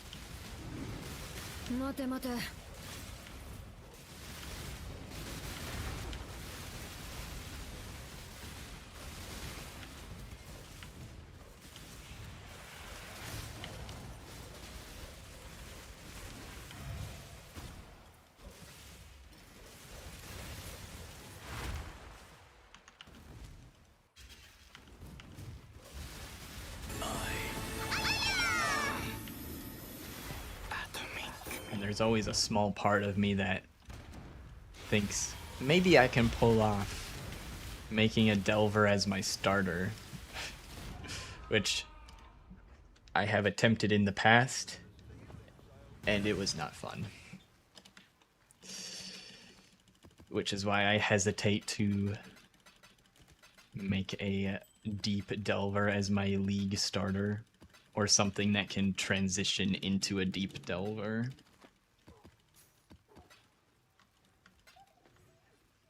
Max Jeweler Orbs.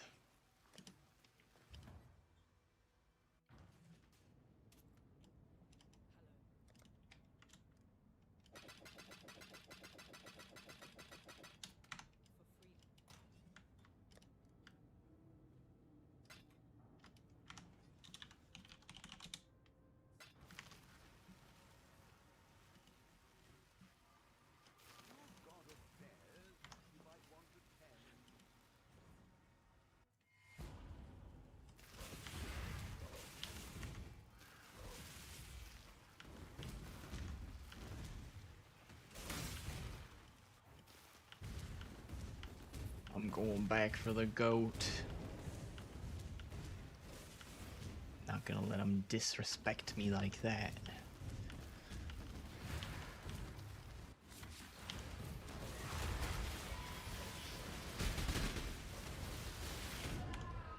Damn it. Bastard.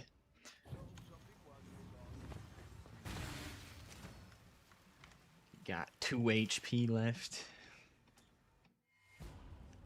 Give me my map and whatever else I clicked on these altars. Hey, he's a tier 17. Worth.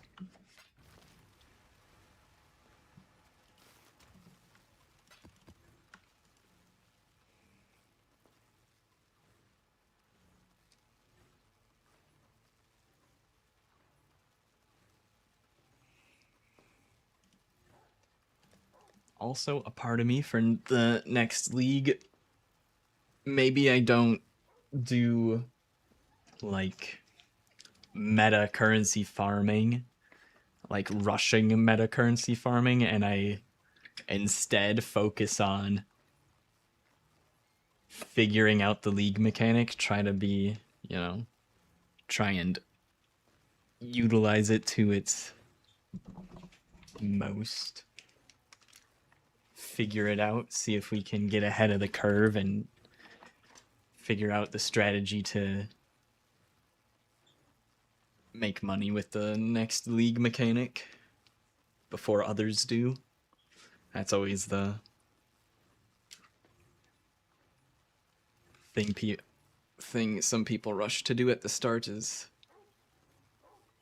see if they can crack the code, crack the secret to making more money than everyone else using the new league mechanic that no one knows anything about. Tips on the new league? You need to be more specific. I could give probably 100 tips for starting a new league. I need to run to the restroom though. I'll be right back.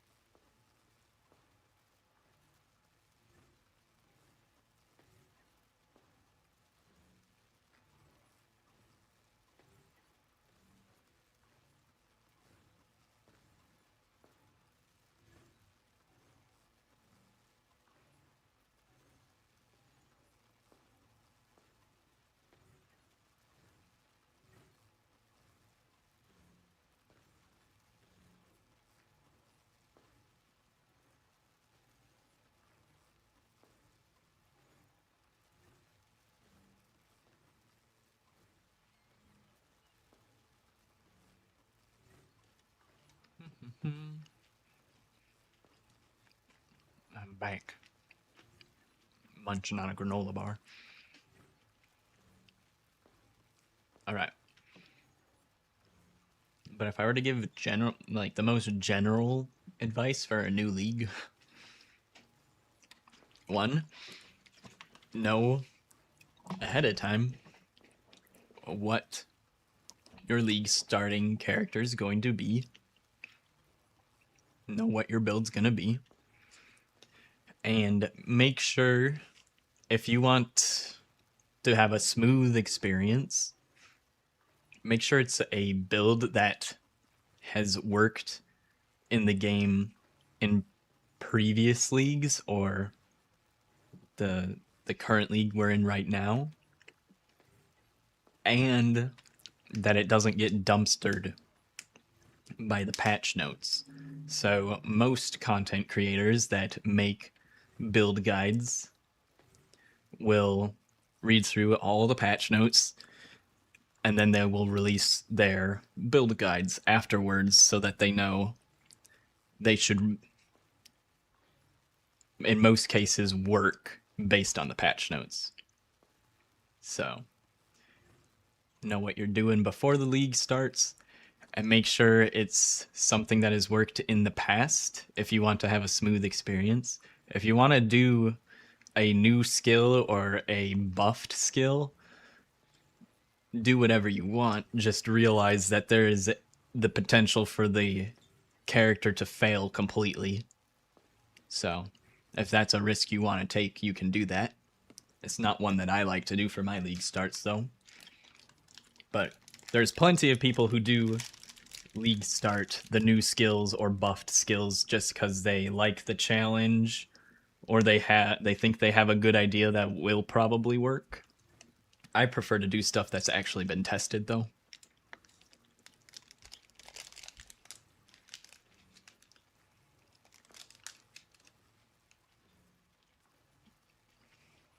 And then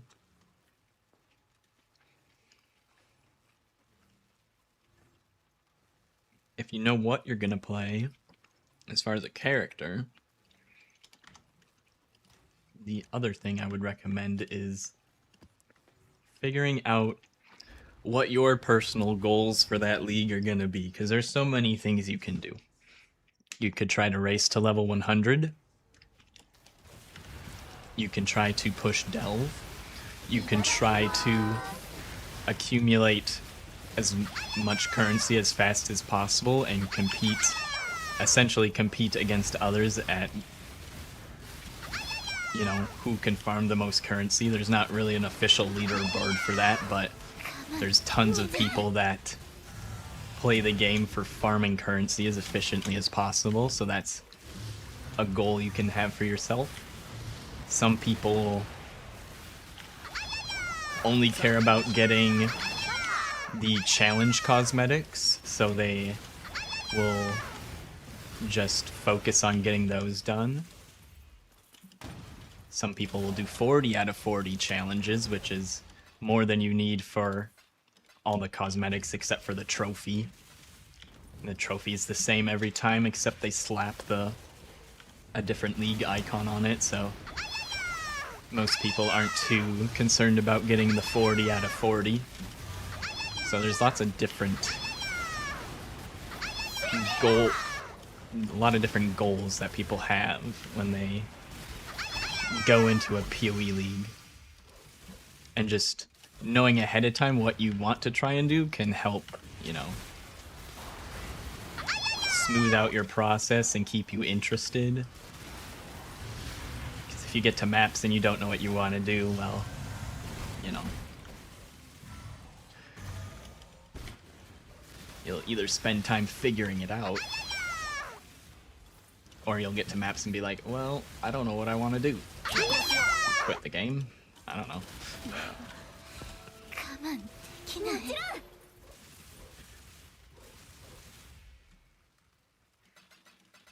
You would probably start with the same thing, but following a build guide. Was that a question or a statement? That's the thing. What did I just... Okay.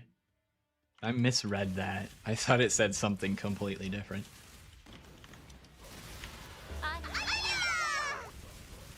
Statement. Okay.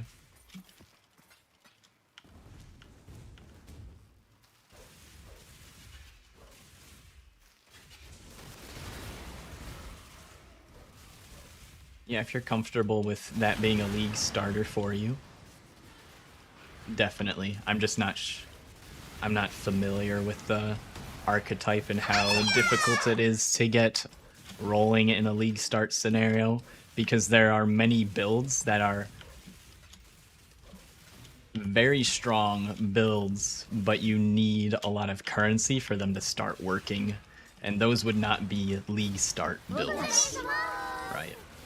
Like common league starters are slam skills, righteous fire, minions, miners, because they have such low entry costs to be able to farm map content, and then people will farm, you know, however much currency they need. If that's, you know, 10 divines, 50 divines, whatever, they'll farm as many divines as they need and then make a second character as like a bow character or some other crazy bullshit that you can't feasibly do as a league starter, because without money it's impossible for it to work.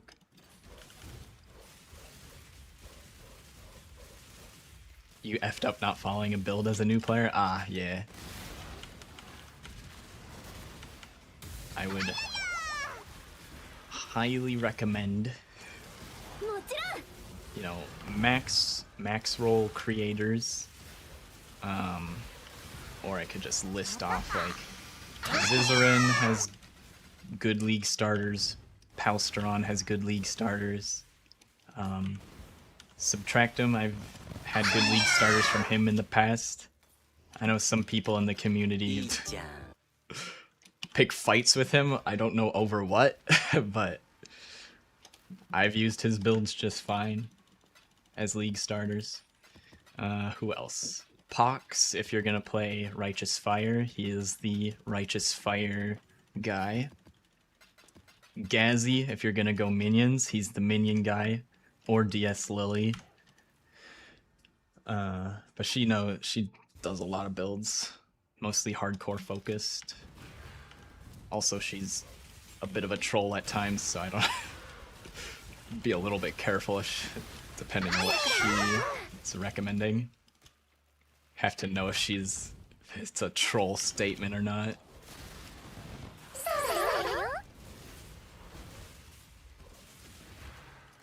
People I would not follow for league starters, probably not Jungron. He makes good characters. Most people don't know how to play them.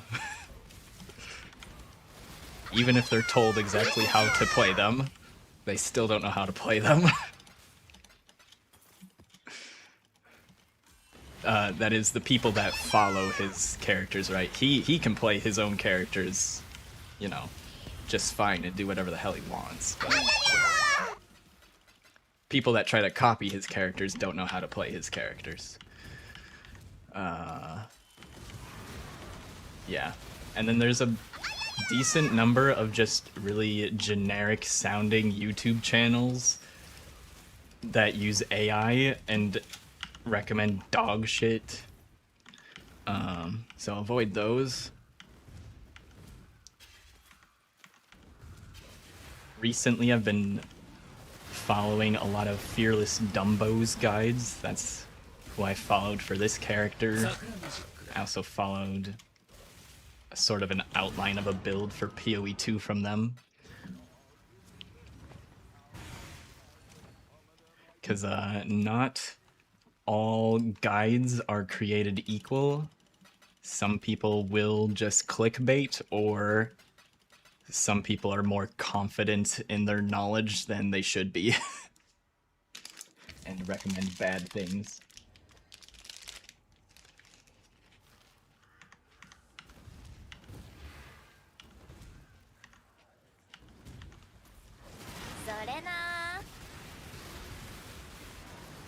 So just trying to stick to build content creators that have a good reputation for League starters. 以上です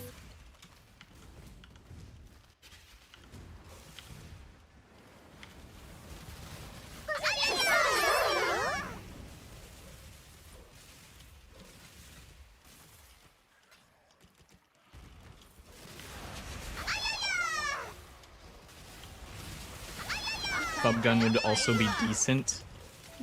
I don't know if he really makes all his builds himself, but I think he does sometimes, and sometimes he just like works together with other people for build guides and stuff, but he always plays something good for a League start because he's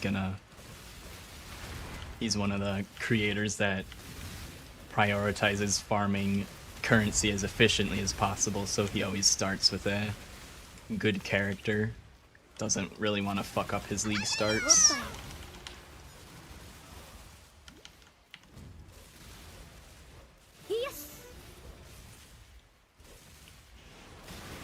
One of your Slayer build with the Cyclone of Tolmut.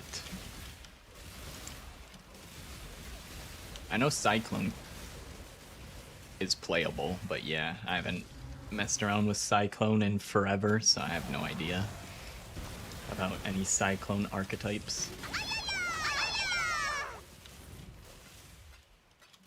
But there is for sure plenty of a bait out there. So not only do you have to, or not only is it recommended to follow a build guide, but it is also recommended to follow a build guide that isn't trash. And how do you, as a new player, know if the build guide is trash or not? Yeah, it's a struggle. So you just gotta find those creators with good reputations.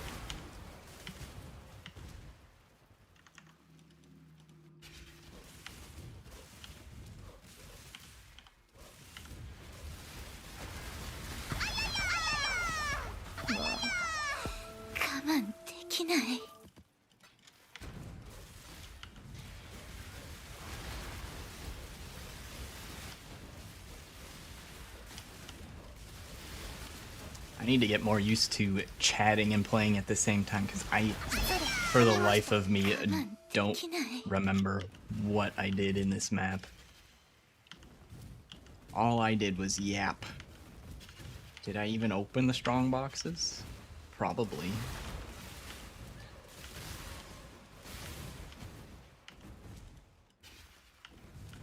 But I couldn't tell you for sure. Oh yeah, there's no strong boxes. I must have opened them. You might as well start the same build again though. Yeah, I'd say if you had a smooth experience throughout the campaign and then transitioning into maps, unless it gets nerfed, which I don't think it would, because I've not heard a whole lot of talk about your specific build.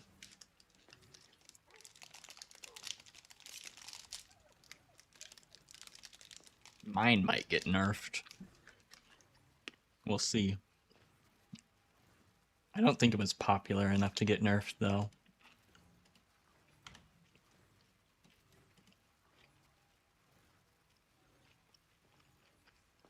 Leveling kind of shaky, but late game is good.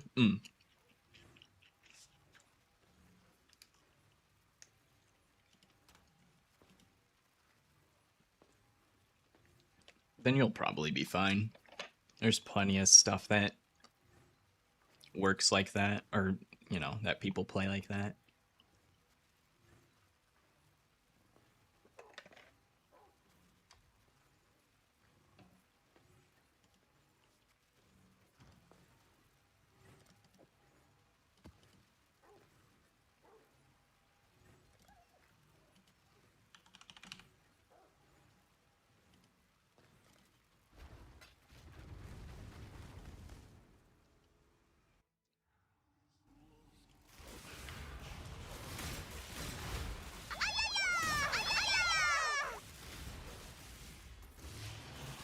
待て待て Trying to think if there's any league stars I would expect to get nerfed.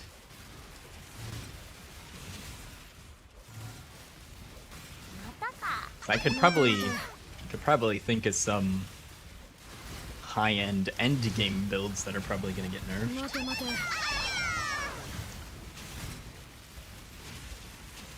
I feel like this upcoming patch is probably gonna be more buff focused than nerf focused. 我慢できない Like there's a few outliers that should probably be reined in, but I don't think there's a whole lot of outliers at the moment. As far as what may need to be nerfed.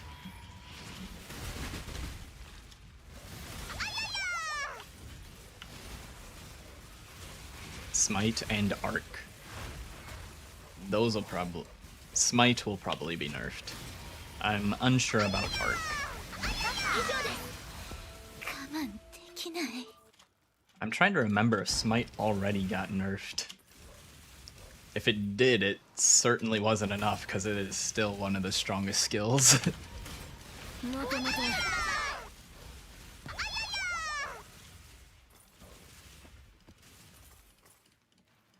But I haven't played it recently, so I don't know how well it is early. Because typically, like, if it's a build that requires like tens or hundreds of divines, it usually doesn't get nerfed out of viability. They typically focus on like the stuff that is just too easy of a floor. Like the floor is way too high. Meaning that it's easy for anybody to put it together and play it and dominate. Like it costs no currency and you can easily kill uber bosses or something. Those are usually the things that get nerfed. Stuff along those lines. You know,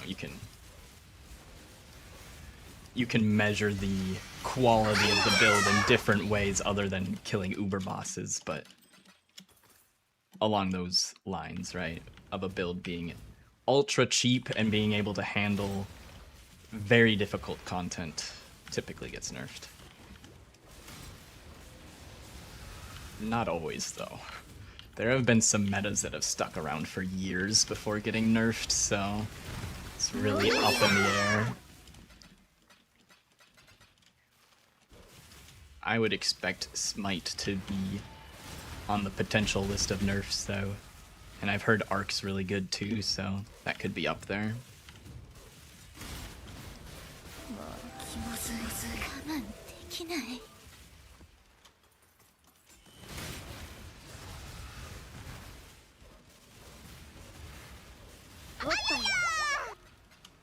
Righteous Fire and minion builds, though, are basically guaranteed to always be good league starters. できない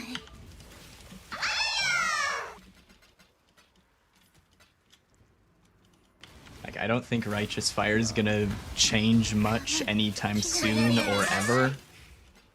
So it kind of just stays where it always is. And unless the ascendancies that utilize Righteous Fire get nerfed, it's basically the same thing every league, with slight changes here and there.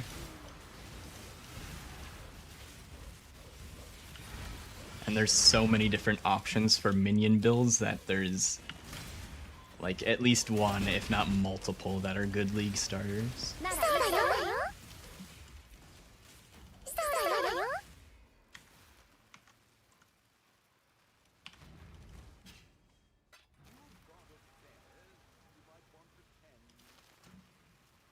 Anything outside of those archetypes, though, I feel like can change whenever GGG feels like it. I feel like those are the only two archetypes that have standed the test of time of being good league starters for forever. The minion ones change a lot, but There's always some kind of minion thing. And most of them play pretty similarly because you let the minions kill stuff and then you buff them and debuff the enemy, or yeah, apply debuffs to the enemies and buff your minions. So unless you're doing SRS or like a Reaper minion build, a lot of them play kind of similar.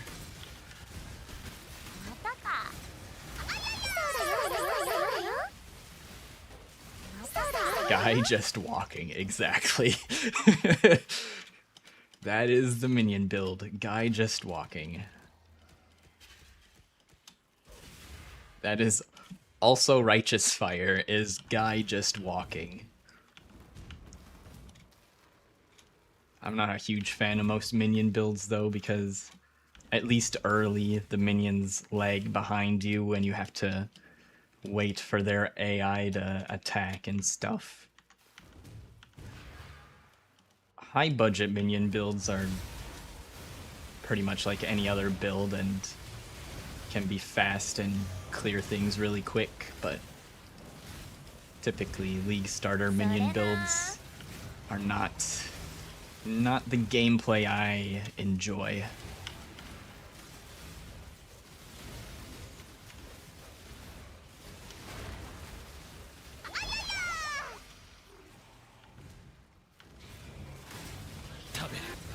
You searched up Righteous Fire? Oh, that's what you said that before, Guy just walking. Yeah. It's a AoE fire damage over time around you. And you also burn yourself while it's active. So you stack fire resistance because the damage you take while it's running is fire damage. And then you stack life regen, and then you just stand there and deal damage over time to everything next to you.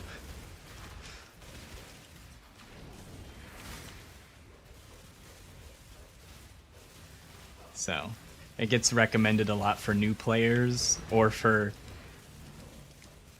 I guess, elderly people is the meme.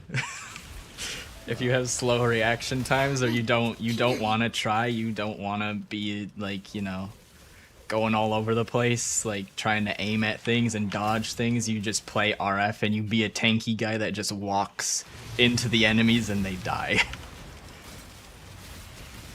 So it's very easy, like, to do with less hotkeys if you're, you know, maybe handicapped and you aren't using a keyboard and mouse or a controller for whatever life situation you're in. RF's got you covered.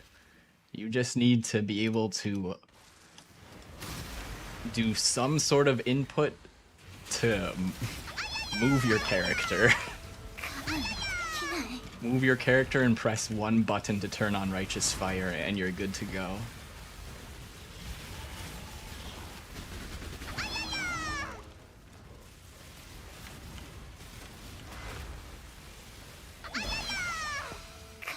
Life leech, fire res. You can't leech with dots, but life regen is what you go for.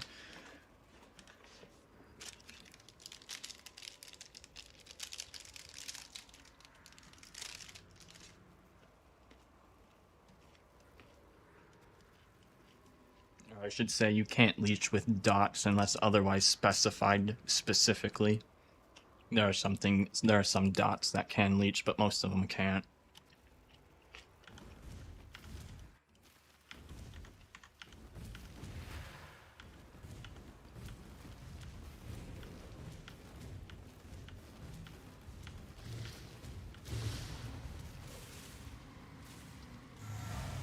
One of your friend will love the build. Yep. There's a reason why it's popular. It suits some people's playstyle.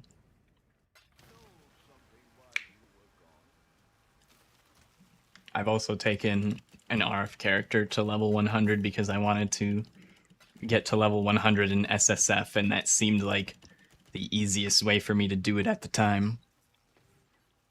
Because Righteous Fire is also very solo self-found friendly and extremely tanky. So combined those two things together. So the tankiness helped with the leveling, and then Righteous Fire helped with the SSF restrictions that I was under. Is it cheap to build that? Righteous Fire? Extremely cheap. Yep.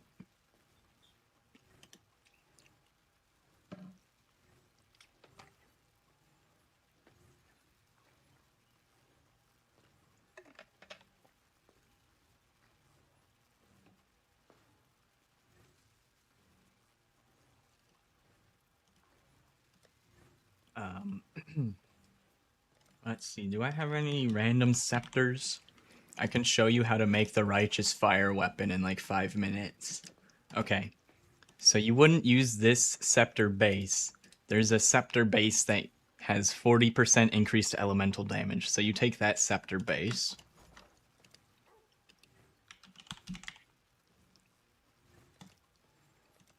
You buy Scorched Fossils.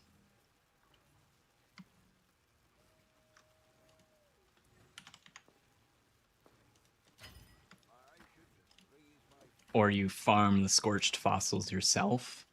Either or. I think you could also do this with Harvest if you wanted. The important role is fire mods. So I think this just guarantees 1 fire modifier, so you normally want to do it with fossils because it says more fire modifiers. And then if you've not done fossil crafting before, you need resonators to go with the fossils. I probably actually had some and didn't need to buy any, but whatever.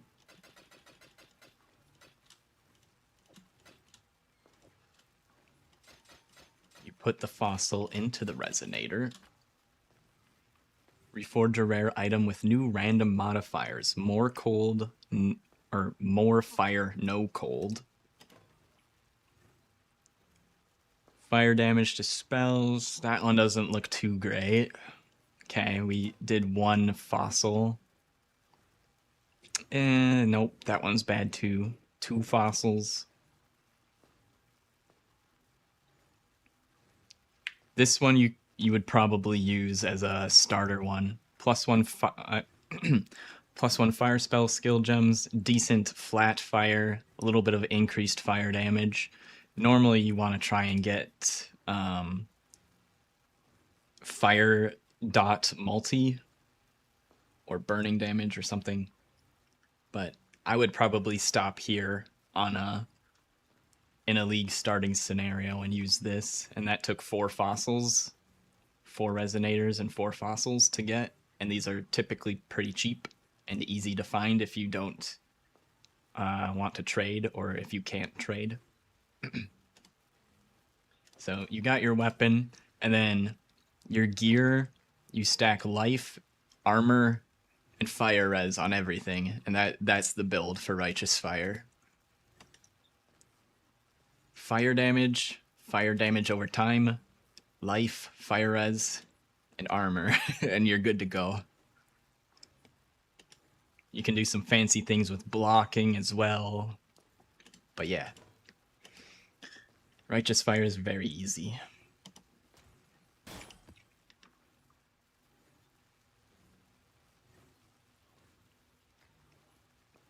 No cold. Light, chaos res. So you want to hit the max, right? But you want to overstack fire res for different reasons. One of the ones you feel immediately is here, I think. The second from the bottom. Regenerate 1 life per second for each 1% uncapped fire resistance. And then there's other things you can like you saw earlier today. There's, I think, other stats you can raise with this. So you cap your other resistances, but you use this, and if you're playing Juggernaut, I think, or maybe it's not Jug, it's the fire one. I forget what it's called. There's an ascendancy for Marauder that increases your cold and lightning resistance based off of how much fire resistance you have. So that's why I say fire res. I guess if you don't go that ascendancy, do something a little different, but a lot of people play that ascendancy.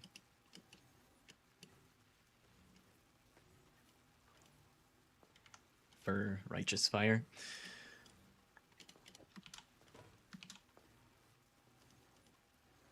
I wonder. Can't even find anything like this if I price check it. Pretty decent weapon. So any build that does fire damage over time would want something kind of like this. You could make it better, but this would be a good starter one.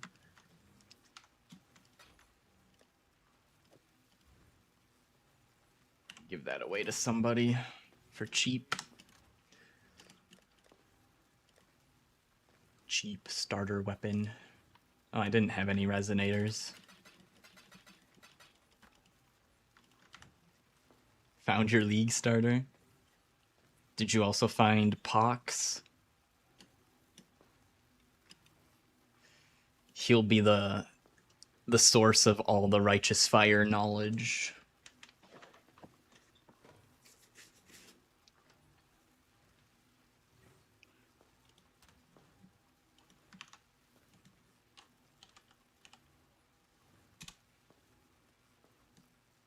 He has a whole website for his brand, which is mostly Righteous Fire, because this is the front page of his website.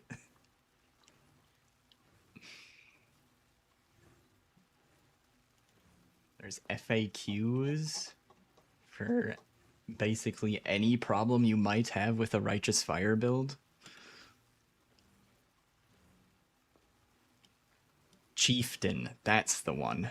It's also the top one in his list. Chieftain is the one with the fire resistance ascendancy stuff. Oh yeah, boss damage is dog shit. You were right about that. I forgot to warn you about that. Boss damage is dog shit. It is solely a league starter. Unless you love Righteous Fire, it is just meant to be a league starter to get you enough money to fund the character you actually want to play.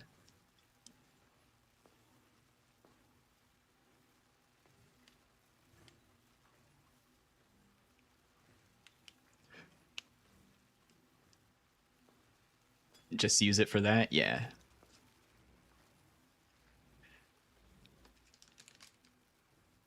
So typically what you do, you use either Fire Trap or some other... There are specific spells that are good for fire damage over time, single target, and you'll have that usually in a 4-link. So you'll have your Righteous Fire and your 6-link, and then you'll have a single target spell in your 4-link when you're playing Righteous Fire.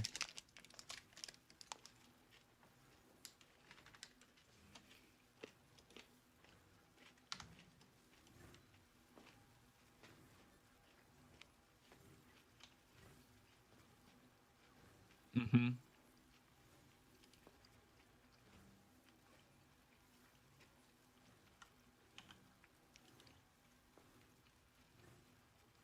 Yeah, it usually goes into gloves because there's some... I mean, you can put it anywhere, but there's some things you can do to get a pseudo 5-link, meaning there's stats that roll on the gloves that say the socketed gems are supported by X, Y, or Z support gem. So you put in your main skill, 3 supports, and then the gloves themselves say, like, socketed gems are supported by added fire damage or something. I don't think that's an actual role, but there are other support gems that fall into that mod category.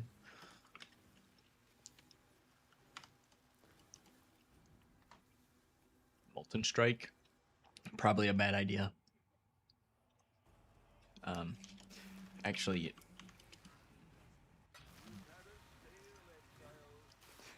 that was being nice. It's a terrible idea because Molten Strike's an attack and not a spell. You're scaling fire damage over time and spell damage. So you want to try to stick to spells.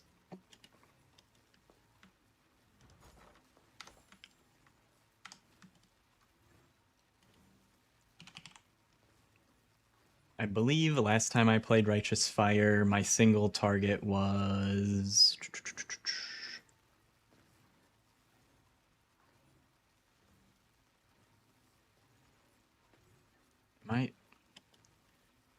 I probably need to be in the blue ones. I think it was Fire Trap.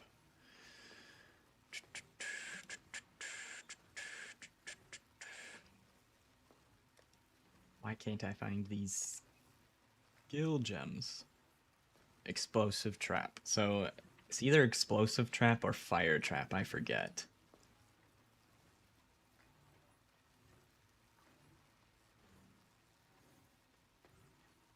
There's Fire Trap and Explosive Trap.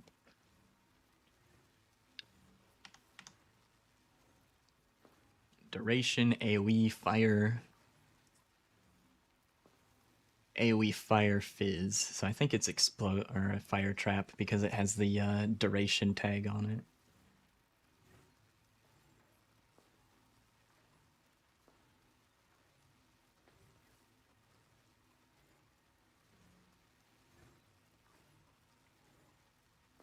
Modifiers to spell damage apply to this skill's damage over time effect. Yeah.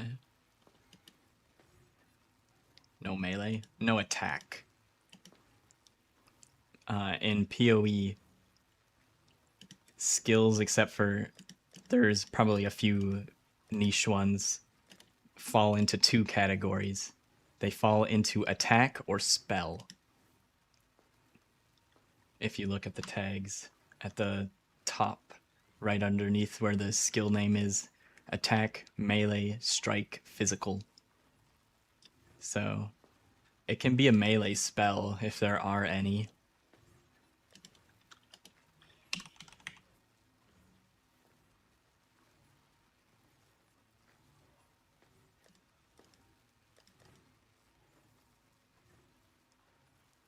I think most of the things with the melee tag are indeed attacks, though. But I'm particular about the words that are used when describing Path of Exile mechanics, because it does matter and it does describe different things, so it is important to differentiate those things.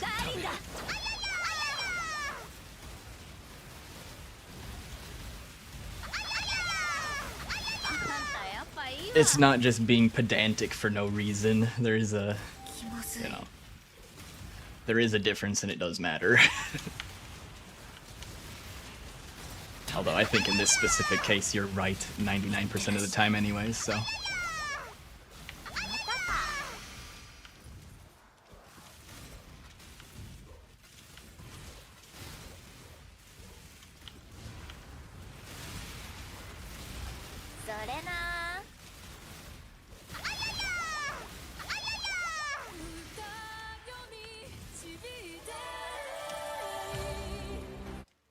What dis? Aegis?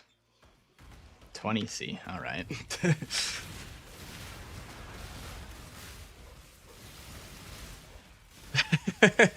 Her brain needs a massage, mine too. been yapping for a while. Time flies. It's already 3 p.m. Where'd all the time go? PoE sucks the time away.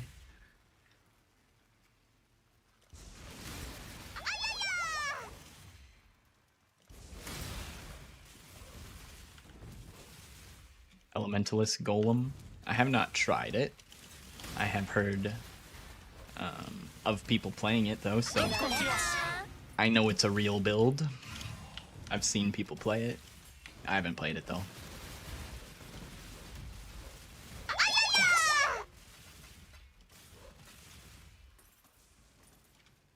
Back in the day, I did kind of want to make like a golem build, but I don't think there was a lot of ways to make it viable back then, and also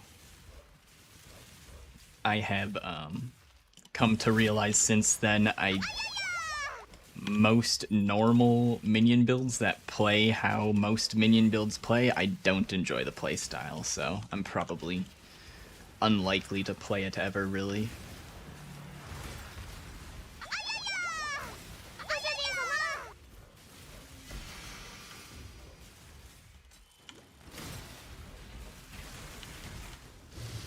Hey, it's 3 a.m. here. Oh yeah, I was right the other day. I just randomly guessed that you were exactly 12 hours ahead, and you were. Time zones.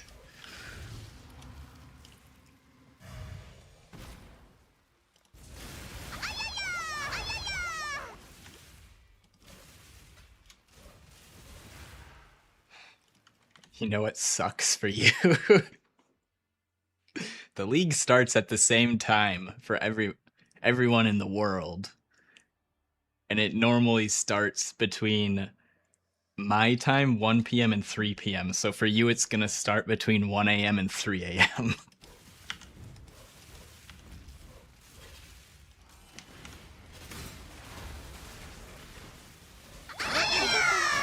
You like standing in front of the boss and striking each other? There's plenty of builds for that.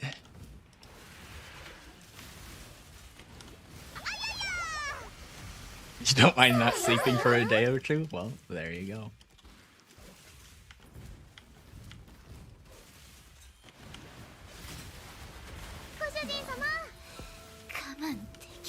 Yeah, I'm torn on my league starts. It's like I want to stay up late and keep playing, but also like it most of the time it doesn't seem worth messing up my sleep schedule for.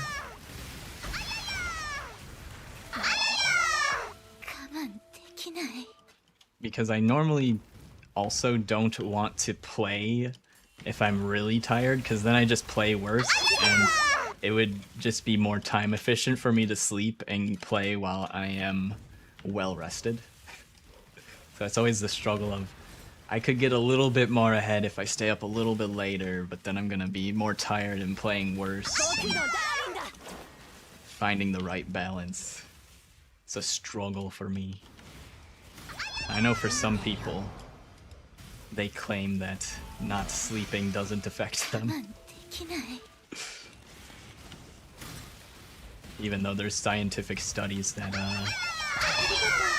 have determined that getting less than 7 hours of sleep for basically almost any human does lower your cognitive performance, or just your general cognitive and physical performance.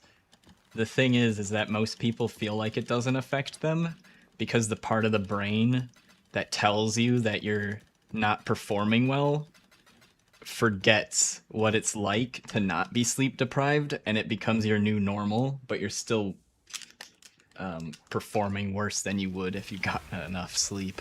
So after I learned about that, been trying to be a little bit more respectful of my sleep.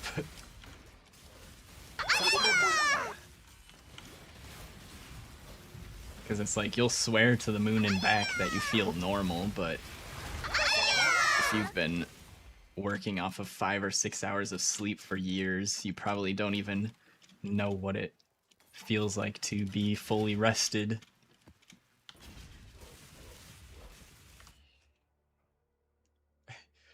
Didn't sleep for 2 days and you could hear voices that are not there? I mean, yeah, that's a known side effect of sleep deprivation. Of extreme sleep deprivation.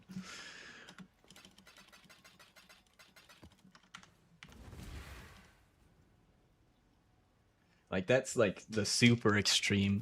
They've done there have been studies where it's just like the difference between 6 hours of sleep and actually I think maybe it was 5 hours and 7 hours, but I think even just the 1 hour difference apparently makes a decent impact, where it's like if you only get 5 hours of sleep for like a week straight or something, these aren't the exact specific numbers from the study, but just as an example, let's say you for a week only get 5 hours of sleep instead of 7. By like the 5th day or something, you're performing the same on 5 hours of sleep for 5 days in a row as you would be performing after being awake for 24 hours straight. That's how bad it is. Like, it very quickly deteriorates. So, yeah.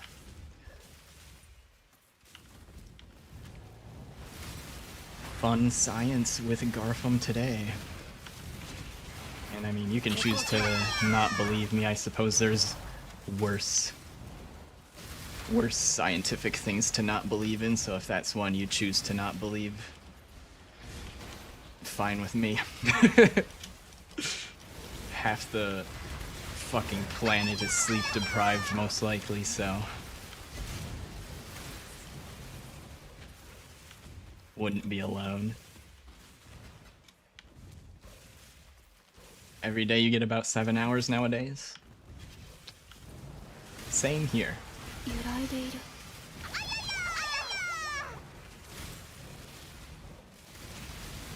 This was pretty recent that I learned about that, like, within the last week or so, but, like, just generally speaking, as I got older, I tried to sleep properly.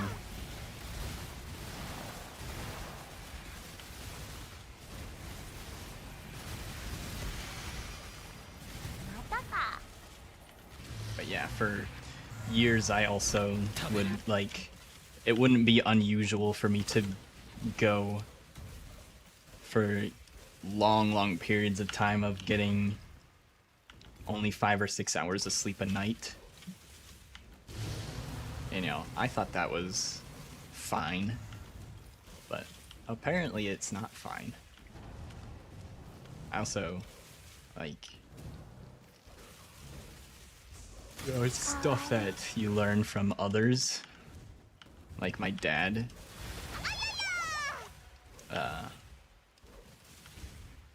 Oh, someone got sent to the void. RIP. Apparently, most of the time, he, like, cannot sleep for more than 5 or 6 hours. He sleeps that long, and then he's just awake. And he just goes about his day. Which I find crazy.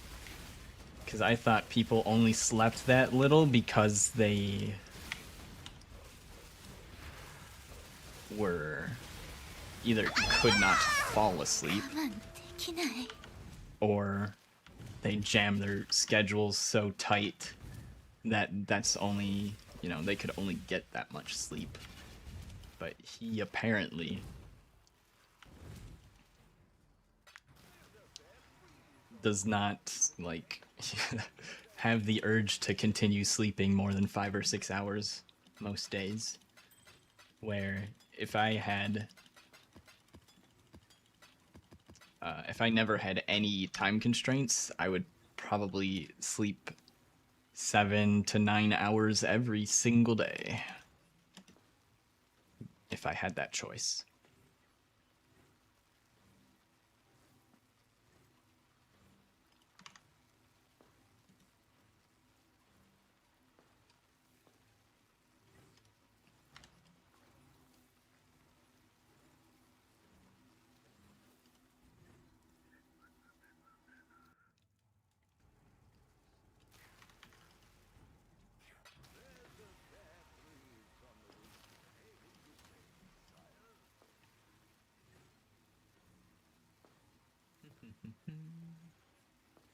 All right, next map.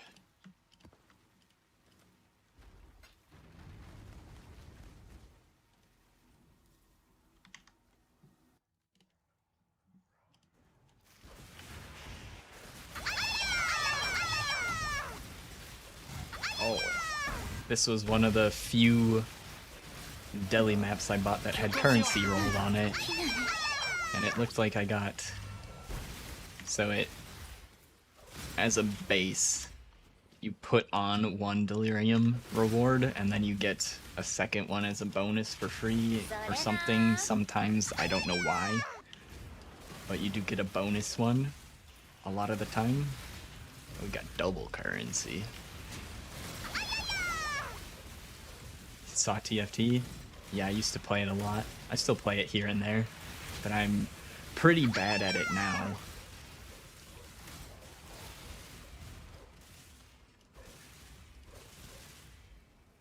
Back. How am I supposed to click on this altar? Okay, there we go. Oh, back in my prime, I made it to what's it called? Masters? Twice? Whatever's above diamond, and then it starts going into the just basically elo, straight elo number. Made it to masters twice, and then slowly deteriorated from there. I think my skill level right now is probably high gold or plat something. I could probably grind out getting to emerald. There was one season where when they first added in emerald, that I tried to grind back to diamond and I gave up. That shit was rough.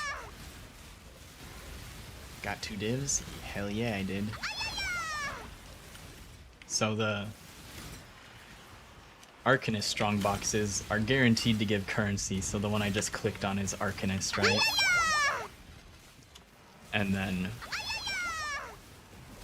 the idols I have put in increase the quantity of items dropped out of strong boxes. So that means you have more chances to roll the higher currency. And then it also duplicates all currency and all div cards that come out of strong boxes that is rolled onto my idols. So if one, normally that Arcanist box would have only given me 1 divine orb, but because I have the idol that duplicates all currency that comes out of strong boxes, we got 2.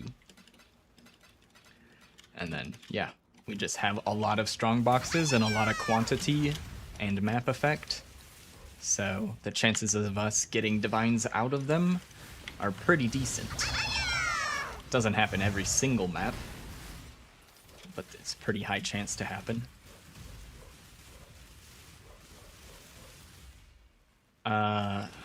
You keep your items, but you can't use the idols in standard. There is no spot in the map device to put the idols, but you can keep them in your stash and treasure them forever as trophies.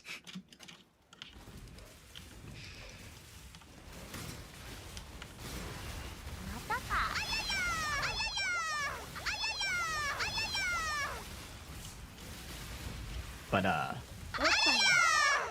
you can do similar strategies that feel the same with the normal Atlas as it is right now.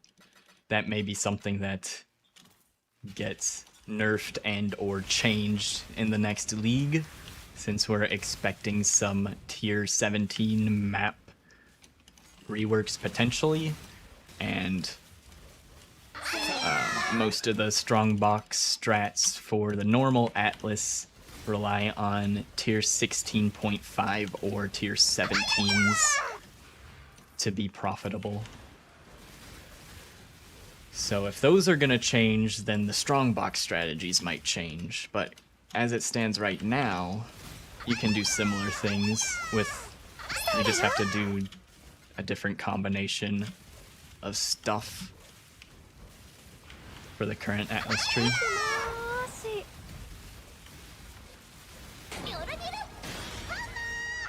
You really wish the game would give you something for getting the Grandmaster's title.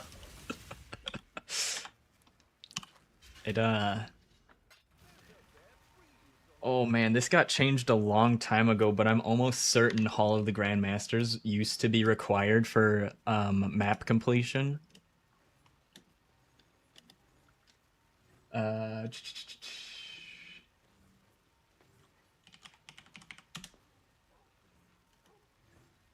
So, in the past, there was, you could provide a service essentially to complete Hall of the Grandmasters for other players because, as you know, you need a hyper-specific setup to be able to do it. So people would make characters just for clearing Hall of the Grandmasters to provide it as a service to other players to get that map completion. It's probably in the changes in here somewhere. Added, increased, da-da-da.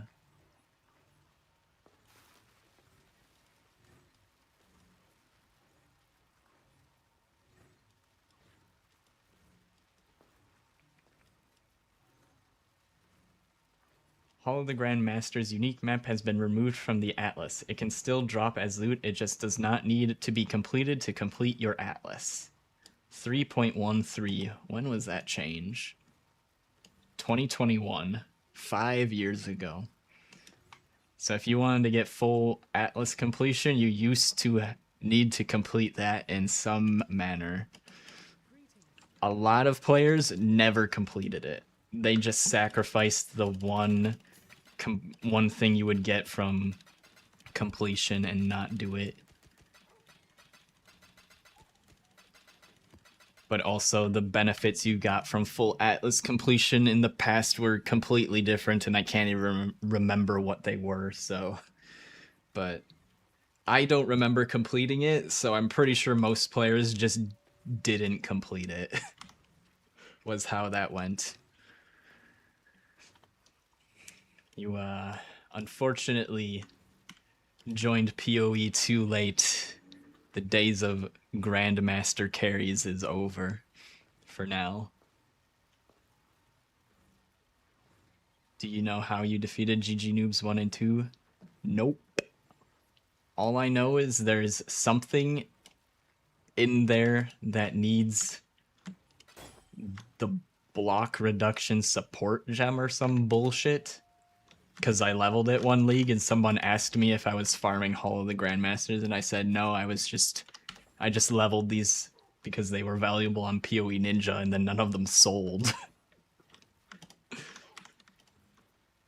This block.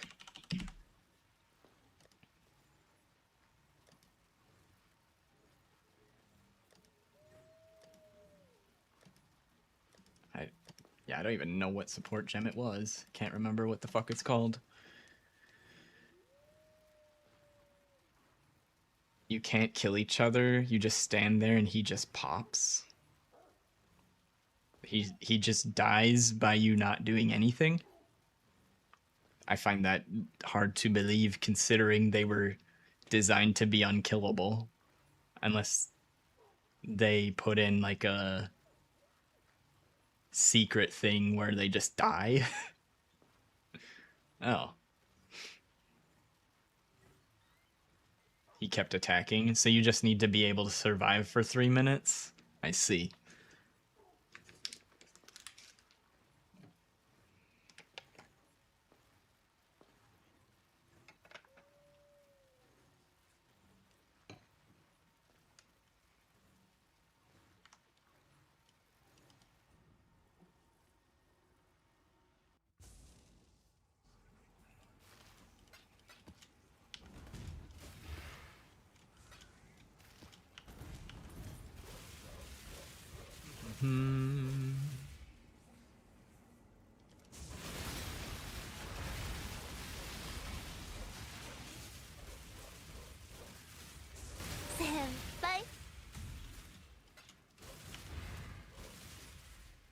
Oh, hey, that's a good unique.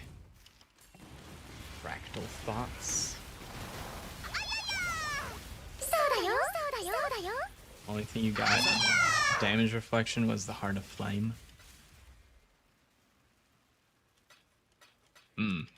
Maybe. Because I feel like... I don't know. Maybe they do just die after 3 minutes, because I would find it hard to believe that he randomly had a reflect graft equipped that somehow was the reason they died, since they were specifically designed to be unkillable. Maybe GGG thought that they literally were unkillable, so they just made them die after 3 minutes so that you could still complete the map. 先輩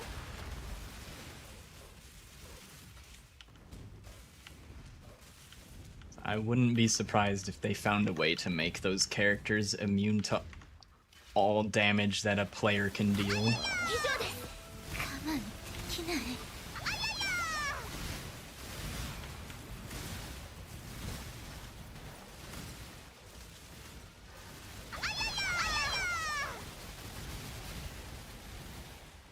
Whenever your graft got active, he would take damage like half of his ES. Maybe it did kill him. I don't know. All I know is... One league, I had a strong character. I think it was a Hex Blast character, which dealt chaos damage. And I decided, oh, I wonder how far I can get in the Grandmasters. And I threw one in just for fun. And then someone else came to my hideout for a trade, and they're like, are you farming Grandmasters? Like, what the hell are you doing? Because they saw my portals open. I was like, nah, I just put it in for fun to test my character. And then I thought about it a little bit, and I was like, it's kind of stupid, because there's going to be at least one character in there with Chaos Inoculation. So, as soon as I get to that character, I just lose.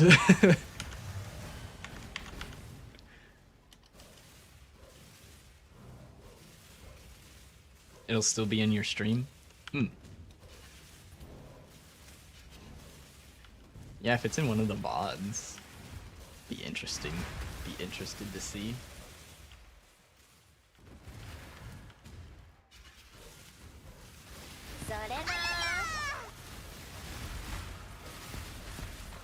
I'm sure a YouTube search would also answer my questions. Someone must have a guide on how to complete it, because it's gotta still be completable somehow, I imagine.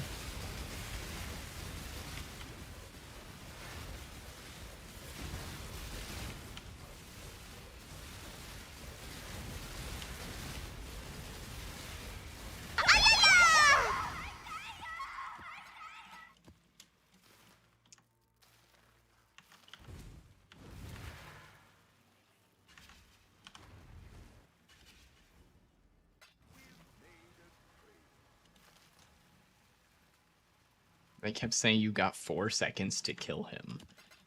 What the fuck? I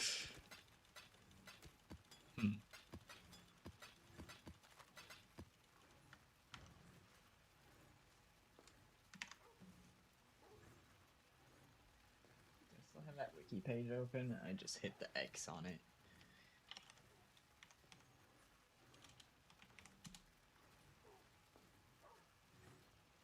Does it still give mirror shard cards? It used to at some point. Oh, Grandmasters.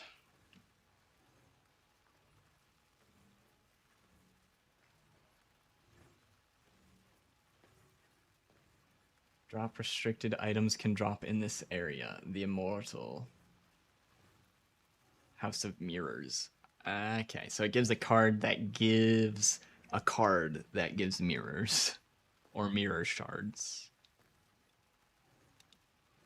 What is the House of Mirrors? 1 mirror. Okay, yeah. So I remember meeting someone at some point that was farming Grandmasters for this card.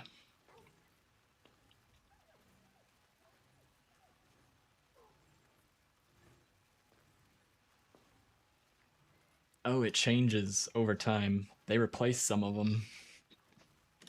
21 new ones added, replaced 9 others. I wonder who they choose to replace, because I think some of them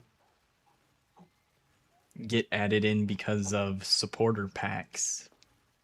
Extremely expensive supporter packs get an option to submit a character to the Grandmasters, which is where GG Noobs comes from. So I wonder which ones they ended up replacing, if they were just ones that they had originally designed before they implemented that or something. Dirk, Spider Queen by Demi and GG Noobs.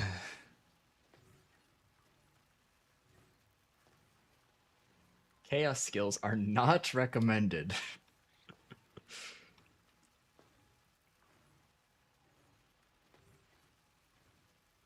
Life regen, ES regen, high avoidance, high damage reduction, and immunities. Block chance reduction support. That's the one. I leveled this gem up to try and sell it. Nobody bought them. Is a must for hit-based builds. If you cannot replace one of your links, then you can link a fast-hitting attack spell.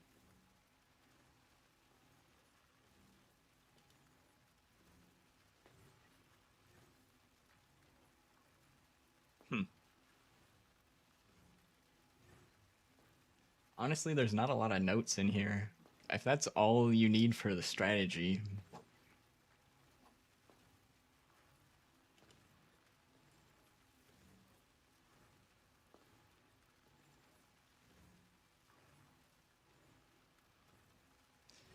Anyway.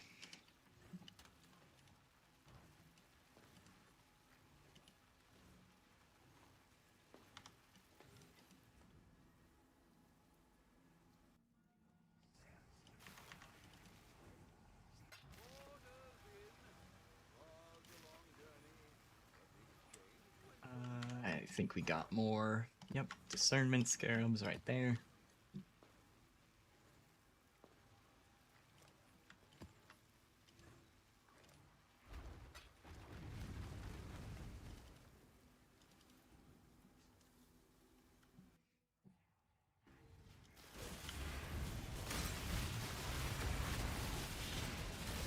Mate, mate.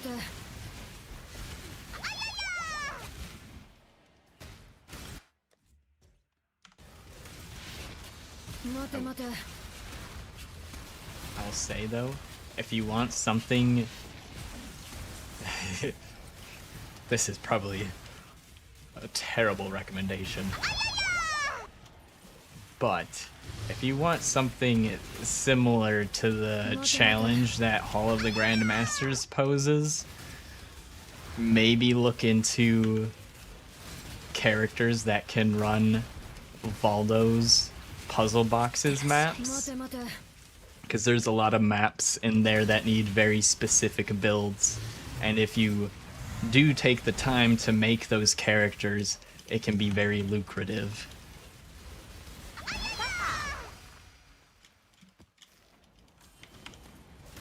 Mate, mate. You need to be very careful with Valdo's puzzle boxes, though.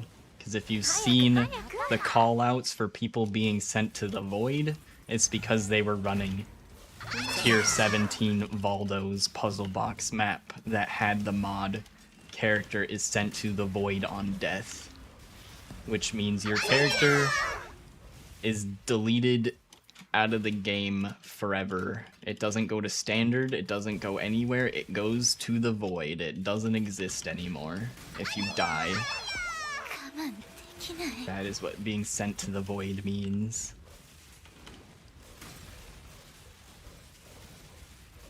The only thing left of that character would be snapshots on PoE Ninja.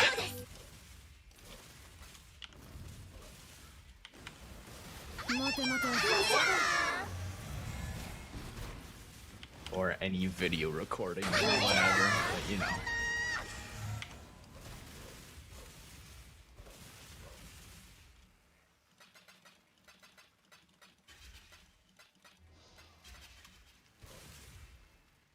You thought you were gonna fight Maven after the quests? I mean, you're supposed to. There is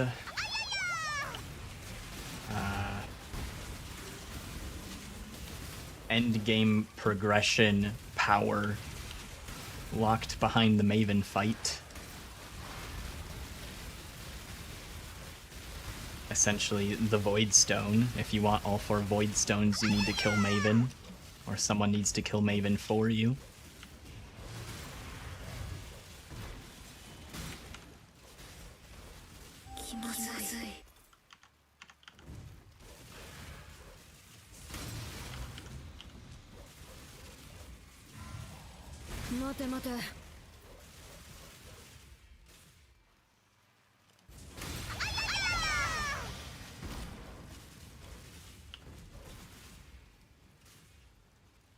The quest just disappears after the 14 plus. Yeah, I don't.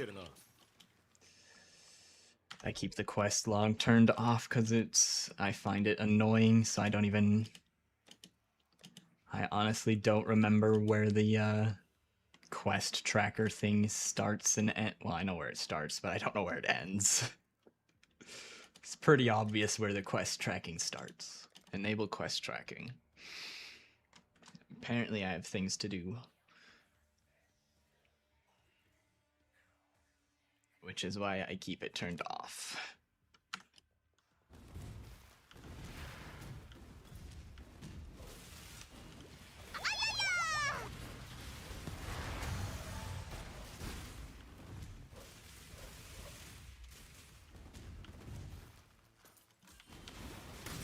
I'm pretty sure there's a little tidbit of lore after killing her that you get to, you know, learn and read about if you care. There is story there. I'm pretty certain of it. They try to sneak in story anywhere they can, so... There's gotta be some bit of lore after killing Maven.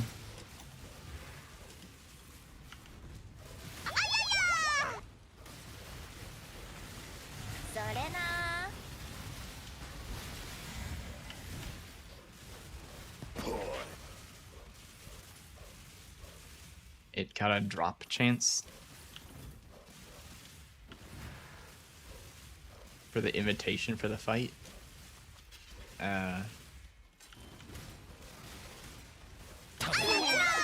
So running any Maven invitation, like having her witness boss fights in your maps, and then running that invitation, should give guaranteed splinters if I remember correctly.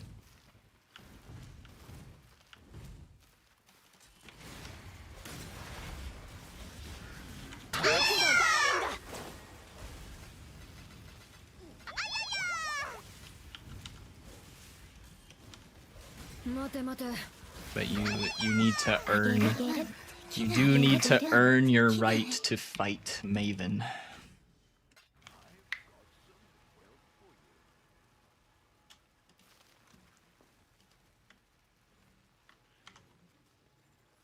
Why is this like... My entire screen is like flashing and I swear it normally doesn't do that.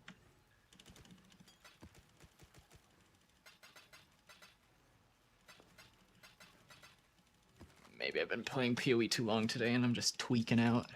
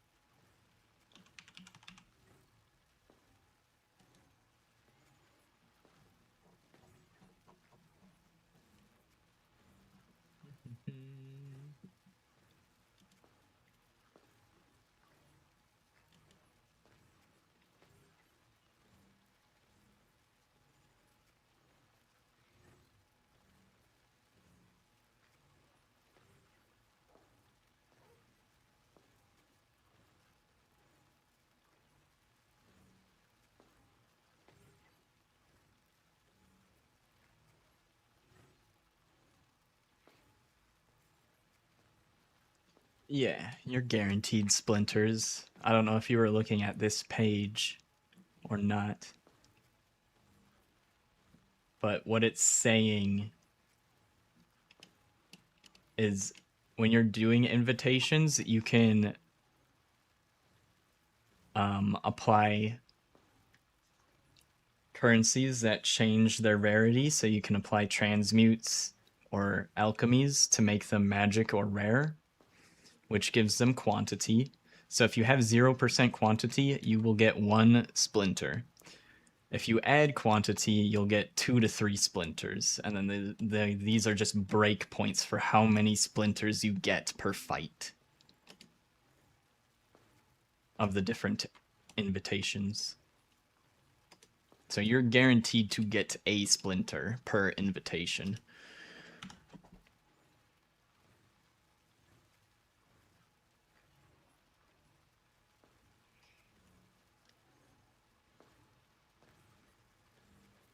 Or you can buy it.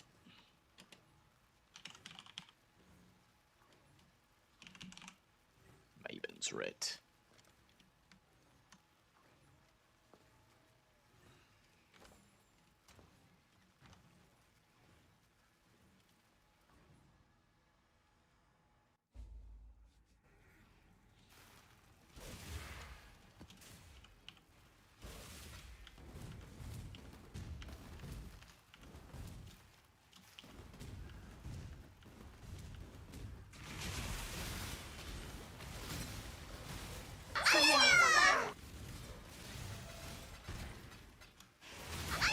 You got one? Yep. And if the fight was easy, you don't know where it went.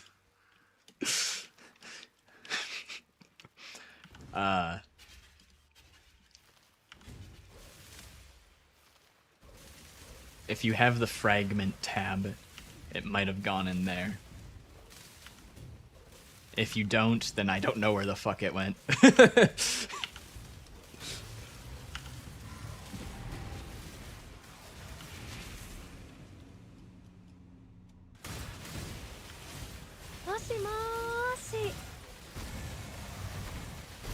There is a spot for it in one of the tabs. I'm pretty sure it's the fragment tab. But if you have the specialized stash tabs, there's a specific spot for it somewhere. かわいい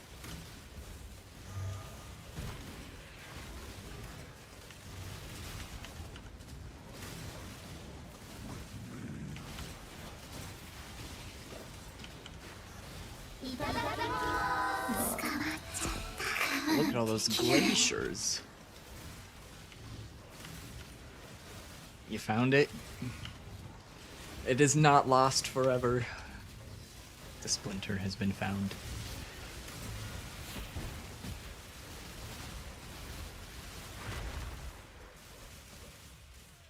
You're just gonna buy it?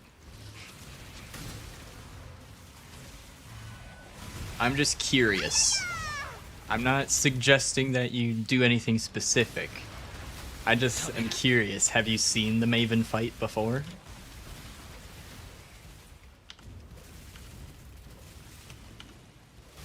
Nope. Good luck.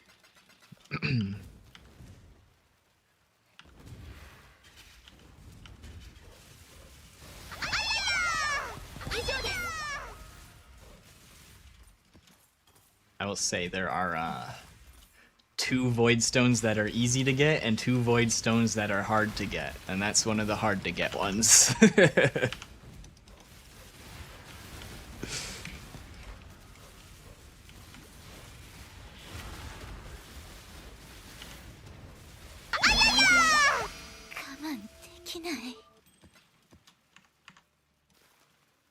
You're gonna watch a video before you waste your currency. Smart idea.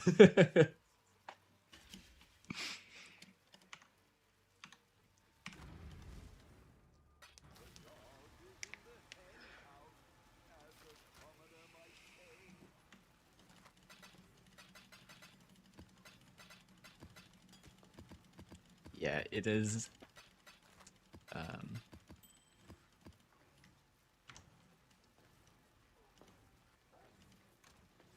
I failed it at least once on this character because I was not strong enough when I attempted it.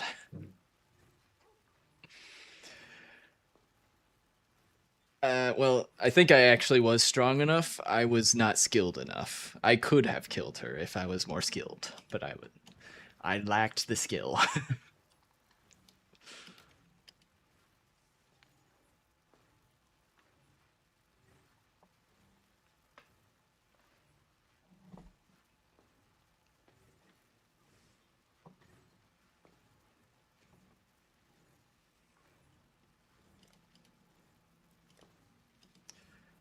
I wonder if you can guess after you watch the video why I was unable to complete it the first time I tried it.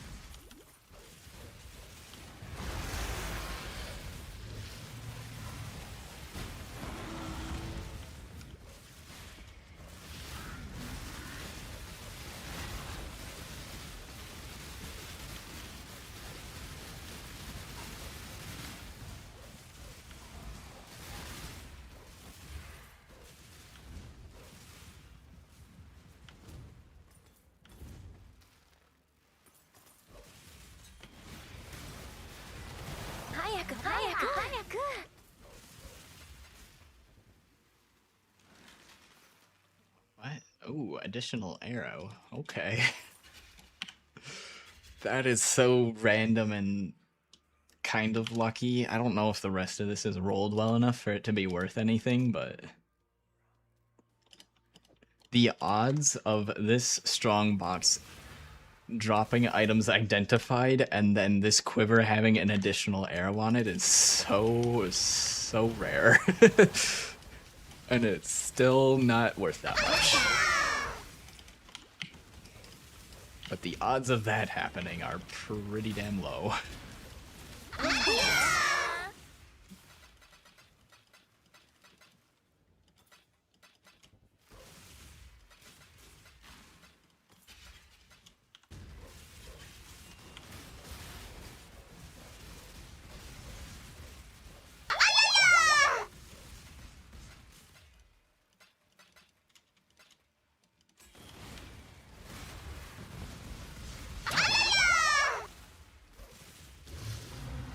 Oh.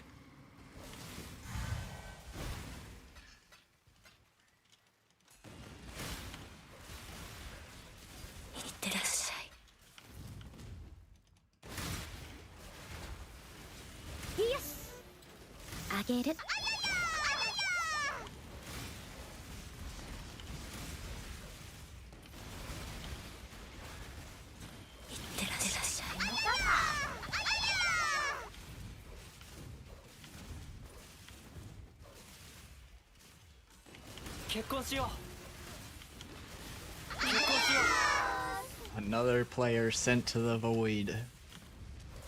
I guess the player wasn't sent there, the character was sent there.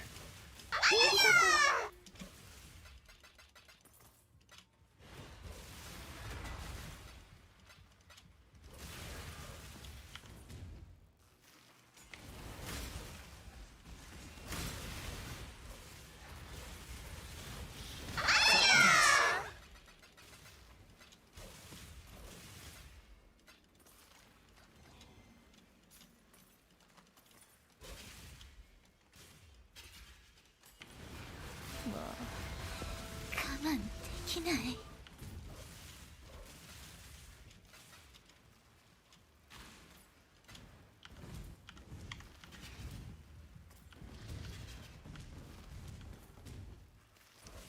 Alright. Looking good up top. Got this. Alright, into the cave.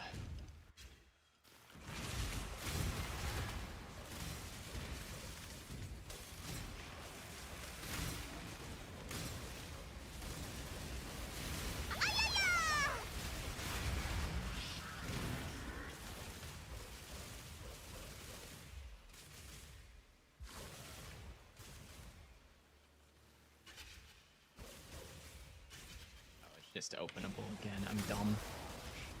I thought it was still locked because I didn't see any loot come out of it, but it's just a normal strong box, so it's not gonna have... Probably doesn't have anything drop.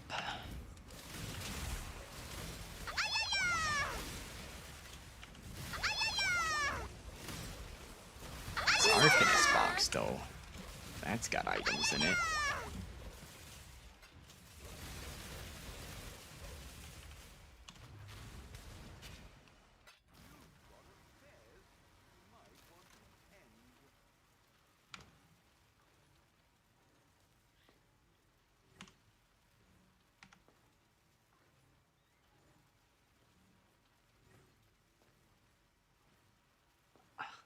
I don't even know if my stream's at a high enough frame rate for you guys to see this, but there's like something in the middle of my map device making... I think it's from the map device. It's also my portal. So the blue light over here in the middle of here and the red light over here is constantly flickering for me. But it's flickering so fast I don't even know if it would get picked up on the stream.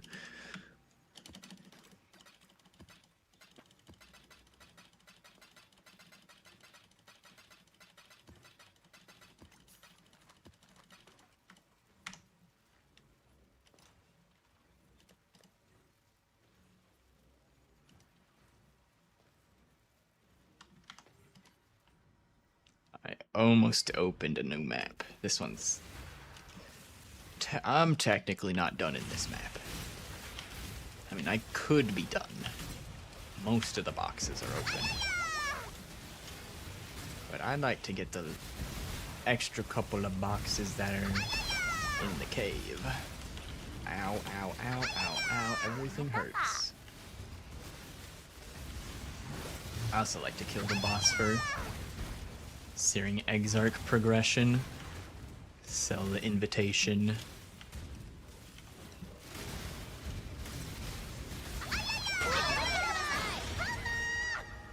Fracturing shard. I have been rewarded handsomely for going into the cave. Even though fracturing orbs aren't worth very much in Phrecia. Oh hey, those are good gloves, I think.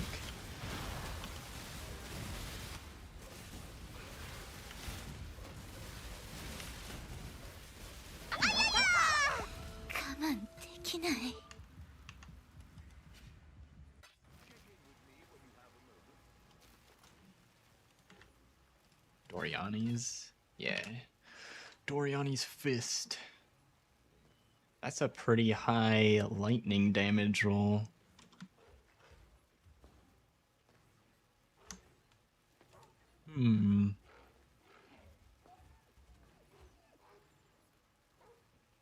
Doubt that. Energy shield gained on killing shocked enemy. Oh.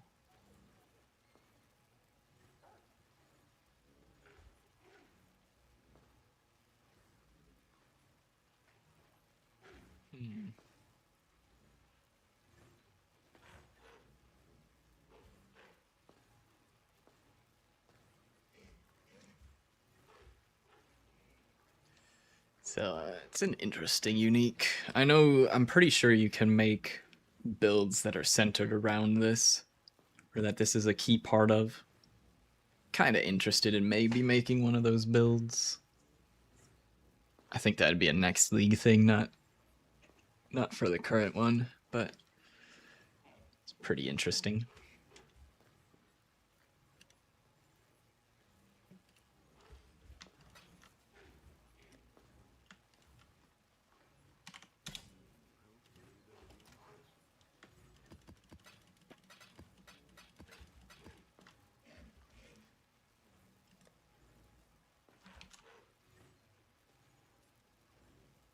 $13 chaos for a fracturing shard.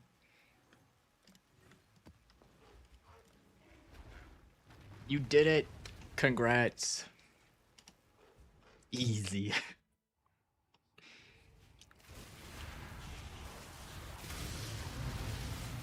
If you want to try and guess why I failed it the first time I tried it, on this character.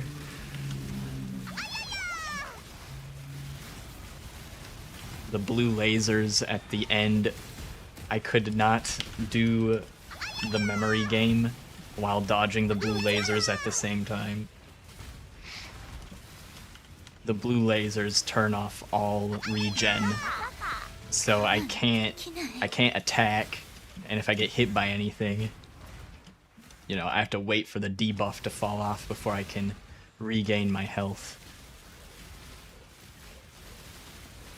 You died there too? Yeah. Yup, that's what got me. It was smooth sailing until those laser beams came out, and then I was like, oh, fuck.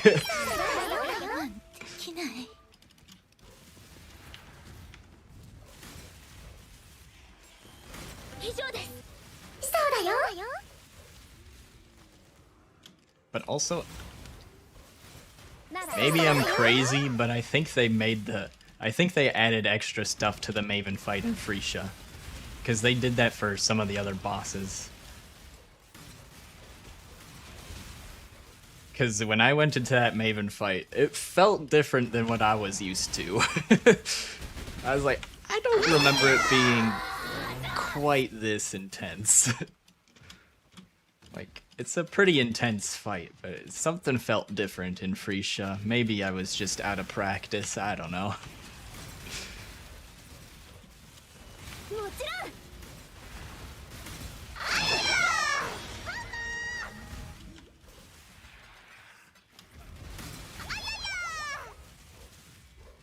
The laser, Maven, and the brain game? Yeah, all three of those at the same time are rough.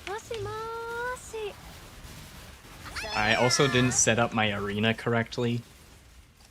The pools of damage over time, I kept setting them up on the side of the arena, and in the Maven fight, you're supposed to put it in the middle because of the giant brain that lands in the middle.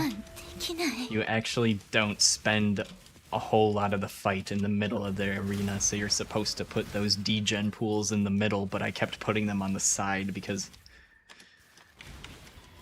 I'm used to doing that for the Shaper fight, which I've done more of.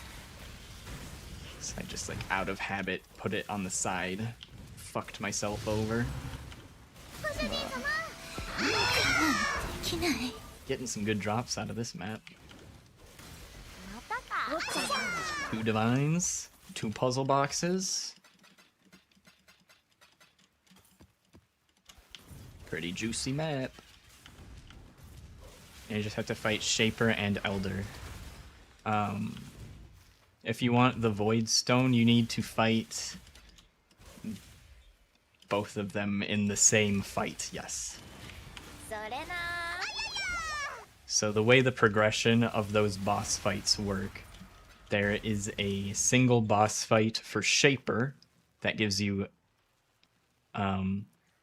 fragments, and then there is a single boss fight for the Elder that also gives you fragments. The fragments from those 2 fights are used to fight both of them at the same time, and that's the fight you need to do for the last Void Stone.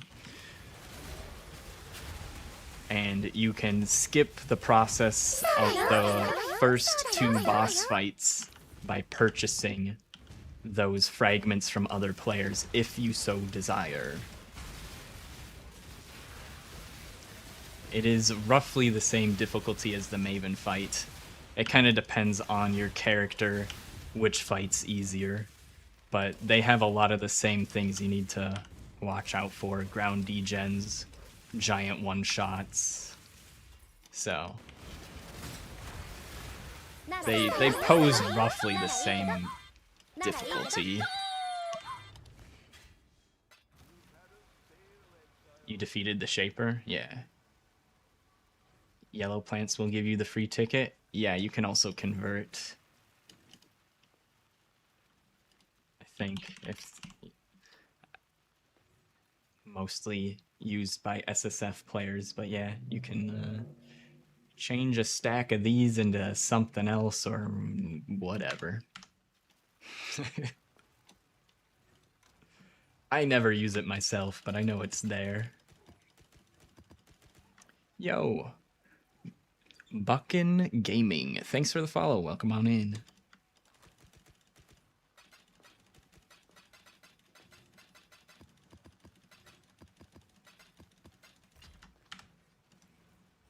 Hope you're doing well today.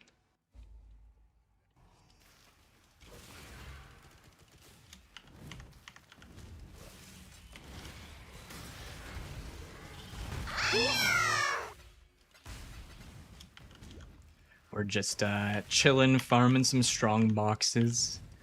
No real goal at this point for Phrecia other than doing some of the Keepers challenges. Just having a chill time farming strong boxes, seeing if we get any big drops, any expensive div cards, or possibly a mirror. Very unlikely, but possibilities there.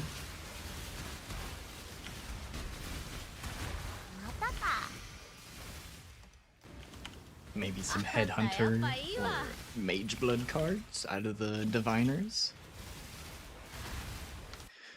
You just got to maps and you're playing Exsang Surfer. Ooh, nice. You didn't know about the belt you're wearing? It seems good. Yeah, it is very good for this archetype, and it's Surfcaster allows you to use it even more easily without as much worry about the downsides, right? The downsides being your skitter bots apply their debuffs to you. So Surfcaster gets to take advantage of the reverse chill effect, which is very nice. I consider it more for Surfcaster. I think of it more as ignoring the downside instead of it counting as an upside, because a lot of the time the skitterbot isn't next to me. But if the skitterbot does end up next to me, at least I'm not being chilled.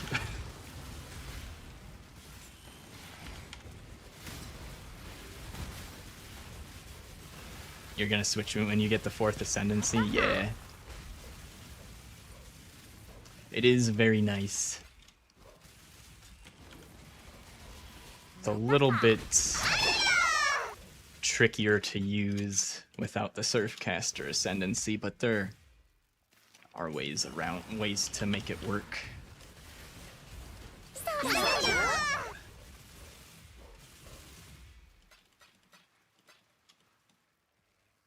Brain needs to take a nap. All right, have a good night, Mikey. Thanks for hanging out. Made the stream go by fast. Appreciate ya. Have a good sleep.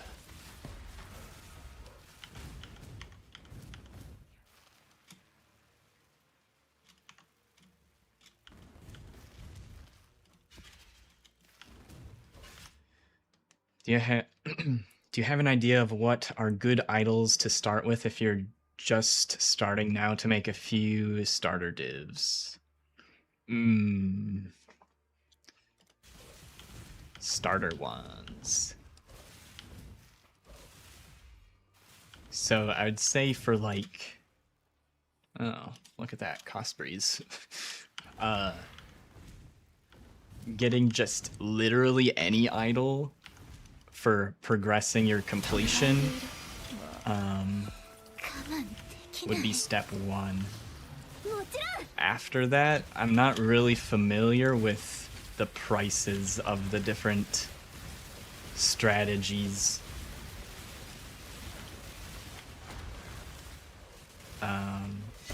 If you can get, I think Strongbox is probably one of the 2 most expensive ones, but if you're able to find any cheap Strongbox ones, those will be nice. Otherwise, I started off with Harbinger. And I think those are probably not too expensive. So start with literally anything so you can get map returns and get your map completion. And then once you can get a little bit of currency scraped together, maybe try Harbinger or Strongboxes if you can get them cheap.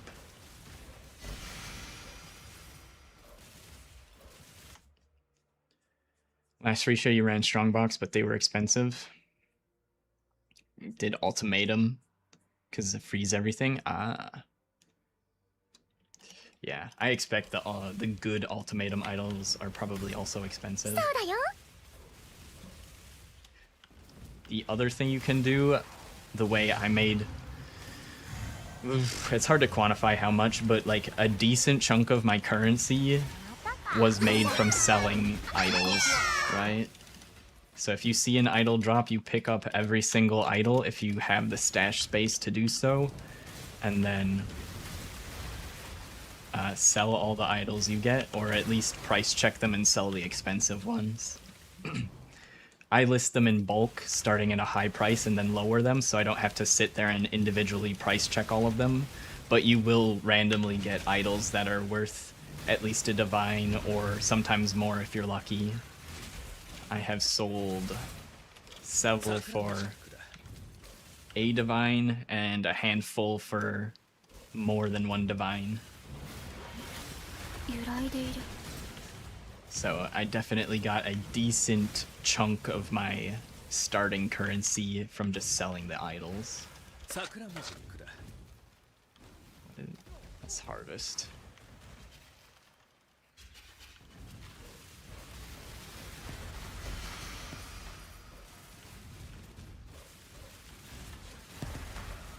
Yeah, I generally don't like Ultimatum. It's just a preference thing for me, but if you like running it, I know it's lucrative. It is very strong in Phrecia, that's for sure. I'll just come back in for that.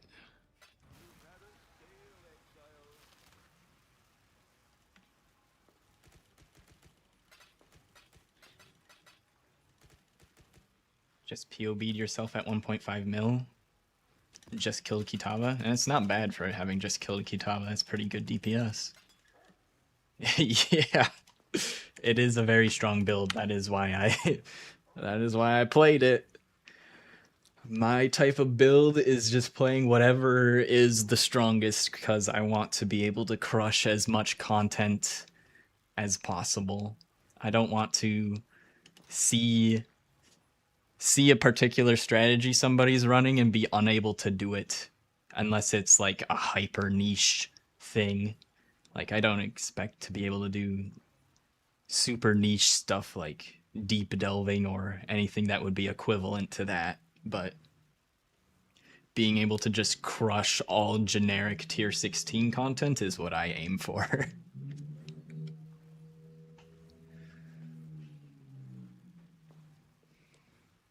I've been telling this to a lot of people that ask about Surfcaster and Exsanguinate mines, that I picked it because it's so strong that I feel like I could play the build without putting in any ascendancy points, so that's why I picked it. It's like, even if none of these ascendancy points are helpful, which they are helpful, but even if none of them were helpful, this build would still work and it would still be good.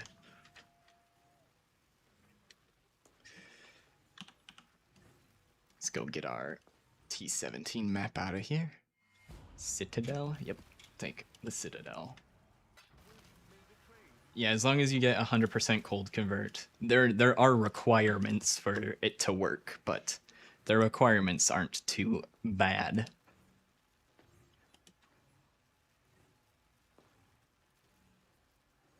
Cold damage can shock is the best.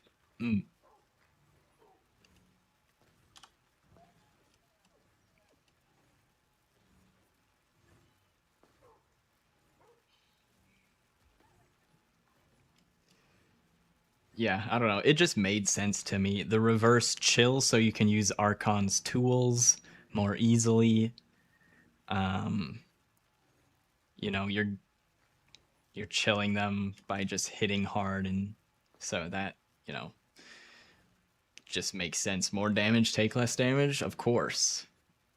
And then the conversion makes reaching 100% conversion even easier, because you can double convert with this passive, which is how I'm getting 100% right now. So you can convert your fizz to lightning, and then the fizz you converted to lightning is then converted to cold through this. So you get more options for the conversion. It's nice.